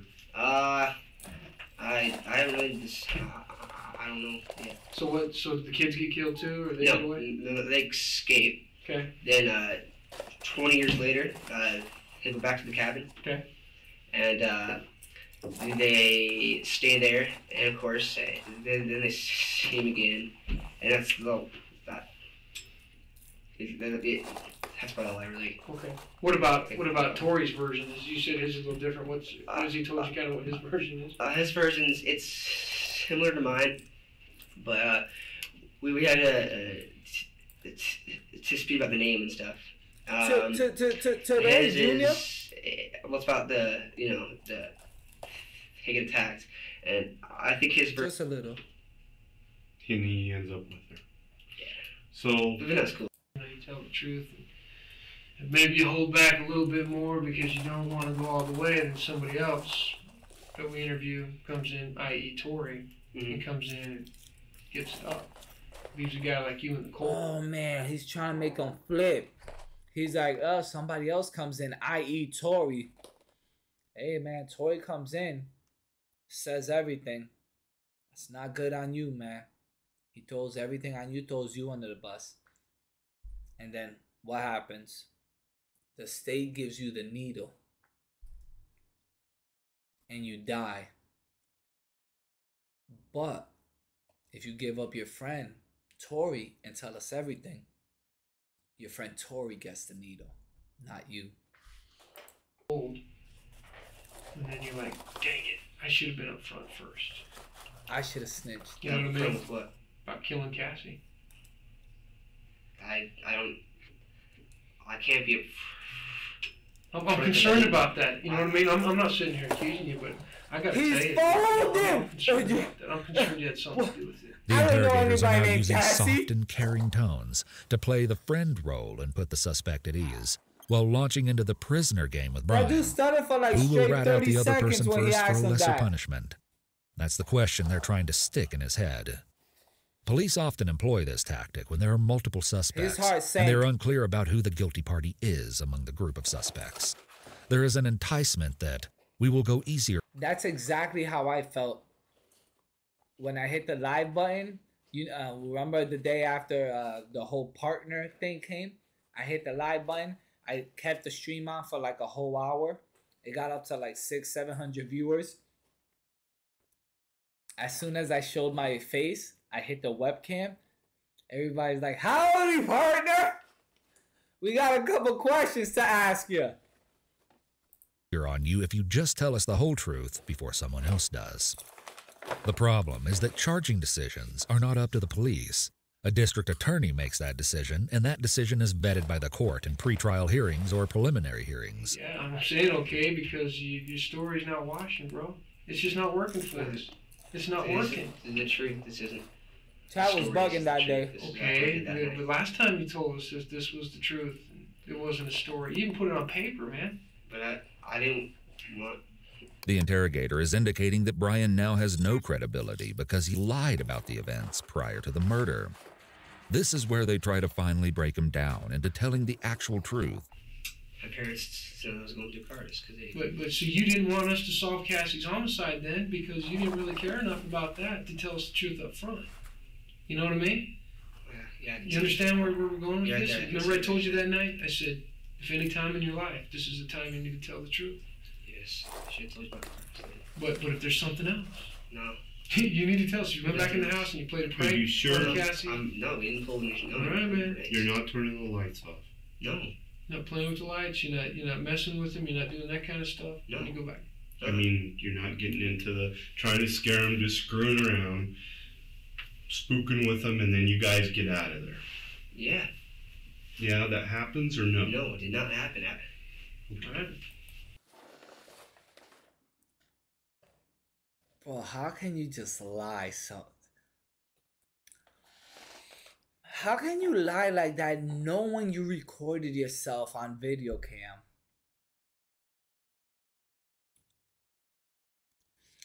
Bro, how, bro? He's not even a good liar, bro. To be honest, people say I'm not a good liar. But that's because my eyes. They're like, Moises, you always look guilty. And I don't even, they say I just have guilty eyes. They're like, no matter what you do, Moises, you're always gonna look guilty. And you're always gonna look sad. No matter what. With your eyes, you're always gonna look guilty and you're always gonna look sad, Moishishito. Empathetic eyes, that's what it is. No matter what, you're always gonna look guilty. No matter what. And you're gonna pass a polygraph when we ask you. Yeah. Guys, if we hit the goal, say in the next 2 days, I could express ship the phone, and then me and Biscuit could stream in West Hollywood this Saturday.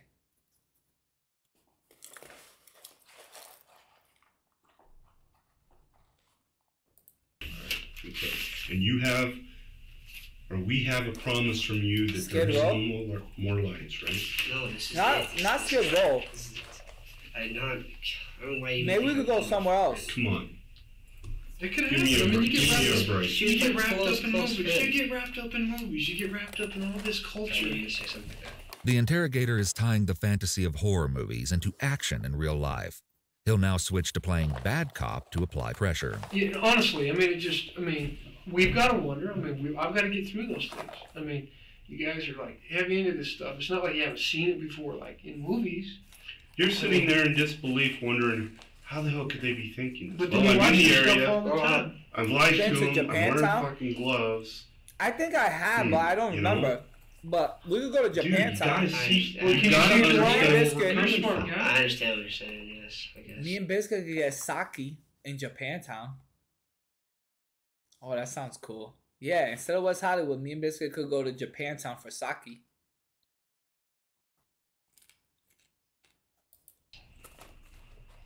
Do you know, you guys are making this tough for us. Yeah. Because when we catch the person, and we are going to catch them, Good. The people, okay. Then you guys have muddied the waters. Mm-hmm. Okay? No, it's not just How old is Biscuit? That's not 28, good. 29, Okay? something like that. That's not a good thing at all. You need to get into a car with us, and you need to show us what houses you went to. The interrogator is telling Brian what he has to do to prove his innocence. This is a classic pressure technique. Let's see if he folds.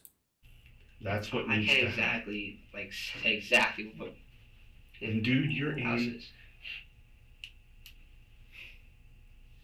not putting yourself in a very favorable position in this investigation. Bruh, he's folding. Okay? Alright. A classic pressure technique is shown here. You better In listen reality, when he speaks. Brian merely needs to get a lawyer and stop talking at this point. When left alone, Oh, you're we can 28, clearly yeah, he's see 28. Brian beginning to break.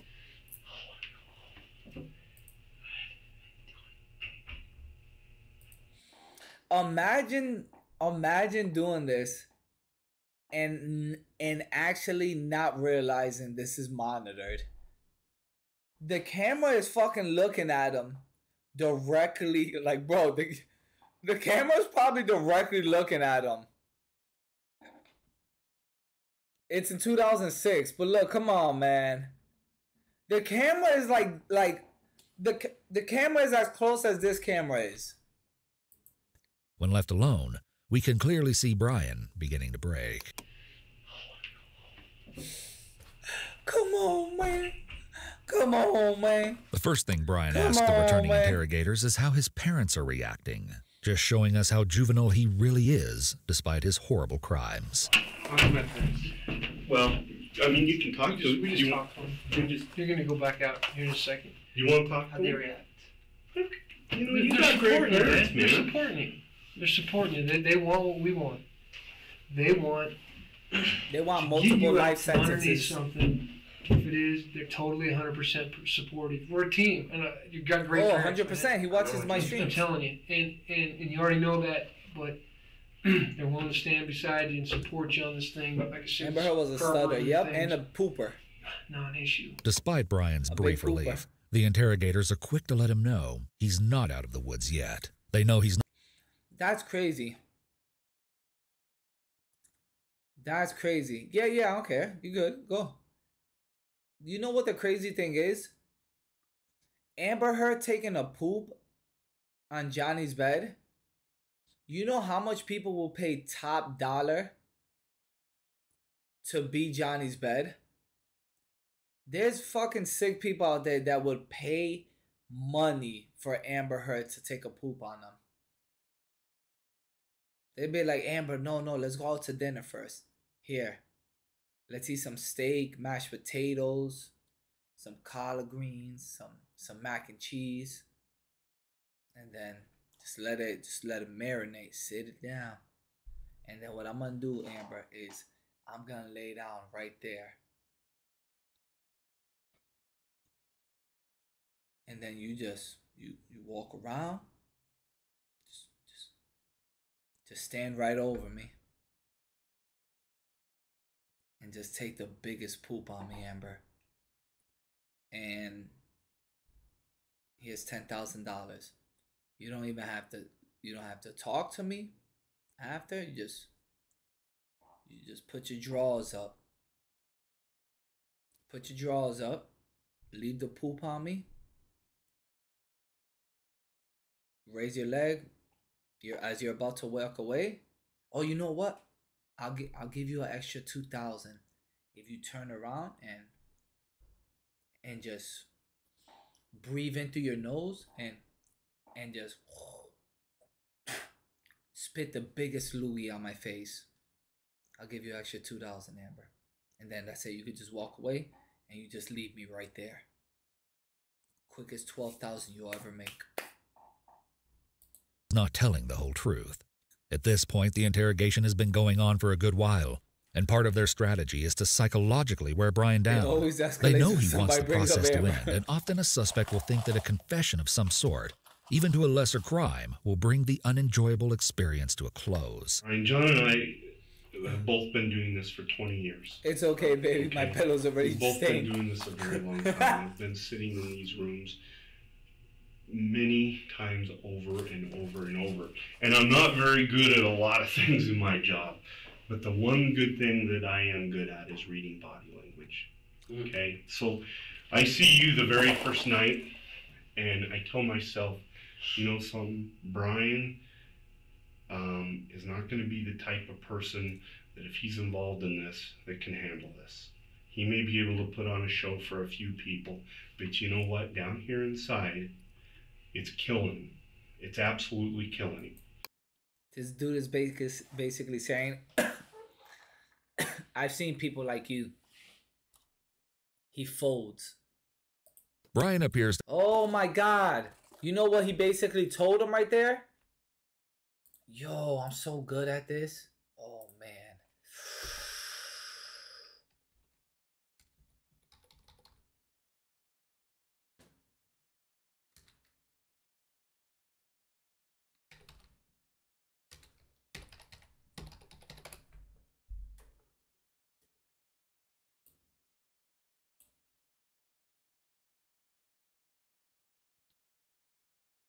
This look. To have a resigned look on his face. Put on a show for him that if he's involved in this, that can handle this. He may be able to put on a show for a few people, but you know what? Down here inside, it's killing him. It's absolutely killing him. Brian appears to have a... This is dude. He's basically saying, yo, this dude is gonna fold. I know him. This dude's gonna fold. And this is what this is.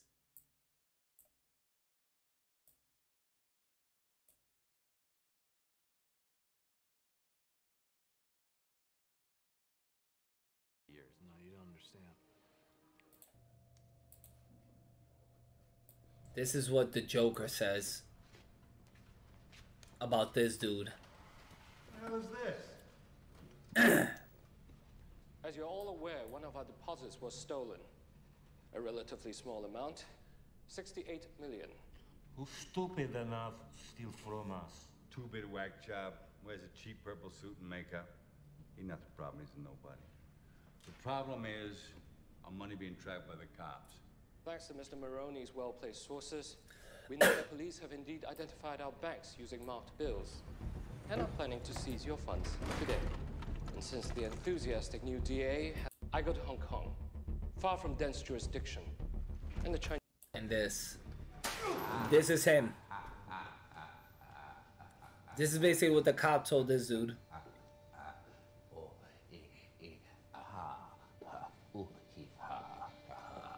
I thought my jokes were bad. Give me one reason why I shouldn't have my boy here pull your head off. How about a magic trick? I'm gonna make this pencil disappear. It's gone. It's and by the way I sued, it wasn't cheap. You ought to know, you bought it. Shit. I want to hear proposition. Let's wind the clocks back a year. These cops and lawyers wouldn't dare cross any of you. I mean, what happened? Your balls drop off? Hmm? You see, a guy like me... Freak. A guy like me... Look, listen. I know why you choose to have your little... group therapy sessions in broad daylight. I know why you're afraid to go out at night.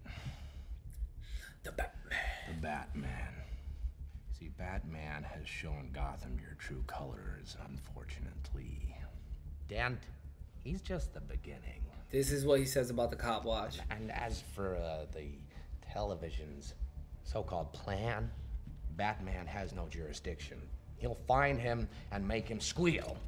I know the squealers when I see them. And... What do you propose? It's simple. We...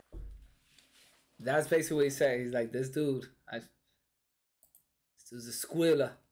The Biz and MIJO stream is gonna change the game, bro. Yeah. You know what? Yeah. We could go to Japantown or Chinatown, one of them. And then just go for sake or something.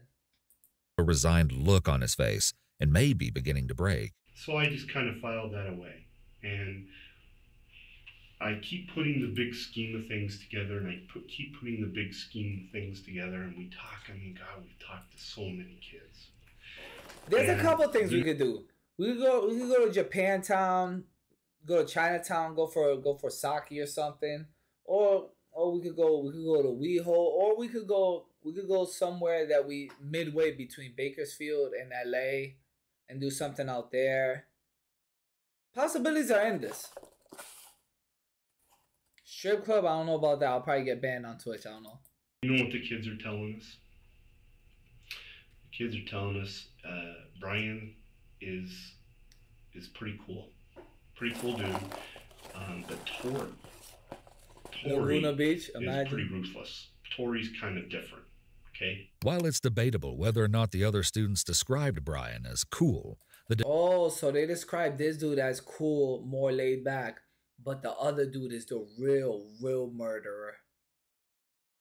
Detective is telling the truth about what other students thought about Tori. The fire was One crazy. student who was bro. interviewed by the detectives and wished to remain anonymous stated that Tori was obsessed with knives and horror films. Tori and Brian were so obsessed with horror films they were writing their own horror movie script.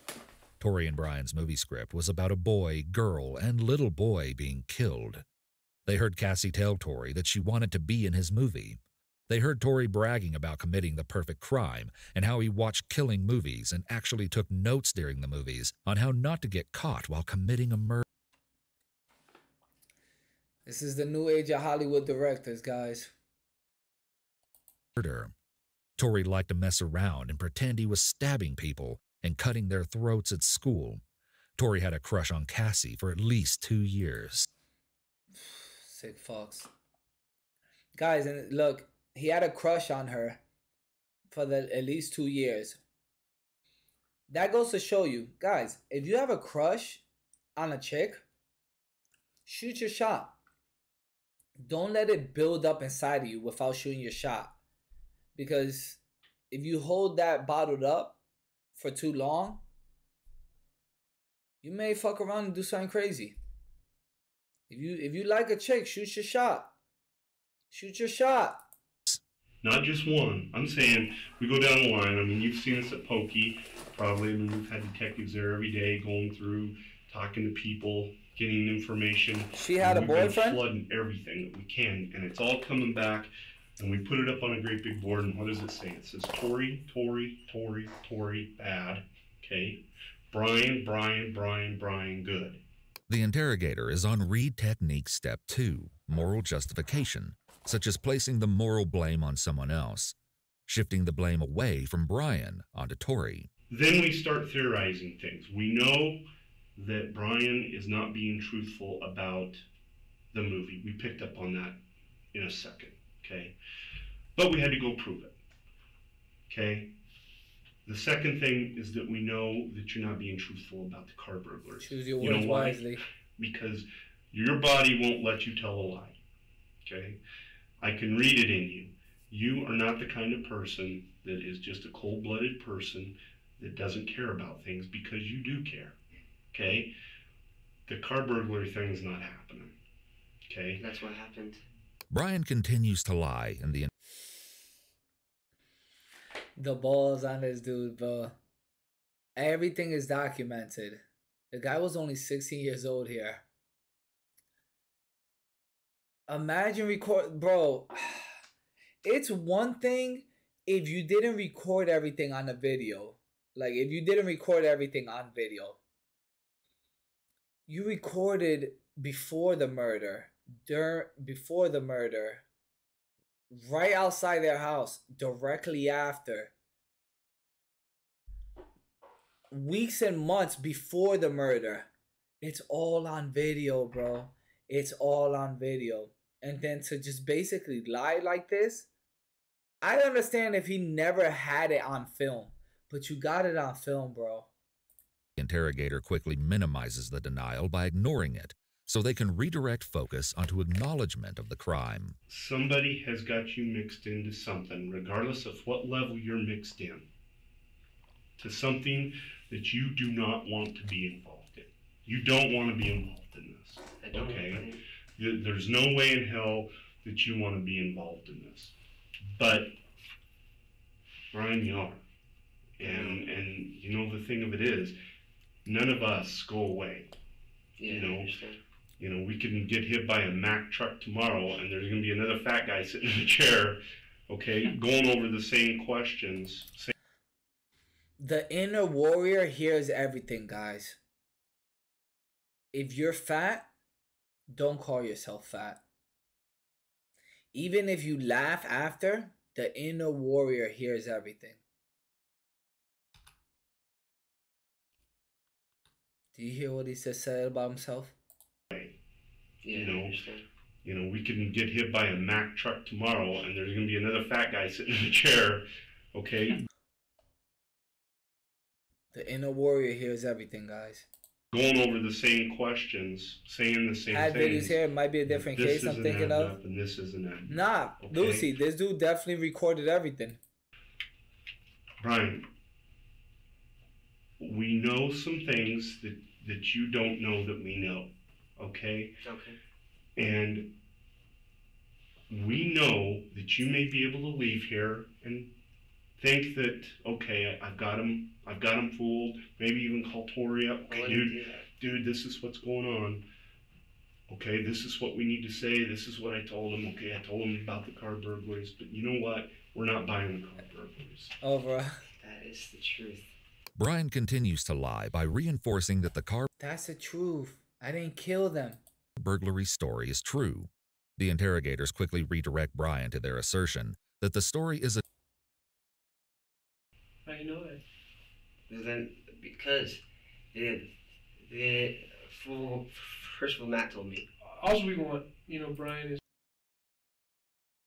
Oh man, hold on, let me rewind it. Rewind it 60 seconds real quick. Like the Nori Road, or the Nori Jones case. Nori Jones was a woman who was found stabbed to death in her home in Pocatello, the same town Brian, Tori, and Cassie lived. These it appears Brian slips up here because... by revealing exactly how Cassie was murdered, and he tries to play it off. But how do you know that? The news said it was by... Well, I'm asking you how she died. She says that she was stabbed. How do you know that? Because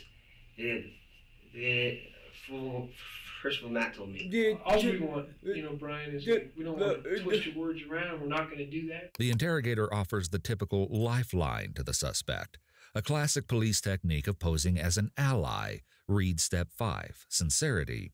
When in reality, police are not there to help the suspect. We're just going to ask you, straightforward questions. And we just want the truth. Your folks want the truth out of you. I know. And they're willing to do anything to get the truth out of you. That is the truth. We have presented them with everything that we know so far. We've got another group of detectives that are picking up Tori. I've got your car back in the area, guaranteed. That's a given. We know exactly. Tomorrow and stuff. We know exactly when Cassie died. Okay, I know exactly when. Okay. She died when you guys left. Right after you guys left and Matt left. Okay. Okay? Okay. So now you're telling me you just happen to be back in the neighborhood burglarizing cars with gloves on, but you don't go in and kill Cassie. The interrogators start to turn Brian and Tori against one another. What is Tori going to say? Is Tori going to say that it was Brian's idea to go in the house and play a... This is the typical turning friends against each other. Who do you think is going to fold? Son tells me he's been keeping it solid. He's not been snitching at all. So Son tells me the other dude is going to snitch on this dude. You think this dude, the stuttering guy, he's been keeping it solid. Well, maybe it's because the pressure hasn't been on. They're breaking him though. True. Yeah. He is softer. He's definitely softer. Let me see if they apply the pressure. What has he already said, bro? You know what I mean? Second Larry don't stand a chance. I promise you. Okay? Look at me. Look at me. If you had something to do with this, I'm going to find out. Yes, okay? Yeah, of course. If you didn't do this, I'm going to be the best friend you ever had. Okay? I promise you that. Because I am not going to rest. A fucking mosquito bit me in the foot. That you did not do this. Okay? I give you that guarantee. Okay. So we're in it for you, bro. I think so. Alright.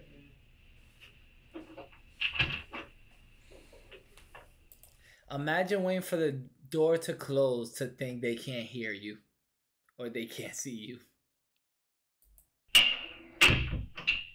So the interrogators had gotten both boys to resort to Plan B with the car burglary story.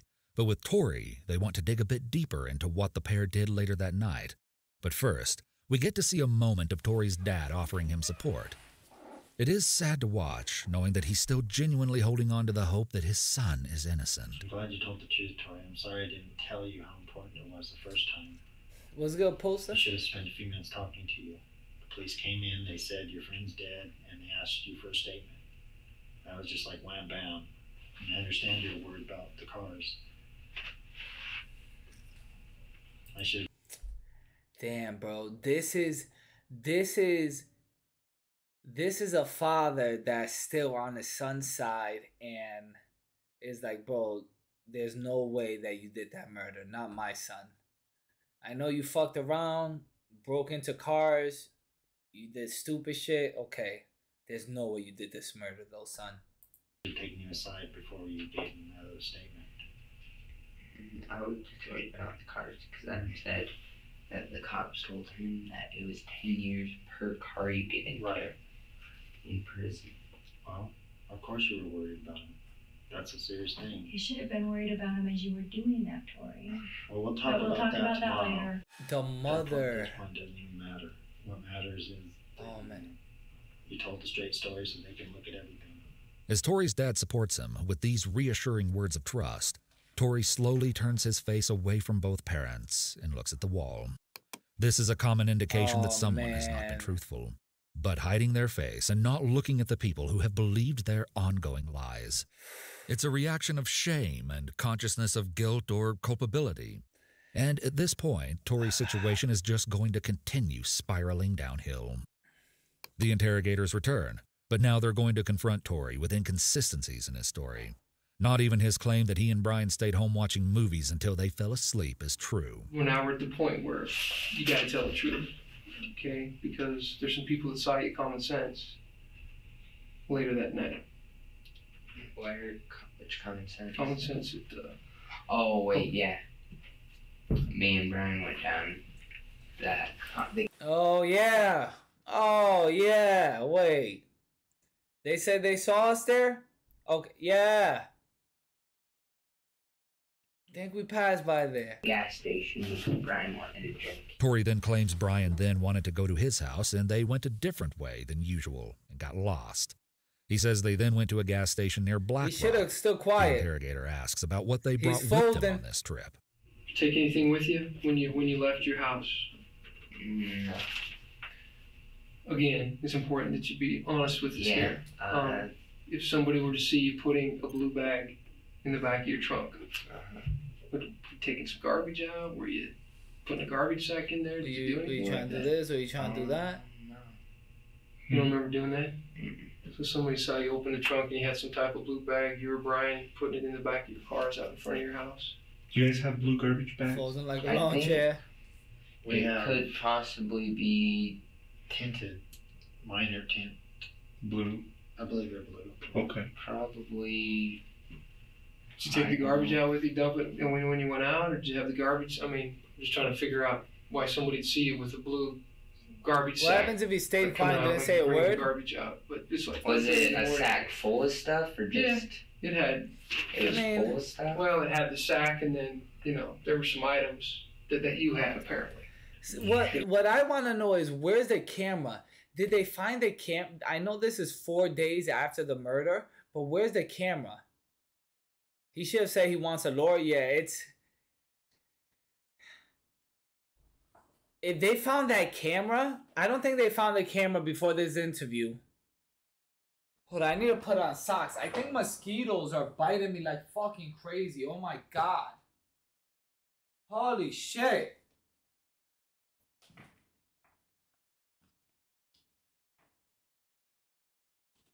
Like mosquitoes are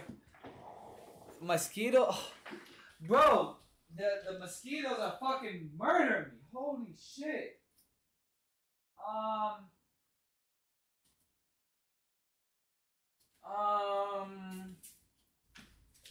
I'm getting massacred. Holy shit.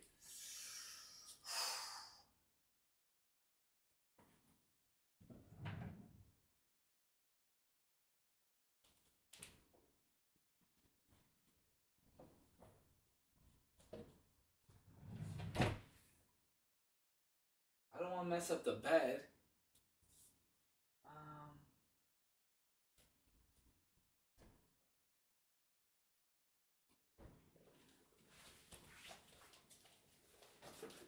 Let me do this and let me cover. Let me put this over my. Maybe if I put this over my feet right here. They can't get me now. Can't get me now. Mosquito versus the mosquitoes.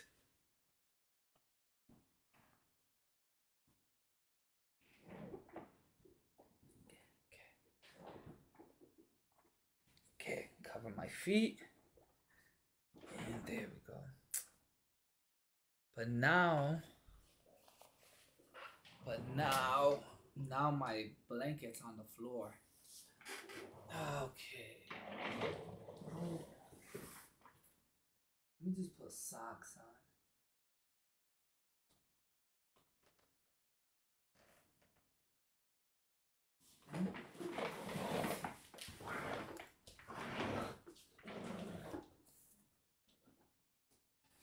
God damn, holy smoke. Bro, I think they just murdered my feet. I think I got bit, nowhere to lie. I think like 7 times. Holy shit. They fucking destroyed me. Did you take a shovel with you?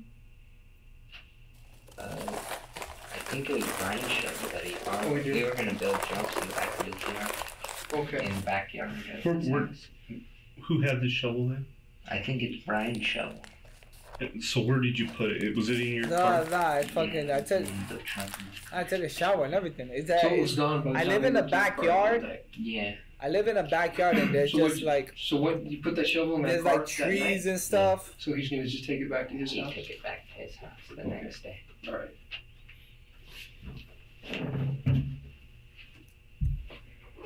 Oh, I thought this dude was gonna get up and just start fucking wailing on the cop. That's what I thought. As soon as he got up like that, I'm like, oh shit, it's go time. This dude is gonna try to like fight his way out of here right now. I thought it was go time. What'd you guys do with the shovel? We took it back next day when I drove Brian home. He dropped the shovel off at his house. So he was gonna build the jumps where? He has in his shovel from dirt that's gonna. The two had buried the evidence from Cassie's murder. Okay.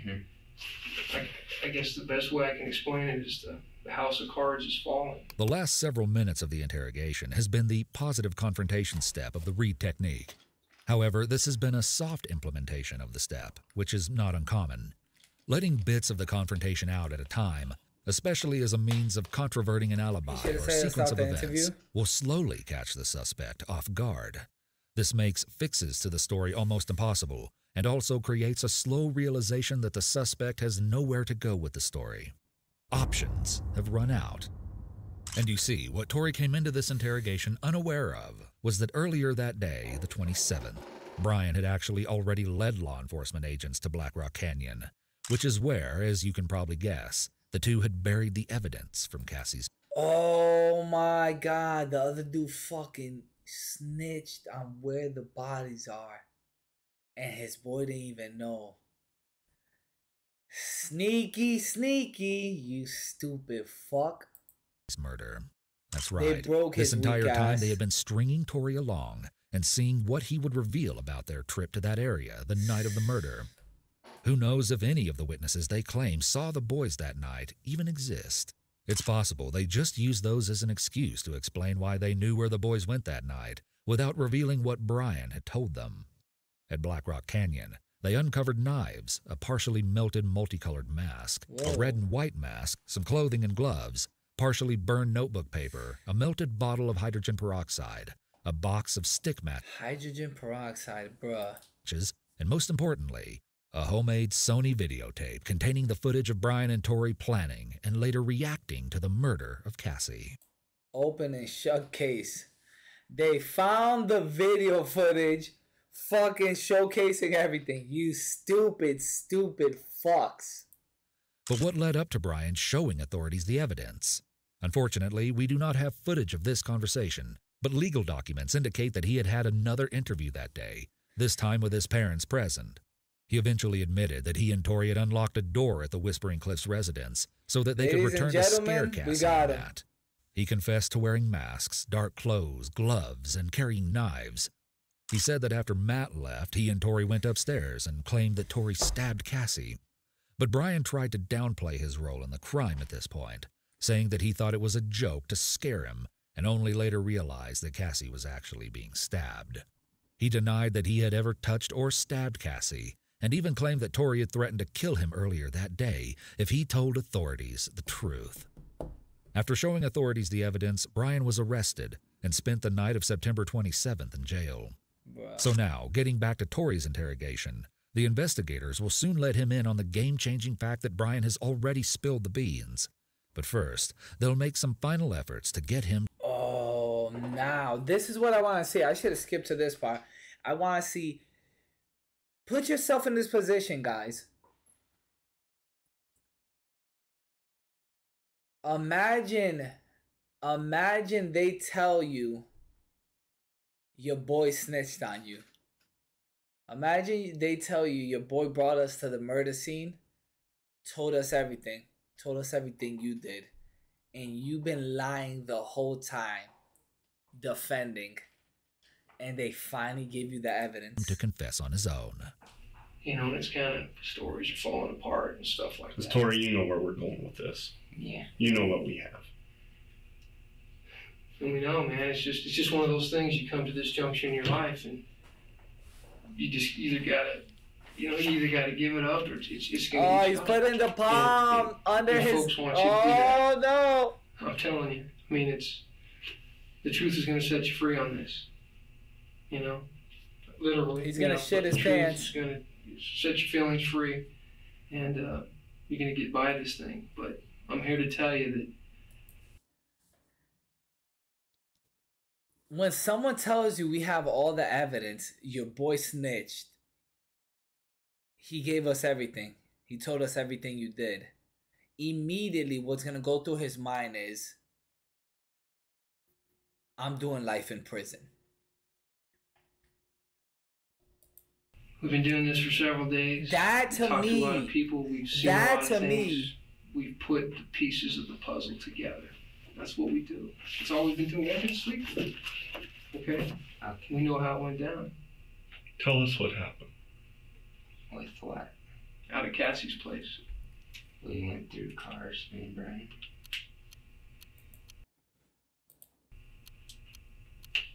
Oh. This silence following Tori's lie is intentional. It's a method to get the suspect to break the uncomfortable silence and an effort to get him to tell the truth. Okay. You know, I'm not here to insult you or anything, but we don't believe your story. And we don't believe your story. And I don't think your dad believes your story about going through the cars. It's a tough one. And I don't believe it, especially because I know it's not true. Because we got you going into that house when you parked on the street. We got you going back into Cassie's house. If it was a prank, if you guys are just messing around, fine. We just need to know about that prank, you know, that's going on in there. And if it's I completely forgot his dad's in there with his mom. I completely forgot this dude's parents is in there in the back. You can't see them. Imagine how they feel or he feels when the dude drops the bomb on them and his parents look at him. Oh. I was there to scare him, and you guys left, and something happened else besides that. Clasping hands and arms in front of the body can indicate a psychological reaction to closing off the interrogators. This dude may have a heart attack right now. You know what I mean? But in everything that happens, there's always people that are watching. You go around and talk to all these people, and they finally put together this puzzle. You got the trucker out here, you got the common sense clerk, you got the neighbor, you know, you got all these people, you know, that see it. They see, you got people seeing your car park, you know, which you cooperate for us. Parking. Oh my God. Sean, do you guys go back in just to pull a prank? Is that what happens? Oh, I would definitely get banned. I would definitely get banned. You're into that kind of stuff. I mean, for all intents and purposes, and tell me if I'm screwed up on this. But you like horror movies, you like scare movies and stuff like that. That's what I've been told about you. You dig those kind of movies, right? Thriller movies, whatever you want to call them. You dig those kind of things. Did you go in there just to scare them, just to scare the crap out of them, and, you know, and be done with it? Because, you know, there's no other. Come on, reason. man, get to the juicy part. Tell us about that. Help us understand a little bit about it. What I want the cop to say is, okay, we gave you more than enough chances. Your boy snitched. He showed us the video footage, the before, the after the murder. Sold you out. Your son's a fucking murderer. You fucking pussy, you're doing life in jail. What do you have to say? I want something like that. And this dude just has a heart attack. Take a deep breath and do it, bud. You know the truth. The truth is easy for you. But we can help you. If we don't get the truth, we can't come together. We can't work this thing out. We can't do it. You're going to be left out in the cold. Can I talk to an attorney? You can do that. After all this time, you want to talk to an attorney, bro? Are you fucking stupid?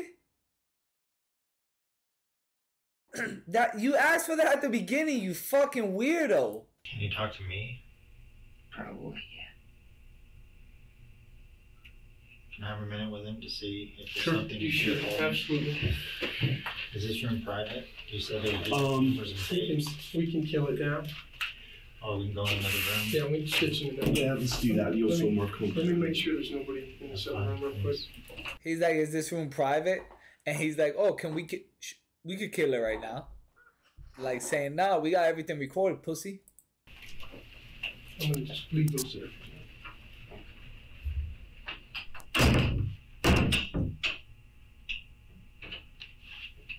We talked about this earlier. At this point, since Tori has already requested counsel, the officers are limited in what they can do. They can tell him what they know, what evidence they have, and what the next steps are, but they can't overtly or covertly elicit more information from him. Since Tori has not chosen to re-waive his right to counsel and to remain silent, both interrogators are on thin ice if they keep pushing the issue. I love you, son. You know I love you. Oh man. That probably destroyed the son right there. He's probably gonna start crying. Bro, that probably destroyed him right there. That probably destroyed him right there. Do you know that I love you? Look at me. I do love you. Tori's father giving him reassurance here is interesting. Parents' reactions are often mixed when their children get in trouble. Some react with anger, others with support, and others just close up and shut off their emotions as a coping mechanism. His father's reaction is not unusual, but often in juvenile cases, parents are either completely absent or, as demonstrated here, they become hyper-involved. Dad, I think we owe it to you at this point to find out what we know at this point. Yeah. Oh, they're gonna show him the evidence! You fucked up, pussy! Yeah. And there's just no easy way to tell you this. We do know that that Tori and Brian have gone back in the house, okay? We do know that the two of them murder. We do know that they murder Cassie. Interrogators are launching into the story of what they know. It's back to positive confrontation. Okay. We got the evidence at this point to prove that. We found the evidence. We also have some overwhelming evidence, trace evidence, that type of stuff that's going to prove that they did it as well. It's not just hearsay. It's not just somebody saying it. Oh, in a few moments, the interrogators will reveal they've received a confession from Brian. During this time, Tori is looking at the ground, but as soon as he realizes Brian has betrayed him, he quickly looks back up. Oh, man. Having your boy snitch on you. And we do have a confession. And then we do have a confession. From this point onward, Tori's demeanor shifts. Instead of looking anxious, he looks more and more angry. You know what you need to do. You know exactly what happened, and you know what you need to do. So, unfortunately, you're not going anywhere tonight. You're going to be placed into custody tonight. Okay? I'm sorry that's the way it goes. You're going to be charged with first-degree murder. Okay? But like I said before you say anything, I encourage you. If you want to talk to the attorney, you should do that. I'm not pulling punches here. Still, your full cooperation can do nothing but help you at this point in time. You understand that, Tori? Okay. Even though you need a lawyer or whatever, you want to talk to a lawyer, I understand that's the advice they gave you today. And then whatever you and the lawyer work out, they want you to cooperate. We know the details. We've got the knife that you used. We've got the masks that you used. We've got the videotape. We've got it. There's a tape up in there that you buried. Okay? Try to catch on fire. All that stuff. You know what I'm talking about. I don't need to tell you that. This is right, Tori. What they're saying is true. So it sounds like you need a lawyer. Yeah. What can I say? The dad is like, hey man, hey, son, I love you. Son, I love you. But they're saying they found the knife, her blood, a video confession. I think you need a lawyer, bro. Yeah, don't ask him anymore. Don't ask him anymore because we don't want to go there. But we want to talk to you. I'm not a lawyer. I don't want. But we don't want him to answer the questions. I'm not a lawyer, and I wasn't a part of it. That's him. He's just my son. I don't know nothing about this shit. For you, right? But I just want you to hear in front of your dad that it's not the end of the world. Okay, things can only go up from here, but it's up to you. You can either make him really spiral down, or you can make him go up. Tori is showing signs of anxiety. Grabbing at the face and putting your head on a closed fist or open hand are common but small indicators of rising stress. And by going up, you have to come life clean in jail, with your son. father. You have to come clean with your mother. And if you get an attorney, you gotta come clean with your attorney. Yeah. And then you gotta come to us, and we gotta work together to see what we can do to help you out and make this Why is this better. so fucking... Oh, okay? Perfect. That lighting is way Okay. better. Jesus Christ. Fair enough. If Brian already confessed, why wasn't he placed in custody? If Brian already confessed, Tori's voice cracks, seeming to indicate that he's emotionally upset and psychologically turbulent. He's in custody. He wasn't this afternoon. He's in custody. Trust me. I don't know how. 2 people in custody right now. You and Brian. That's been cleared today. Cleared by polygraph, cleared by all evidence. But we know what happened. That mad dude sang like a canary. That dude that got cleared, that dude sang like a fucking canary, I bet. Saying, yo, I just know these 2 fucking weirdos from school. That's all. I don't chill with them outside of school or nothing. I was just being cool with them because, to be honest, between me and you, both of these dudes look like school shooters. Both of these dudes look like school shooters. So, you know, I'm trying to just be cool, but not that cool. Okay? Despite this bombshell being dropped on him, Tori still doesn't seem to grasp the gravity of the situation. I know this is a shot. It's like I said, this is a horrible thing. But you control it, okay? Don't try to play. Don't try to play. Geez, I can continue to lie. Show up on the news, and everybody at school is gonna know, right? We're not gonna release it to anybody. I can tell you that, okay? What's going on here ain't going anywhere from us. Imagine that being on top of your priority list. Damn, man, everybody at school gonna know we murdered her. Dude, you're facing life in jail. You're facing life in jail, bro. You're never gonna go back to your school in your fucking life. That's super delusional. Dude, you're going to jail for life, bro. We still got a lot of work to do, okay? But that, to me, is the least of your worries at this point in time. This is a common thing to see in juvenile interrogations. They tend to do worse when their world as they know it is upended. He wants everyone to know because he wants to be famous. They have a search warrant for his house. It's a sick game, bro. We've got a search warrant for your house, okay? And for your car. And for your car. And then we'll also have a search warrant for Brian's house, okay? And then we're gonna try to make this as quick and as expedient as possible, That's fine.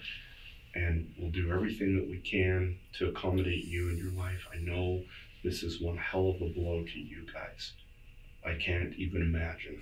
They thought the credits was gonna roll. That, I wish I had donuts right now. Do for you guys as well. Man, donuts would hit the fucking spot right now. I think it's worth it for us to sit down and talk after this. We definitely have. Nothing to do with what he's saying, just amongst us and what the game plan is. And I want you to get all your questions answered. But so, based on what you talked to the lawyer today, Tori, you want a lawyer.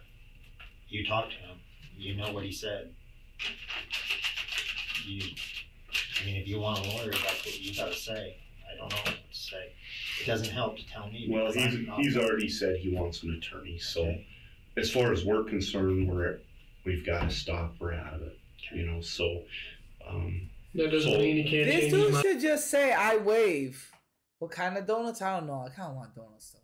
But like, what this dude should say is, "I re-waive my right to counsel," because at this point, they have all the damning evidence. Unless this dude plans to go the insanity route, saying, "Oh, I'm crazy. I don't know. I'm crazy this. I'm crazy that." There's no way. Line down the road and come. Bro, open and shut case, bro. Why the fuck you need a lawyer? Visit us, come back and, say, after he counsels with an attorney, if he really wants to come in, that's cooperation. Yeah. Well, I'm sure he wants to cooperate. I know he does. I know you can do the right thing. I know you're a good kid. Deep down, people make mistakes. I know you're a good kid. Deep down, people make mistakes. This dude stabbed. There's 2 mosquitoes. This dude multiple stab wounds. He stabbed that chick multiple times, bro. In the neck. And then bounced and then recorded his reaction after. Fuck you saying he's a good kid, son. Tell him the truth. Tell him the truth. Horrible, heinous piece of shit. Things happen. This is one of those things, but it'll only get worse, my friend. It'll eat you up. It'll start right here, and it'll eat its way all the way up until it destroys you. And I can tell you, there's one person watching right now. Okay, Cassie's here. She's watching. She knows, and you know she knows. Tori immediately goes from looking at the interrogator to looking away at the mention of Cassie's name. This is commonly taken as an admission of guilt, but other research has shown it's also an indicator of remorse or sadness. It's impossible to qualify which it is at this point for sure. Oh, no, it's all good, Wolf. Nightbot be bugging sometimes.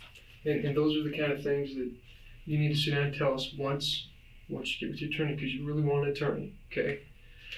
I would love more than anything to sit down and talk with you right now and try to step through these things. And There's nothing you can say. All of us the dude's here, done. You know, but I'm kind of. He fucked up. Where he fucked up is he put all his loyalty on his boy. He thought his boy was gonna stay solid. Your boy brought him to the crime scene, son. Your boy showed him where the body was, the evidence, the knives, the recordings. Stupid fuck. I'm stepping in some pretty murky waters when you say you want an attorney. You know I like your horror games. I don't want to violate his rights. The horror gameplay. I do need another horror game to play. I don't know what. I do need another horror game to play. But we're not mad, okay?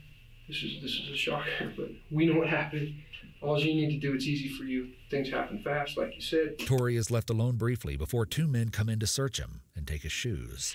Tori, I'm going to have you sit there. Okay, hey, VR horror? You need something? They got VR horror? I didn't know they got VR horror. That's phase 2.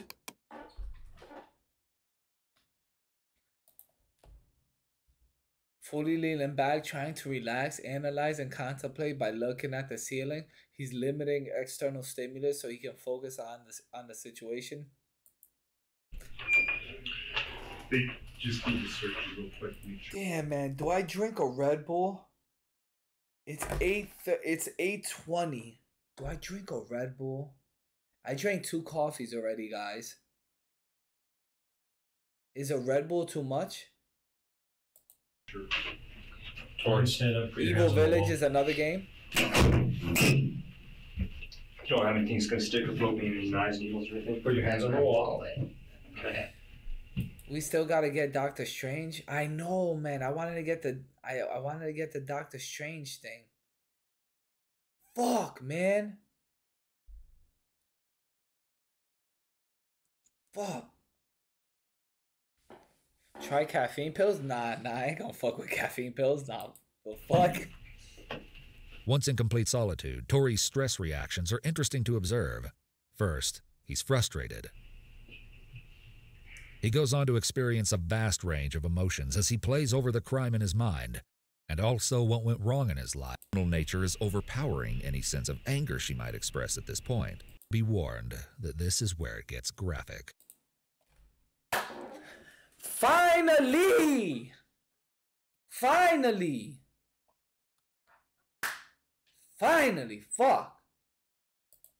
The interrogators employ almost all classic Reed interrogation techniques here to get admissions from Brian that they need for their case. This begins with step 1, positive confrontation. First of all, I want to kind of explain to you what the heck's going on, right now. You told us to give us your statement yesterday. To be right honest with you, what we're trying to do is... You went to the ER for a caffeine overdose? See, the thing is, the reason I don't want to just get drink another caffeine, drink another coffee Red Bull is because I've eaten 2 or 3 cereal bars, a banana, and a bag of popcorn. And that's all I've eaten for food. And I'm already 2 coffees in. And it's already 8:20 p.m.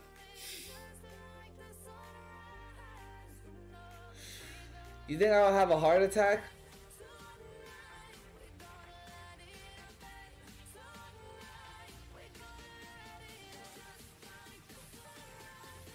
In a half hours. You think, would I have a heart attack?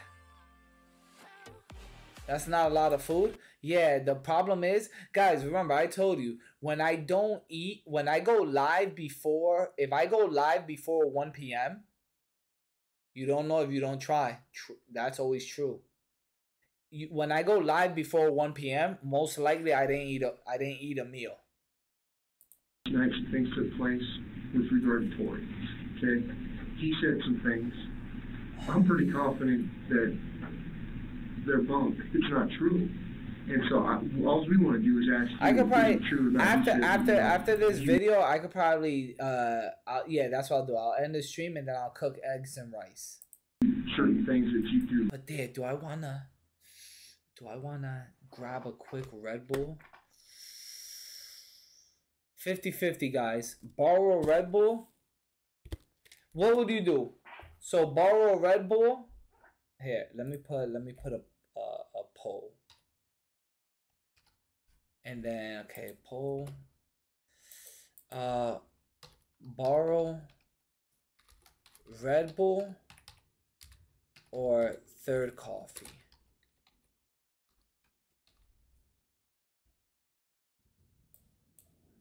Which one? Which one? Borrow Red Bull from main house. Main house. Okay. Red Bull from main house.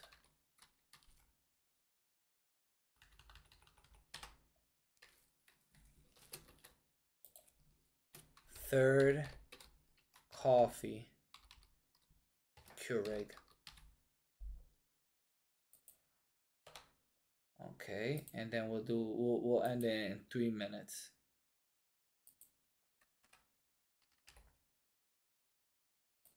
Okay, there it is. The poll's up. You know what I mean? Which I know he's just making it up. Okay. So I mean, those are things that all we're trying to do is kind of build your story. Because like if we told you're the first guy through whatever you guys decide. We're on your bandwagon. Okay. Pretty much everything that you talk to us about, points confirming and stuff like that. So things are looking good for you. They start off by explaining how the interview with Tori went the day before. Okay. During that interview last night, we kind of led Tori down that path, the same path, the vehicle burglaries and stuff like that. Eventually, he put you guys in common sense, like you said. Okay, after you left the house. He talked about putting a shovel in the trunk. Okay, is that true? Yeah. Okay. You guys. When is he gonna say I stabbed her? And you had told us that you purchased some matches. When does he say I'm gonna stab her? Box matches in a box. Okay. And so we're asking Tori, why did Matt purchase those matches? Well, we know why you purchased them. You told us the truth. And he's telling us, well, Matt purchased those matches on the way home. So he went to the highway. Video makes it hard to tell. He seems to be laughing and smiling much more freely here, particularly when the interrogator clues him in on Tori's fake story. It's clear that Brian is relieved to no longer have to watch every word he says, because now the truth is mostly out. They then ask him about the evidence he led them to. You led us to some things that were found in Black Rock Canyon. Tell me about what they found up there. They found all of the gloves that I told you about. I found those masks and the boots, and then were you wearing those boots? I was. Whose boots were they? Were they your boots? I found the boots at my welding class back inside the... Okay, so you wore those boots at night when you were in the house? Okay. And he wore his Converse? Yeah. Is that the first time you'd ever worn those boots? Yeah. Okay. What was the purpose of wearing the boots? It was like, cooler. Okay. Yeah. How did you end up in all of this?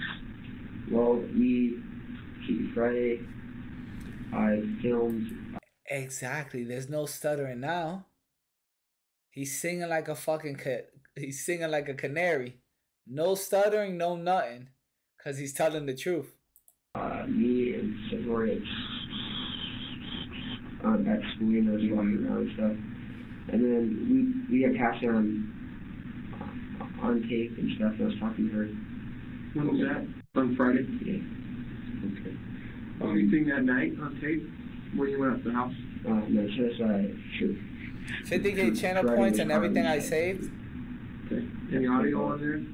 Yes. Okay, we gotta get a Red Bull. Fuck it, we'll get a Red Bull. Why were you getting rid of it? Not only was there incriminating evidence on the video 50K channel points and everything I saved up for is gone. Makes it seem now like we have 50K no channel point dono for you Cassie. to do IRL dono run. At one point, Brian even said, I think the donut shop is like 3-4 miles away. Bruh.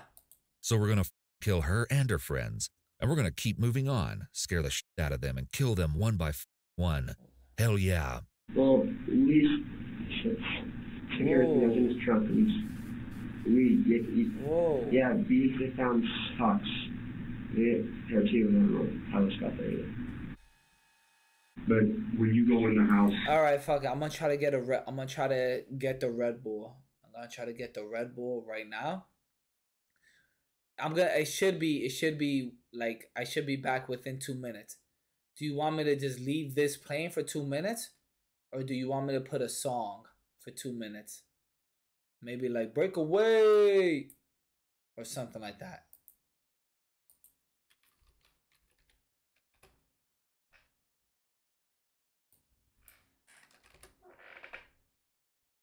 Let me see.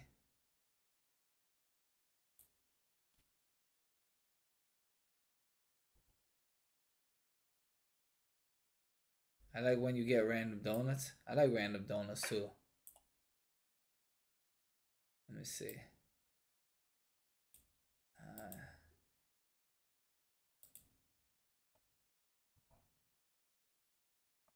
It's 3 minutes long. How could I put it on a loop? How could I put it on a loop? In case I should be back within the 3 minutes, but I just want to make sure. How do I put a song on a loop, guys?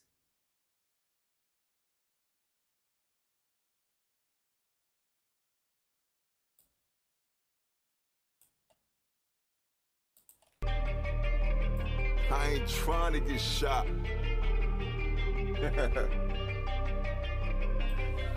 Alright, hold up. Run from the police, yeah, I flee, plead the fifth. Hit the gas, toss the sticks, I know I might regret the shit. Excuse me, adrenaline pump, drugs dump, beat still pump. I'm just trying to make it back where I'm from. I hope this nigga don't shoot, gun pointed at me. Trying to catch me and everybody riding in the whip. If I'm out here doing dirt, I guess my days are just numbered. I was trying to get a gift and it was partly from my mama. So yeah, we had guns, had drugs, 4 niggas in a white bitch, and yeah, we had fun. Roll a blunt about to light the shit, heard the sirens. When I swerved and I zigzag, he's right behind me, can you believe that? Blowing past that's 5th Ave, bitch ass cops, trying to get us locked in chains, big padlocks. I ain't looking back and I ain't coming to the precinct, trying to keep it calm, but you know my heart's beating. I'm on a high-speed chase from police, trying to get away. I'm on a high-speed chase, 5 stars like it's GTA. I'm on a high-speed chase from police out the bricks. Pray to God that I make it out of this. Man, I bust a quick left and a right. Dewey and I break away. I'm on a high-speed chase from police trying to get away. I'm on a high-speed chase, 5 stars like it's GTA. Let me get it. Hold on. Let me get it right now. I'm on a high-speed chase from police out the bricks. Pray to God damn. What's this?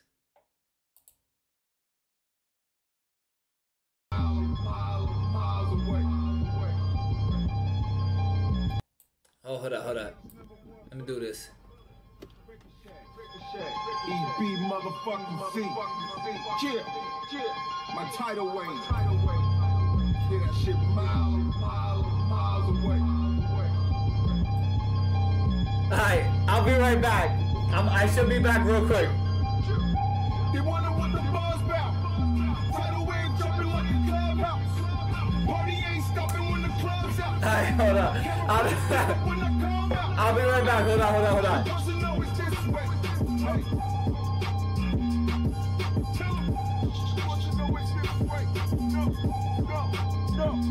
Forgive me, Lord.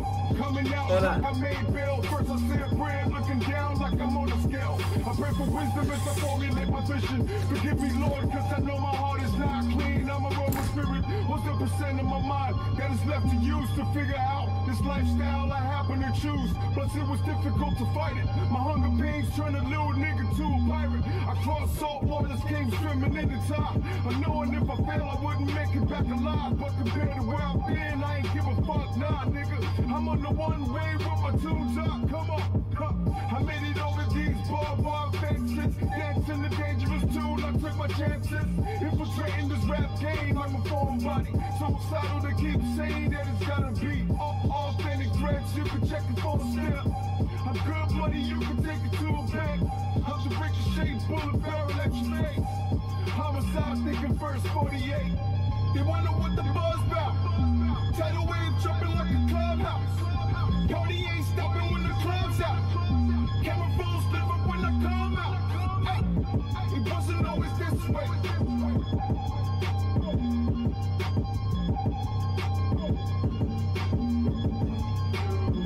Yeah, go home. So you already know it's the Ricochet Bullety Beezy, and this is my public service announcement. Don't be having kids with girls you're not serious with. You know, you have these niggas running around here with no love. Take it from me, you local bastard. You local bastard in this motherfucker. Ricochet Bullety. Condoms in the trash can. Got a big dick, magnets, and a thick bitch. I don't want a bastard. Throwing condoms in the trash can. I'm chilling with a bitch, I ain't trying to make a bastard. Anytime I finish, throw a condom in the trash can. Condom in the trash can. Check. Condom in your baby in the mash. Stay focused on the mission, trying to make a better living. So relationships are like some intermissions, which I measure by the value of the treasure. If you want to get together, then I reckon right about now you should listen. Cause I want you to tell me. Okay.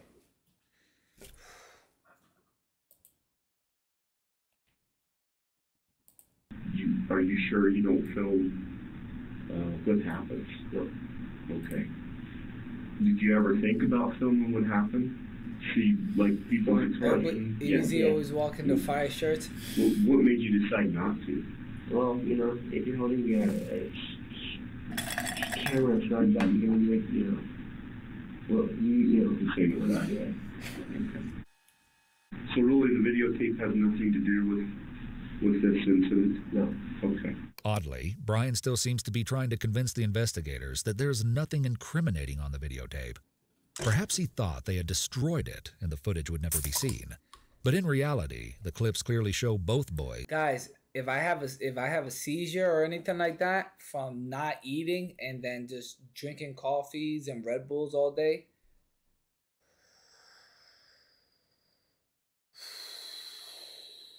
make sure to still type !crypto and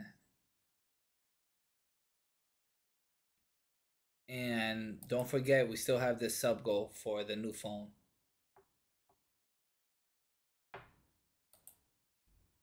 Is being enthusiastic and deliberate about the planning of the murder. But at this point, Brian is still trying to downplay his involvement. Did Tori ever talked about seriously doing this beforehand? No. Because I'm kind of getting from talking to Tori, and he really pretty much can't stand Matt.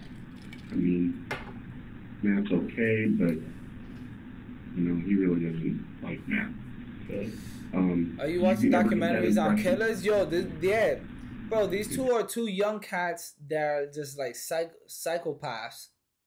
You've been watching every night? These guys are just straight psychopaths. I've been watching police interrogation shit. Brian seems to be feeling like he's in the authorities' good graces, and they're deliberately being sympathetic in his trust. But as they're about to reveal, he's far from off the hook, and they aren't easily accepting that he wasn't in on the attack. You know, the problem that we kind of have with this whole thing is, and again, you have been fantastic, okay? I'll let you guys choose. One last poll. One last poll. I'll let you choose.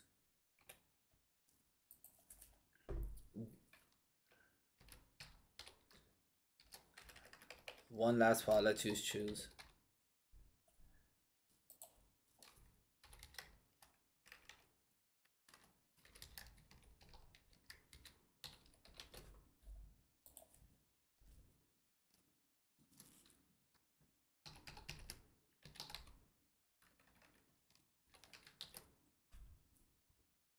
Ready?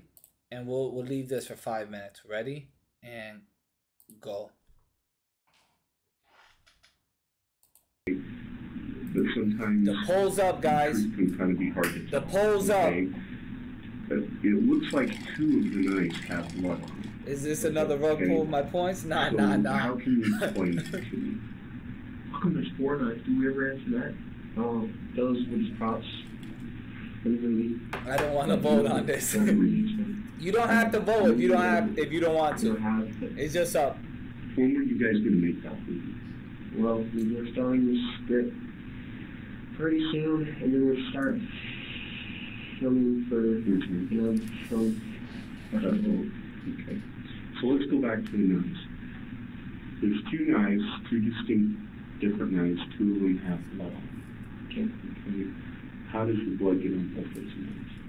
Well, we put them like a shirt. We wrap them up in a shirt.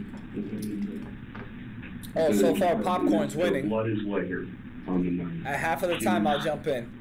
Blood that's transfer blood, where I would, like, if I had a bloody nose and I'm holding it, and then I take the towel and put it against you, and it's blotted. Okay, that's called transfer blood. This is layered blood. Okay, and they say that once you go into something and come back out, the blood is layered. I'll check it out. It's not transferred. So they know that both knives. Gamble your points, and if you win to get a lot of points to rig the poll. Brian, does he make you put the knife in her? Do you stab her too? No, I don't stab her. Are you sure you don't stab her? I know you don't want to stab her. I know that is the last thing in the world. Get the microwave ready. But does at any time does Tori make you stab her? The interrogator is entering read step 7, offering Brian a more socially or you morally can vote more than acceptable once. explanation for what happened by stating You can things vote like, more than once. I know you don't want to stab her. Are you sure? Because I want you to think about this. I know that there's a lot going on. The mood, you know, the guys, any poll we ever do, you could always vote more than once. You know how people let people only vote once? Not me, not Moshishito. You could vote until your heart explodes. Screaming, the gurgling, the sounds that you're seeing, probably the smells that you're smelling now of blood, and that smell. Okay, you've got a lot going on. You've got a burst of adrenaline. Okay, if he's yelling at you, are you sure you don't see your hand coming out accidentally? Are you sure that you don't stab her accidentally? What kind of rice? Again, the interrogator is offering Brian a more socially or morally acceptable explanation for what bars happened and popcorn. by stating he may have accidentally stabbed her. I don't feel like cooking. I don't feel like cooking. I do need a meal, but I don't feel like cooking. Do you drop it after you stab her? Because we definitely have, I'd rather... The laziness is getting me. Okay, some of the stabs. So far today, I've eaten 1 popcorn, 3 fig bars, and a banana. And for dinner, it's either fig bars or popcorn. You decide. You got about 1 more minute. Real deep. You know, they're horsemen. Those are not you. Okay, I know. Oh my God, and I have to. Oh my God, I have to wake up and help Gary move. I'm gonna be so tired. And then some are real light. And they said that some of them are just little text. And you know what? I'm thinking that, you know, you're... Guys, remember to wake me up tomorrow. I'm gonna be so malnourished from today that I may wake up like at 2 p.m. tomorrow. So send me a message in Discord. Be like, wake up, Moshishito. Corey, it's the fact that he's doing this and scaring you. Are you scared that if you... Step 5. Breaks Brian after all this time. Okay. Finally, the breaking point. Times you think, I mean, was it just a couple of you? What's that? You didn't want to. We know that. We know you didn't want to. Like, oh, no, okay. Brian puts his face in his hands. Get plenty of hydration. This is a classic indicator of guilt and shame. Water. Hiding the face, avoiding eye contact, trying to erect a barrier between himself. That you can remember. I can't do it. And so you just gotta just do it quick. Oh, he's confessing now. Okay. You can remember the chain of events that takes place. And there it is.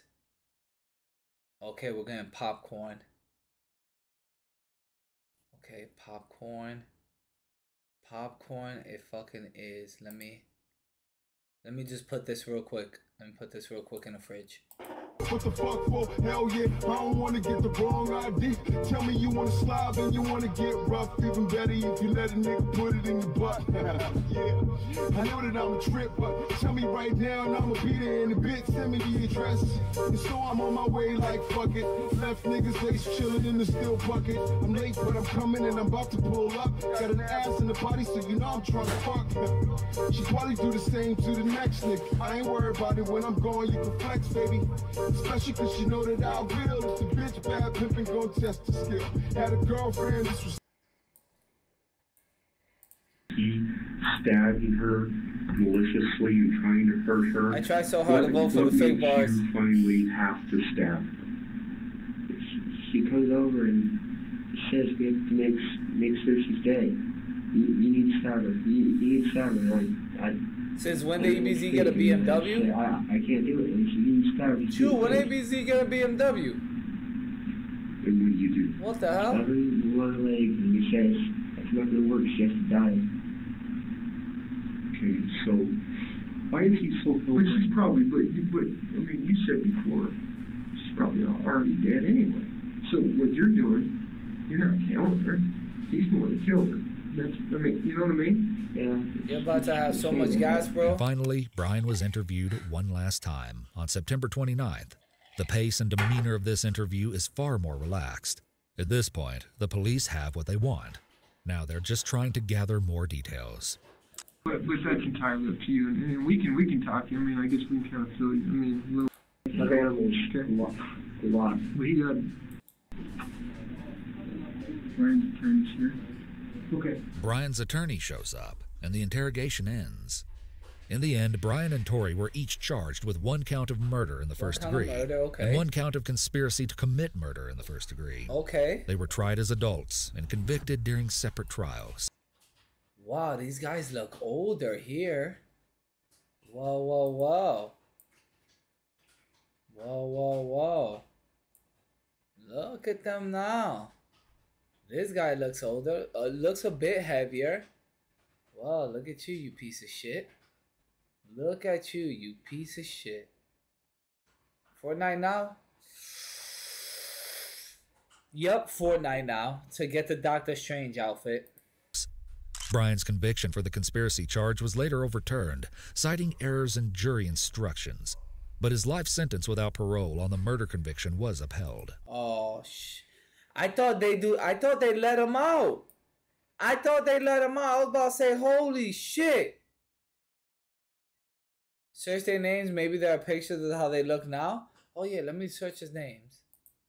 Tori also received life in prison without the possibility of parole for the murder, as well as 30 years to life for conspiracy to commit murder. Damn, not only did that motherfucker get life in prison, he also got 30 years on top of that life sentence. That dude ain't never getting out, son. In court, Brian's counsel argued that the videotapes of the boys were part of a horror movie they were making. In the transcripts of these clips, it can be seen that Brian and Tori said things like, "We're going for a high death count. We're going to make history. We're 6 psychopaths who get their pleasure off killing other people. And we're going to be just like Scream, except real-life terms." They also compared themselves to serial killers like Ted Bundy, the Hillside Strangler, and the Zodiac Killer, saying, "Those people were mere amateurs compared to what we're going to be." Bruh. Cassie's autopsy revealed that she had been stabbed approximately 30 times, and 12 of the wounds were considered potentially fatal. As authorities have finally been able to 30 times. Oh my God. Piece together the puzzle of this crime, it is believed that after Matt left, Brian and Tori turned out the lights again and waited for Cassie to come downstairs. But when she did not, they went upstairs, where they were growled at by the dog before Brian opened and slammed a closet door at the top of the stairs to scare her, and then ambushed her with the brutal attack. Bruh. Look at the video, The Disturbing Case of the House of Horrors. He's a serial killer named Sean Gate. I heard there was a killer clown too. Hold on, let's...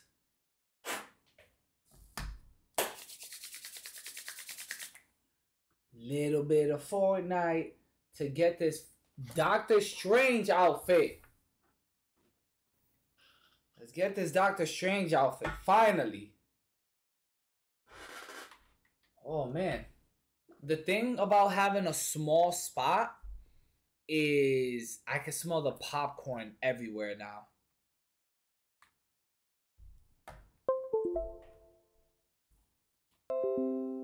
Yoshida could watch.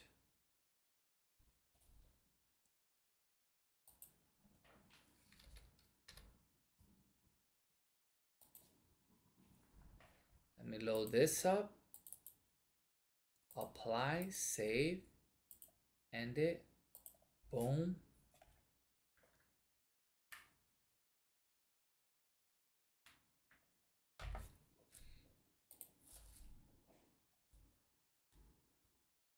Put this, minimize that. Killer clown, you say? Yeah. Juggalo. Let me see.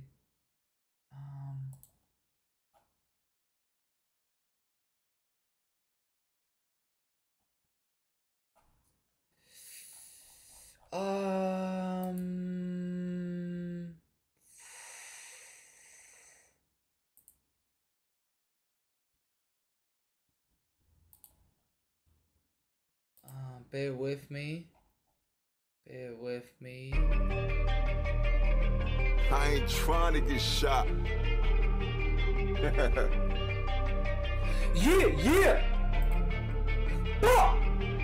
Yeah. Run from the police, yeah, I flee, plead the fifth. Hit the gas, toss the sticks, I know I might regret the shit. Excuse me, adrenaline pump, drugs dump, beats still pump. I'm just trying to make it back where I'm from. I hope this nigga don't shoot, gun pointed at me, trying to catch me. Everybody riding in the whip. If I'm out here doing dirt, I guess my days are just numbered. I was trying to get a gift and it was partly from my mama. So yeah, we had guns, had drugs, 4 niggas in a white bitch, and yeah, we had fun. Let me take a leak and get the popcorn. When I swerved and I zigzag, he's right behind me. Can you believe that?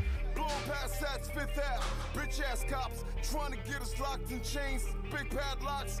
I ain't looking back and I ain't coming to the precinct. Trying to keep it calm, but you know my heart's beating. I'm on a high speed chase from police trying to get away. I'm on a high speed chase, 5 stars like it's GTA. I'm on a high speed chase from police out the bricks. Pray to God that I make it out of this. Man, I bust a quick left and a right. Dewey and I break away. I'm on a high speed chase from police trying to get away. I'm on a high speed chase, 5 stars like it's GTA. I'm on a high speed chase from police out the bricks. Pray to God that I make it out of this. Man, I bust a quick left and a right. Dewey and I break away. Dip dash, here is madness, observing in traffic. I get a call, I call you back. His number, some static. Double back, Boulevard Park, random garage. Pitch dark, reclined seats, staring up at the stars. Violated off top, but they ain't get me now. Lights out, cruising the block. I think I lost the cops. Make it out, going legit. I think I learned a lot. I make it out, I'm going legit. I think I learned a lot. It's one of those times when you make all kinds of promises to God, you know what I mean? Like, I swear to God, if you may get me out of this shit, man, you know what I mean? I swear to God, son.